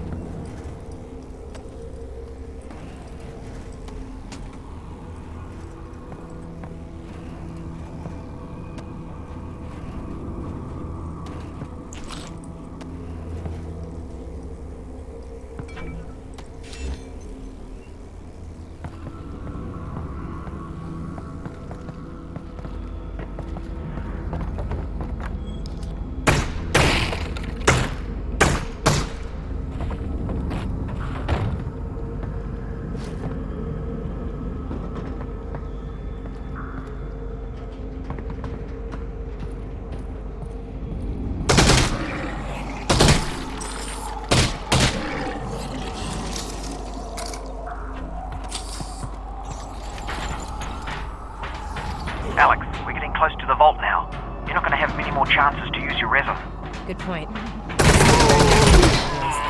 can't believe my pistol's made it this far. I was thinking about giving it to Gordon.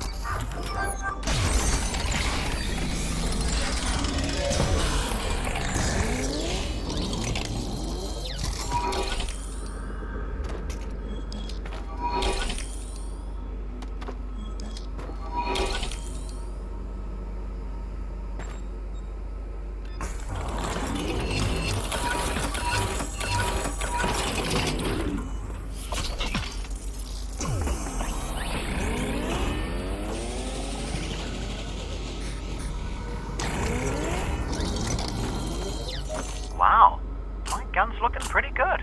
Russ, come on. At this point, it's kind of our gun.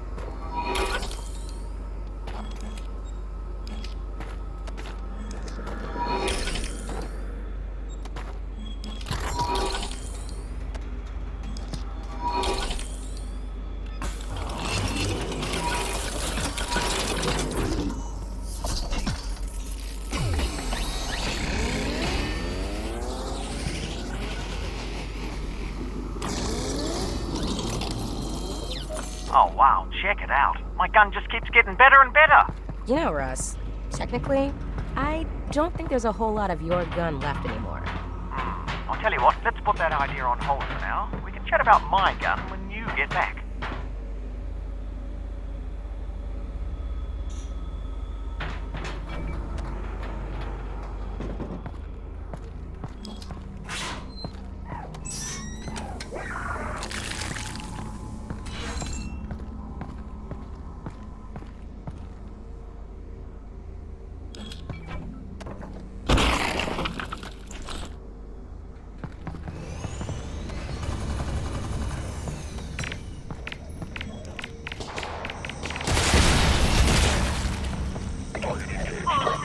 In cases where the player had to face off against Combine in relatively open spaces like this one, we often found that playtesters would backtrack to safety and attempt to pick away at the soldiers from a distance. The playtesters would ultimately be successful in clearing the combat space, but would feel unsatisfied with the encounter due to the repetitive and static nature of the tactics that they employed. To address this, we used a few design tools to discourage this type of player behavior. The placement of the Combine suppressor, standing on the bed of the truck at the far end of the courtyard here, is the key to the design flow of this battle. The suppressor does not move from his planted position on the far side of the courtyard while the player is on the near side. His positioning, combined with his unrelenting wall of suppressing fire, forces the player to advance in order to close the distance required to take him out, all while under the intense pressure from a carefully crafted combination of other Combine units. Additionally, if the player backtracks far enough from the fight, the more mobile Combine soldiers in the encounter are told to retreat and hold their ground until the player once again advances into the combat. These elements together keep players moving forward into locations that provide for more interesting opportunities for both the player and the enemy soldiers.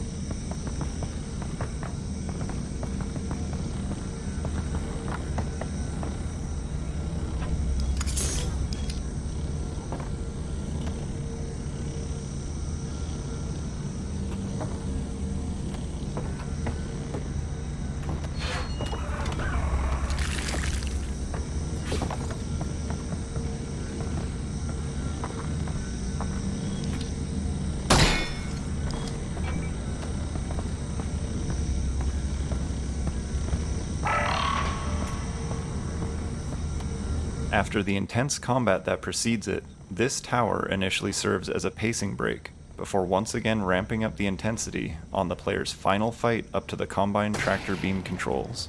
While the lower portion of the tower does contain combat, it has been designed to cause players to engage with the space in a different way than the preceding courtyard fight. The focus here is on navigating the chaotic verticality of the tower, which we found to be particularly successful for playtesters to experience in VR. The manhacks that initially engage the player from above fly a path that deliberately has them crashing around the pipes and boards overhead, causing sparks and splinters to rain down on the player. Combined with the disorienting nature of the space, the Combine suppressor that emerges at the top of the stairwell is used to reintroduce an appropriate level of intensity and to create a sense of a struggle as the player continues to scramble closer to their goal.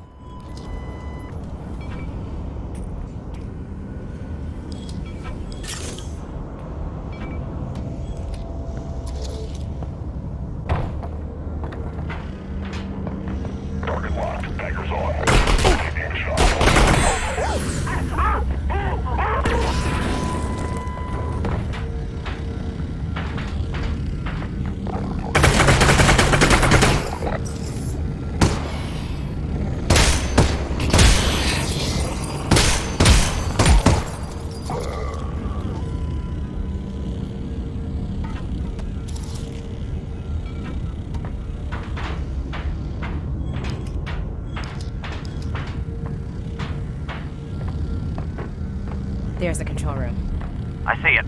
We're almost there.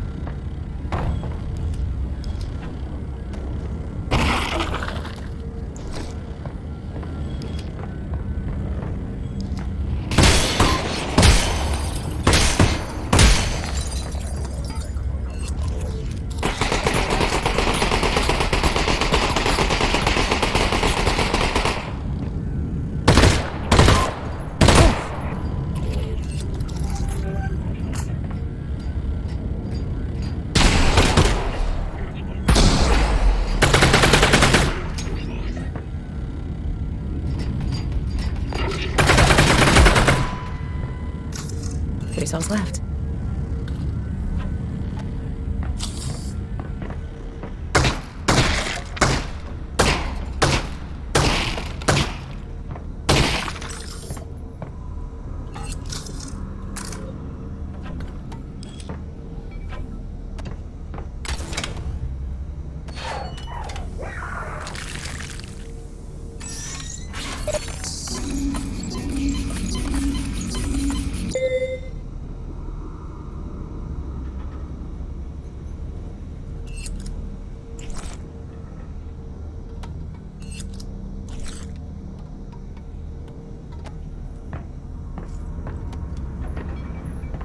Alyx, you there? Yeah, Dad? It looks like you will be able to get into the vault from up there. There's a terminal that extends a bridge to the entrance. What's the security like inside? I got it all laid out in front of me, and I tell you, there is security. But I've never seen anything like it. It doesn't make any sense. I guess I'll have to improvise. At the start of the previous map, we introduced the tractor beam, a failsafe device used to catch the falling vault when the last substation was knocked offline. In this location, the console looks like it could be used to control the tractor beam to dock the vault for entry via the nearby gantry on the left. We decided to have the vault crash to the ground spectacularly, but for this to work emotionally, we needed the scene to increase in tension beforehand. The whole vault docking console is absurd by design. If the console appeared too much like a legitimate puzzle, playtesters could take too long and let the air out of the scene, unsure if there was something that they could actually solve. The more inscrutable the machine looked, the more likely they were to interact with the levers and play along with the unfolding disaster.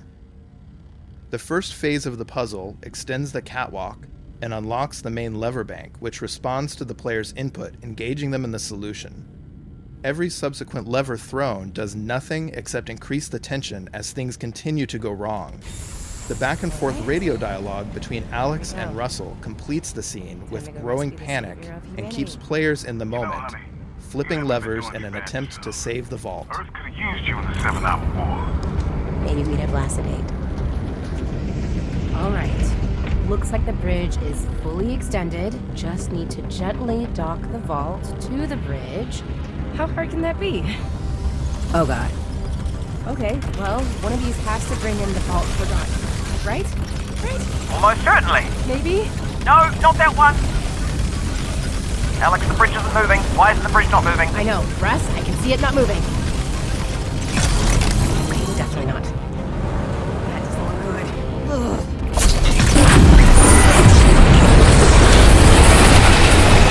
Oh god! Alyx! Alyx!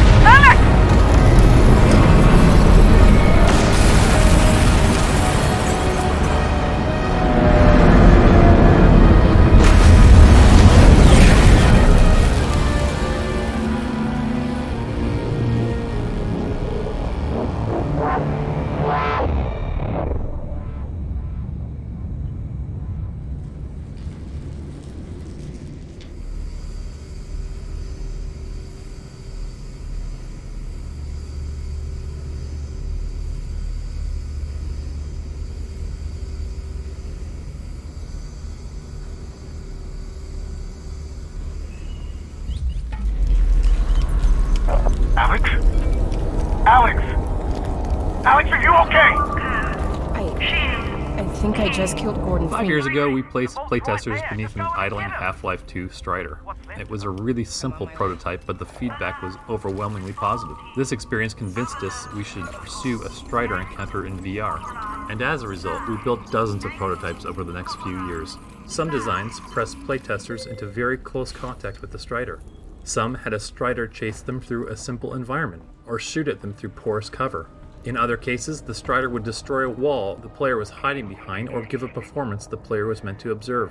A prototype built in 2017 squared the player directly off with a Strider in a quarry, combining many of our ideas into one experience. Based on the success of this prototype, the team moved on to building the shipping experience ahead of you, although it would take another 3 years of refinement to complete. Each iteration brought us a new set of rules and players' expectations. The Strider encounter ahead is a carefully crafted collection of beats shaped by our own ideas of what would be exciting and fun, refined over a long period of playtesting. Through many iterations of the Strider encounter, we would find ourselves having functionally solved a problem, only to realize that we also had to fictionally contextualize the solution so that it made sense. For example, we designed this entire map to include combat with Combine soldiers. But how should we fictionally place them in this destroyed space? How could we put a disabled Strider close to the player? What were the Combine doing here prior to the vault collapse?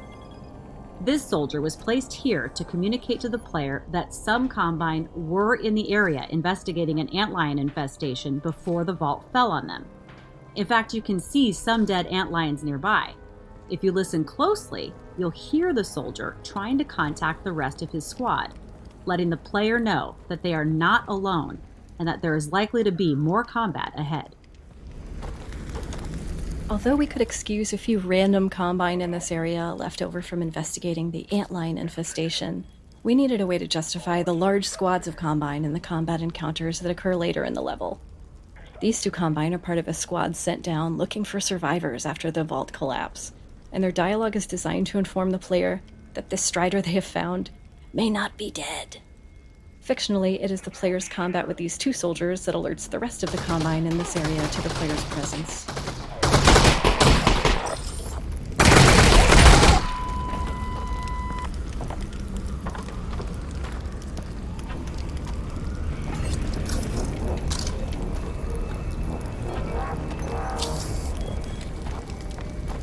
A Strider! Deactivate For many now. players, Striders are the most feared and powerful enemies in the Half-Life franchise, and we thought it would be interesting to flip player expectations on their head and experience what it would feel like to team up and cooperate with the Strider. Our initial concept was inspired by Aesop's fable of the Lion and the Mouse, with the player freeing a disabled Strider who would later help the player escape by clearing the way forward. Initially, the parking garage was a Combine silo, and it was much easier fictionally to have some type of Combine device which could constrain a Strider without injury.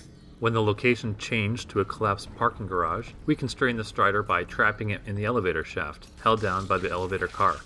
After being freed, the injured Strider would lash out at anything nearby, Combine and player alike, as it tried to escape. This was a strong story when told aloud, but expressing it in a way that was understood by players turned out to be difficult. Keeping the Strider around throughout the level, alternating between injured and angry states as the player slowly picked their way through the garage, was confusing to playtesters, and we had a very hard time trying to find the right balance. Playtesting feedback was really consistent around this. So although we loved the idea, we let it go in favor of a more straightforward and achievable dynamic of hunter and prey that eventually shipped. The year we spent pursuing the lion and mouse idea wasn't wasted, however, as we created and refined many of the different story beats that shipped. We also crafted some performances and technology that led to the success of the final experience.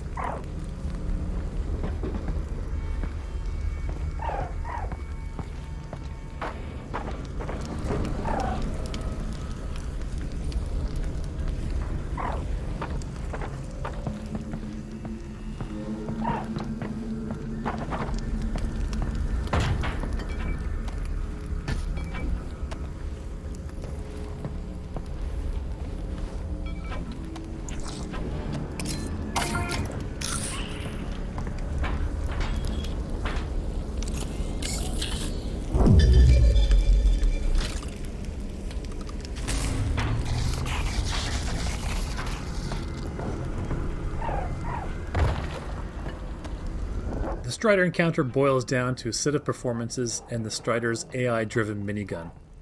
Maintaining the illusion that the Strider was aware of and hunting the player while delivering these performances required a delicate coordination between animation and AI systems.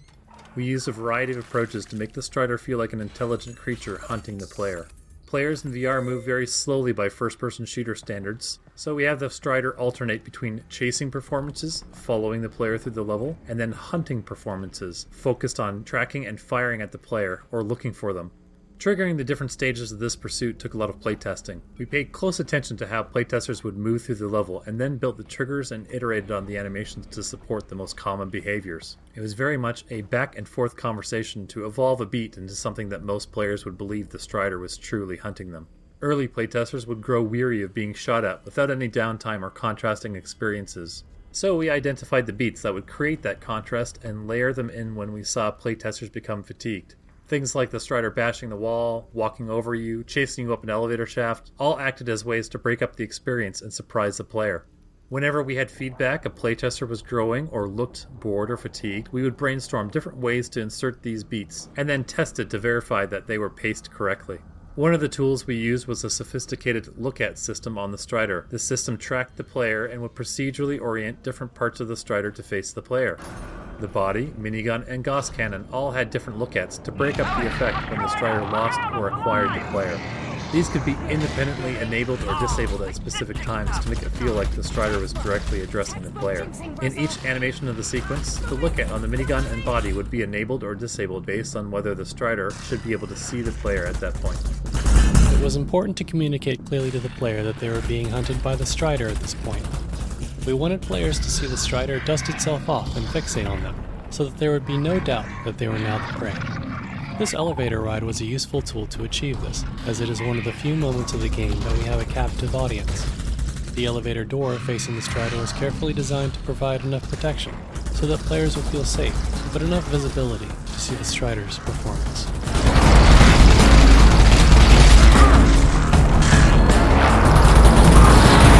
During development, we talked a lot about the experience of the Strider minigun blasting through the walls and floors of the parking garage while hunting the player, but we weren't sure we would be able to deliver destructible cover until around 6 months prior to shipping. To address this, we designed the destructible cover to visually communicate that it was being broken down prior to actually fracturing and breaking. Initially, the cover would look like an unremarkable piece of concrete or other building material, but when it took sufficient damage, it would start to visibly crack and throw off dust particles. When the same piece of cover took further damage, it would then fracture into pre-cut physics objects and generate more dust and debris particles. Through playtesting, we determined how much damage the cover should be able to take before breaking down and forcing the player to move. In the end, the destructible cover system allowed us to deliver on our goal of giving players the impression that the Strider was capable of tearing through the parking garage with its minigun as it pursued them. In this area of the map, we began hearing from some playtesters that they found the minigun firing monotonous. Originally, the gun would fire at a set rate, regardless of the player's behavior. To address the monotony, we made several improvements to the Strider AI running just the minigun. The minigun will fire if it sees the player, but take a moment to acquire them. Play an acquired sound to warn them they have locked on, and then stitch the bullets towards the player in its first volley. The minigun volleys themselves were broken up to become more staccato, with random intervals in between volleys. If the player ducks behind cover, the Strider will keep firing where it last saw the player for a short period. These changes to the minigun behavior eliminated the monotony and gave players the impression that they were fleeing a living creature. To keep the Strider engagement interesting throughout the level, we knew that we wanted to challenge the player's understanding of what the Strider was capable of. We identified this upcoming room as a space where most players felt they understood the Strider's capabilities and built this next beat to surprise them. To create the doorframe bash moment, we used the Strider's animation to drive an offline destruction simulation that could be played back by the game engine in real time. We coupled this with particle effects and physics impulses on interactive physics objects in the room to make the player feel unsafe. To fully sell the idea that the Strider has been searching for and has found the player, we gave the Strider a moment of pause after tearing away the wall to look at the player before it started to fire again.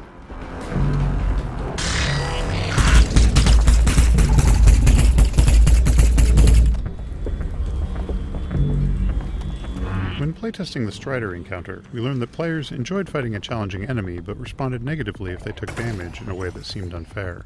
To address this, we used audio to communicate the state of the Strider. For example, when the Strider did not have line of sight to the player, it would emit a periodic hunting sound. This sound was meant to communicate to the player that they were currently safe, but that the Strider was still there. Once the Strider had seen the player, it would switch to its chasing state and make corresponding chasing sounds. When the Strider was ready to start firing at the player, it would emit a target-acquired sound before firing.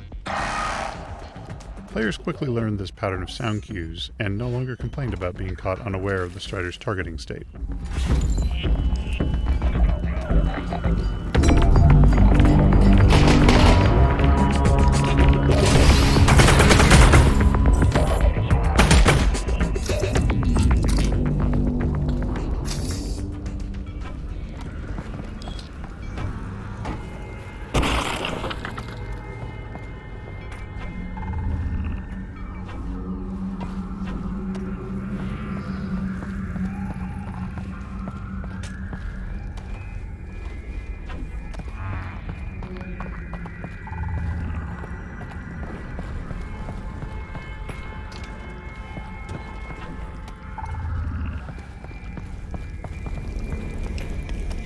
We needed to familiarize the player with the Strider's Gauss cannon firing sequence, so they'd be able to recognize it when they saw it again later in the map. This particular area of the map went through a lot of iteration, as we searched for ways to reliably place the player in the right spot, at the right time, looking at the right thing, the Gauss cannon, as it charged up and fired. To achieve this, we ultimately settled on using a two-handed roller door. It requires the player to stand in a specific position and orientation, and occupies their hands so we know they aren't teleporting or interacting with anything else. We even know the precise moment that the door clears their eye line, so we can be assured that they're going to see what we want them to see.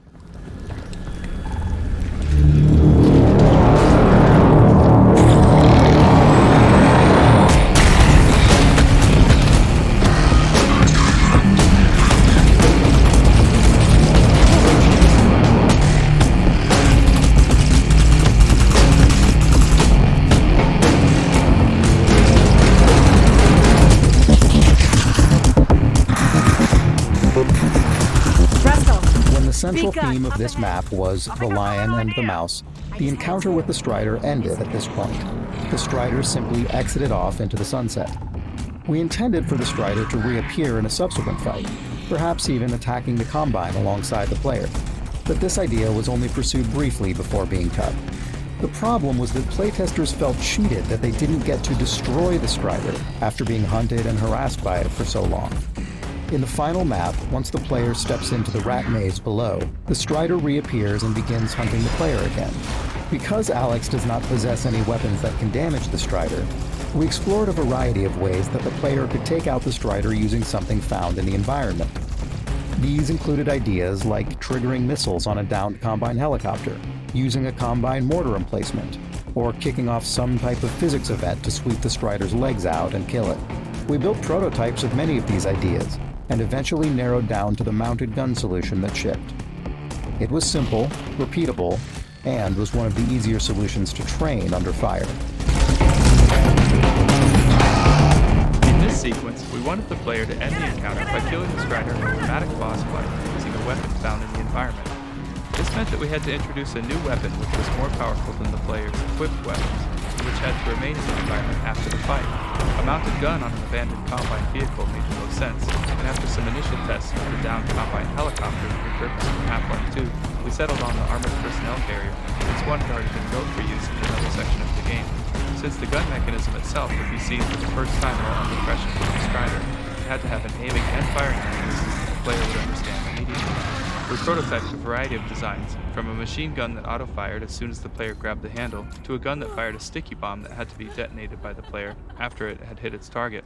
The auto-firing machine gun was too simple to use and lacked dramatic effect, and the extra interaction required to detonate the sticky bomb was too much to teach the player while under duress. We settled on a design that requires one hand to aim and another to both reload and fire. Requiring the player to push the firing mechanism all the way forward to reload was necessary to prevent the player from firing too rapidly. The gun's shell reloading animation is directly driven by the player's motion and communicates to the player that they must move their hand all the way forward to reload before being able to pull it back to fire. Alyx? Alyx?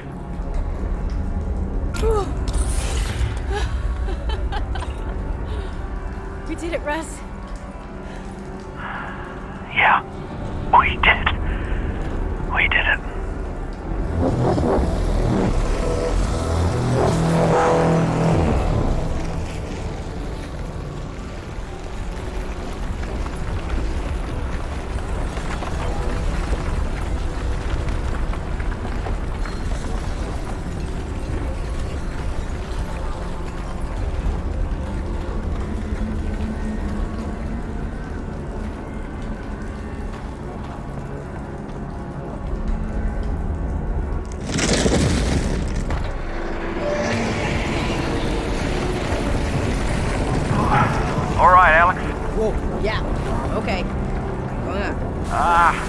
Throwing off a lot of interference.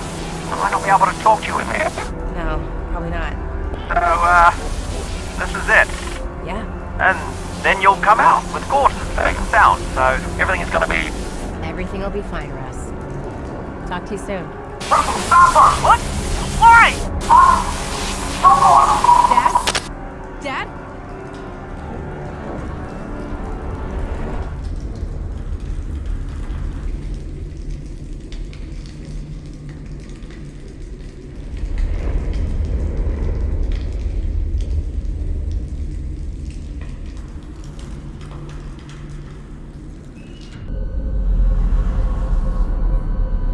Okay, this is weird.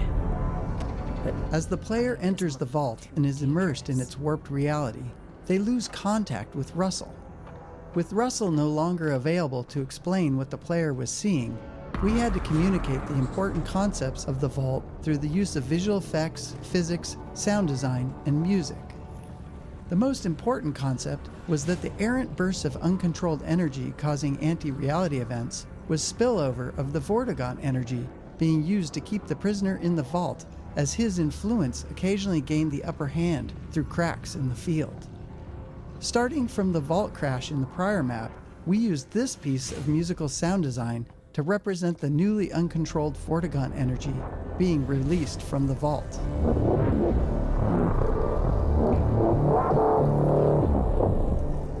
and this piece to accompany the reality-bending bursts caused and swayed by the G-Man's increasing reach.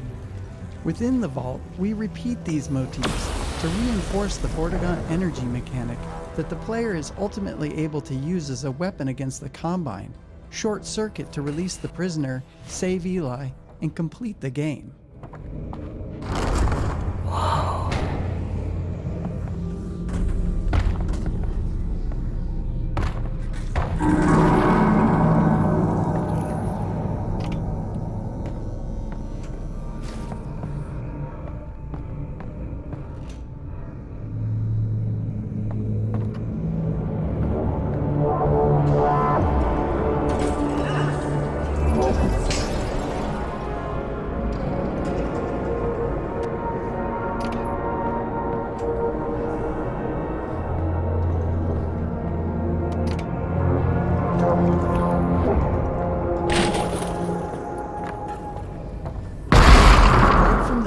Days of the story design, the audio team established a corresponding aesthetic plan that employed increasingly strange sound design, soundscapes, and music, culminating in a soundscape appropriate to the broken reality of the vault and Alyx's encounter with the G-Man.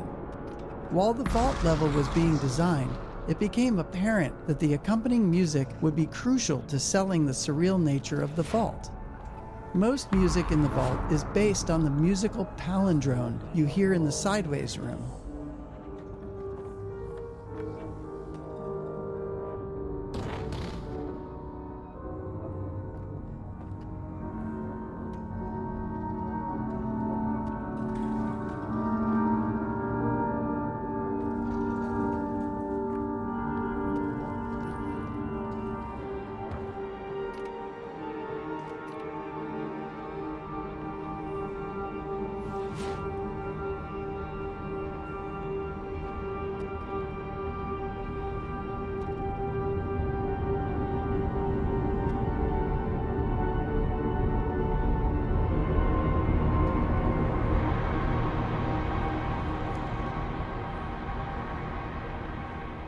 By utilizing variations of elements in this piece and warping them with multiple types of pitch and time bending, we created an appropriately abstract sonority.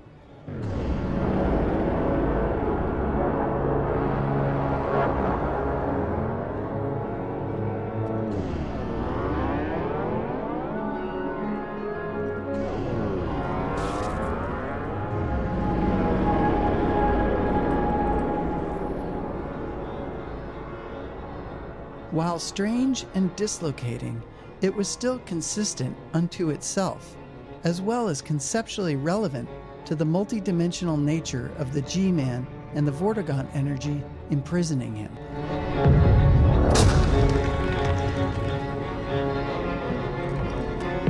Half-Life Alyx was set in a realistic type world with familiar rules. G-Man's presence in the vault gave us fictional justification to experiment with different distortions of reality and embrace surrealism in these spaces.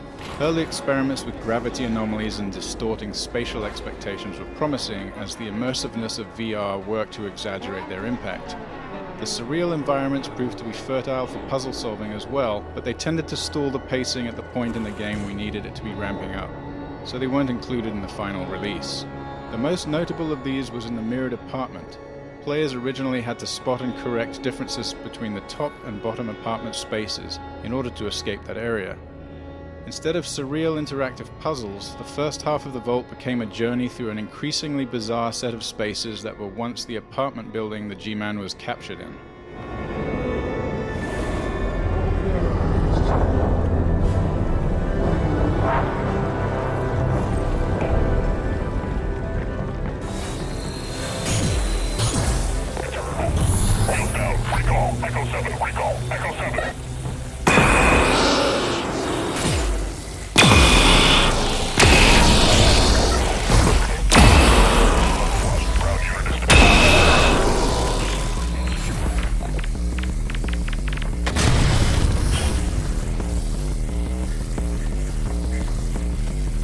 Supercharging the Russells with Vortigon energy helped us achieve the goal of having an unarmed player overpower the last few Combine soldiers that were guarding the G-Man.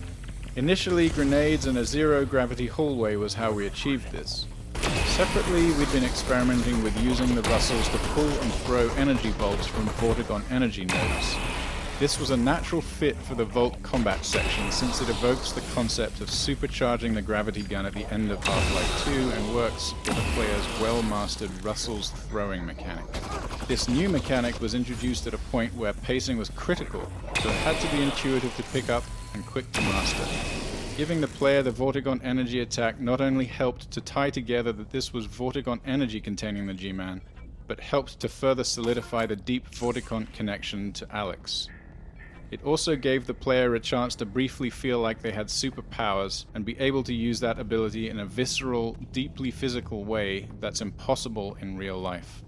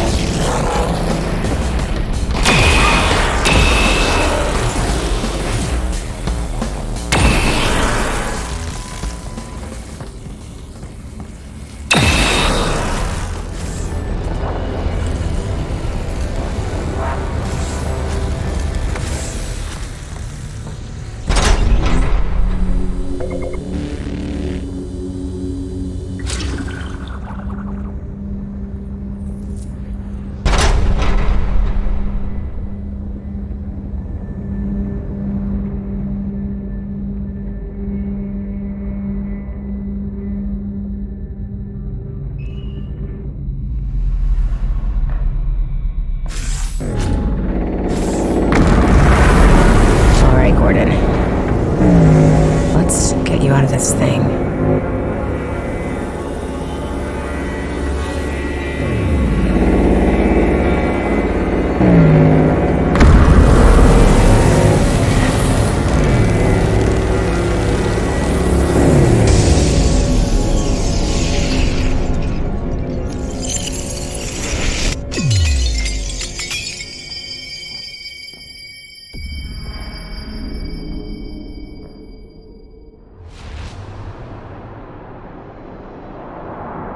Impressive work, Ms. Vance. Gordon Freeman? Gordon Freeman. Ms. Vance, you wouldn't need all that to imprison Gordon Freeman. So, who are you? Perhaps what I am is not as important as what I can offer you in exchange for coming all this way. Some believe the fate of our worlds is inflexible. My employers disagree. They authorize me to nudge things in a particular direction from time to time. What would you want nudged, Miss Vance? The Combine off Earth. I want the Combine off Earth. That would be a considerably large nudge. Too large, given the interests of my employers. Well, you asked. What if I could offer you something you don't know you want?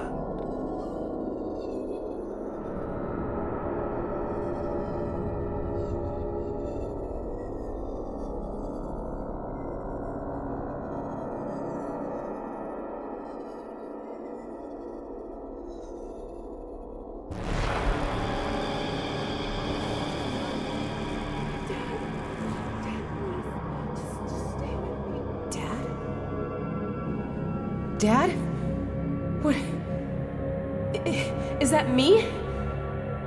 What is this? What's happening? We are in the future. This is the moment where you watch your father die. Unless... What? Unless what? Unless you were to take matters into your own hands.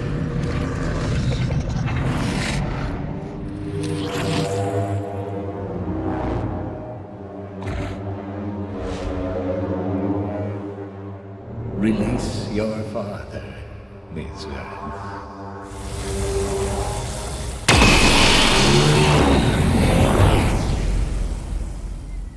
Good. As a consequence of your action, this entity will continue, and this entity will not. Right. So he's okay, right? He lives. My dad lives. You are aware that you've proven yourself to be of extraordinary value. A previous hire has been unable or unwilling to perform the tasks laid before him. We have struggled to find a suitable replacement until now. No! I just want to go home.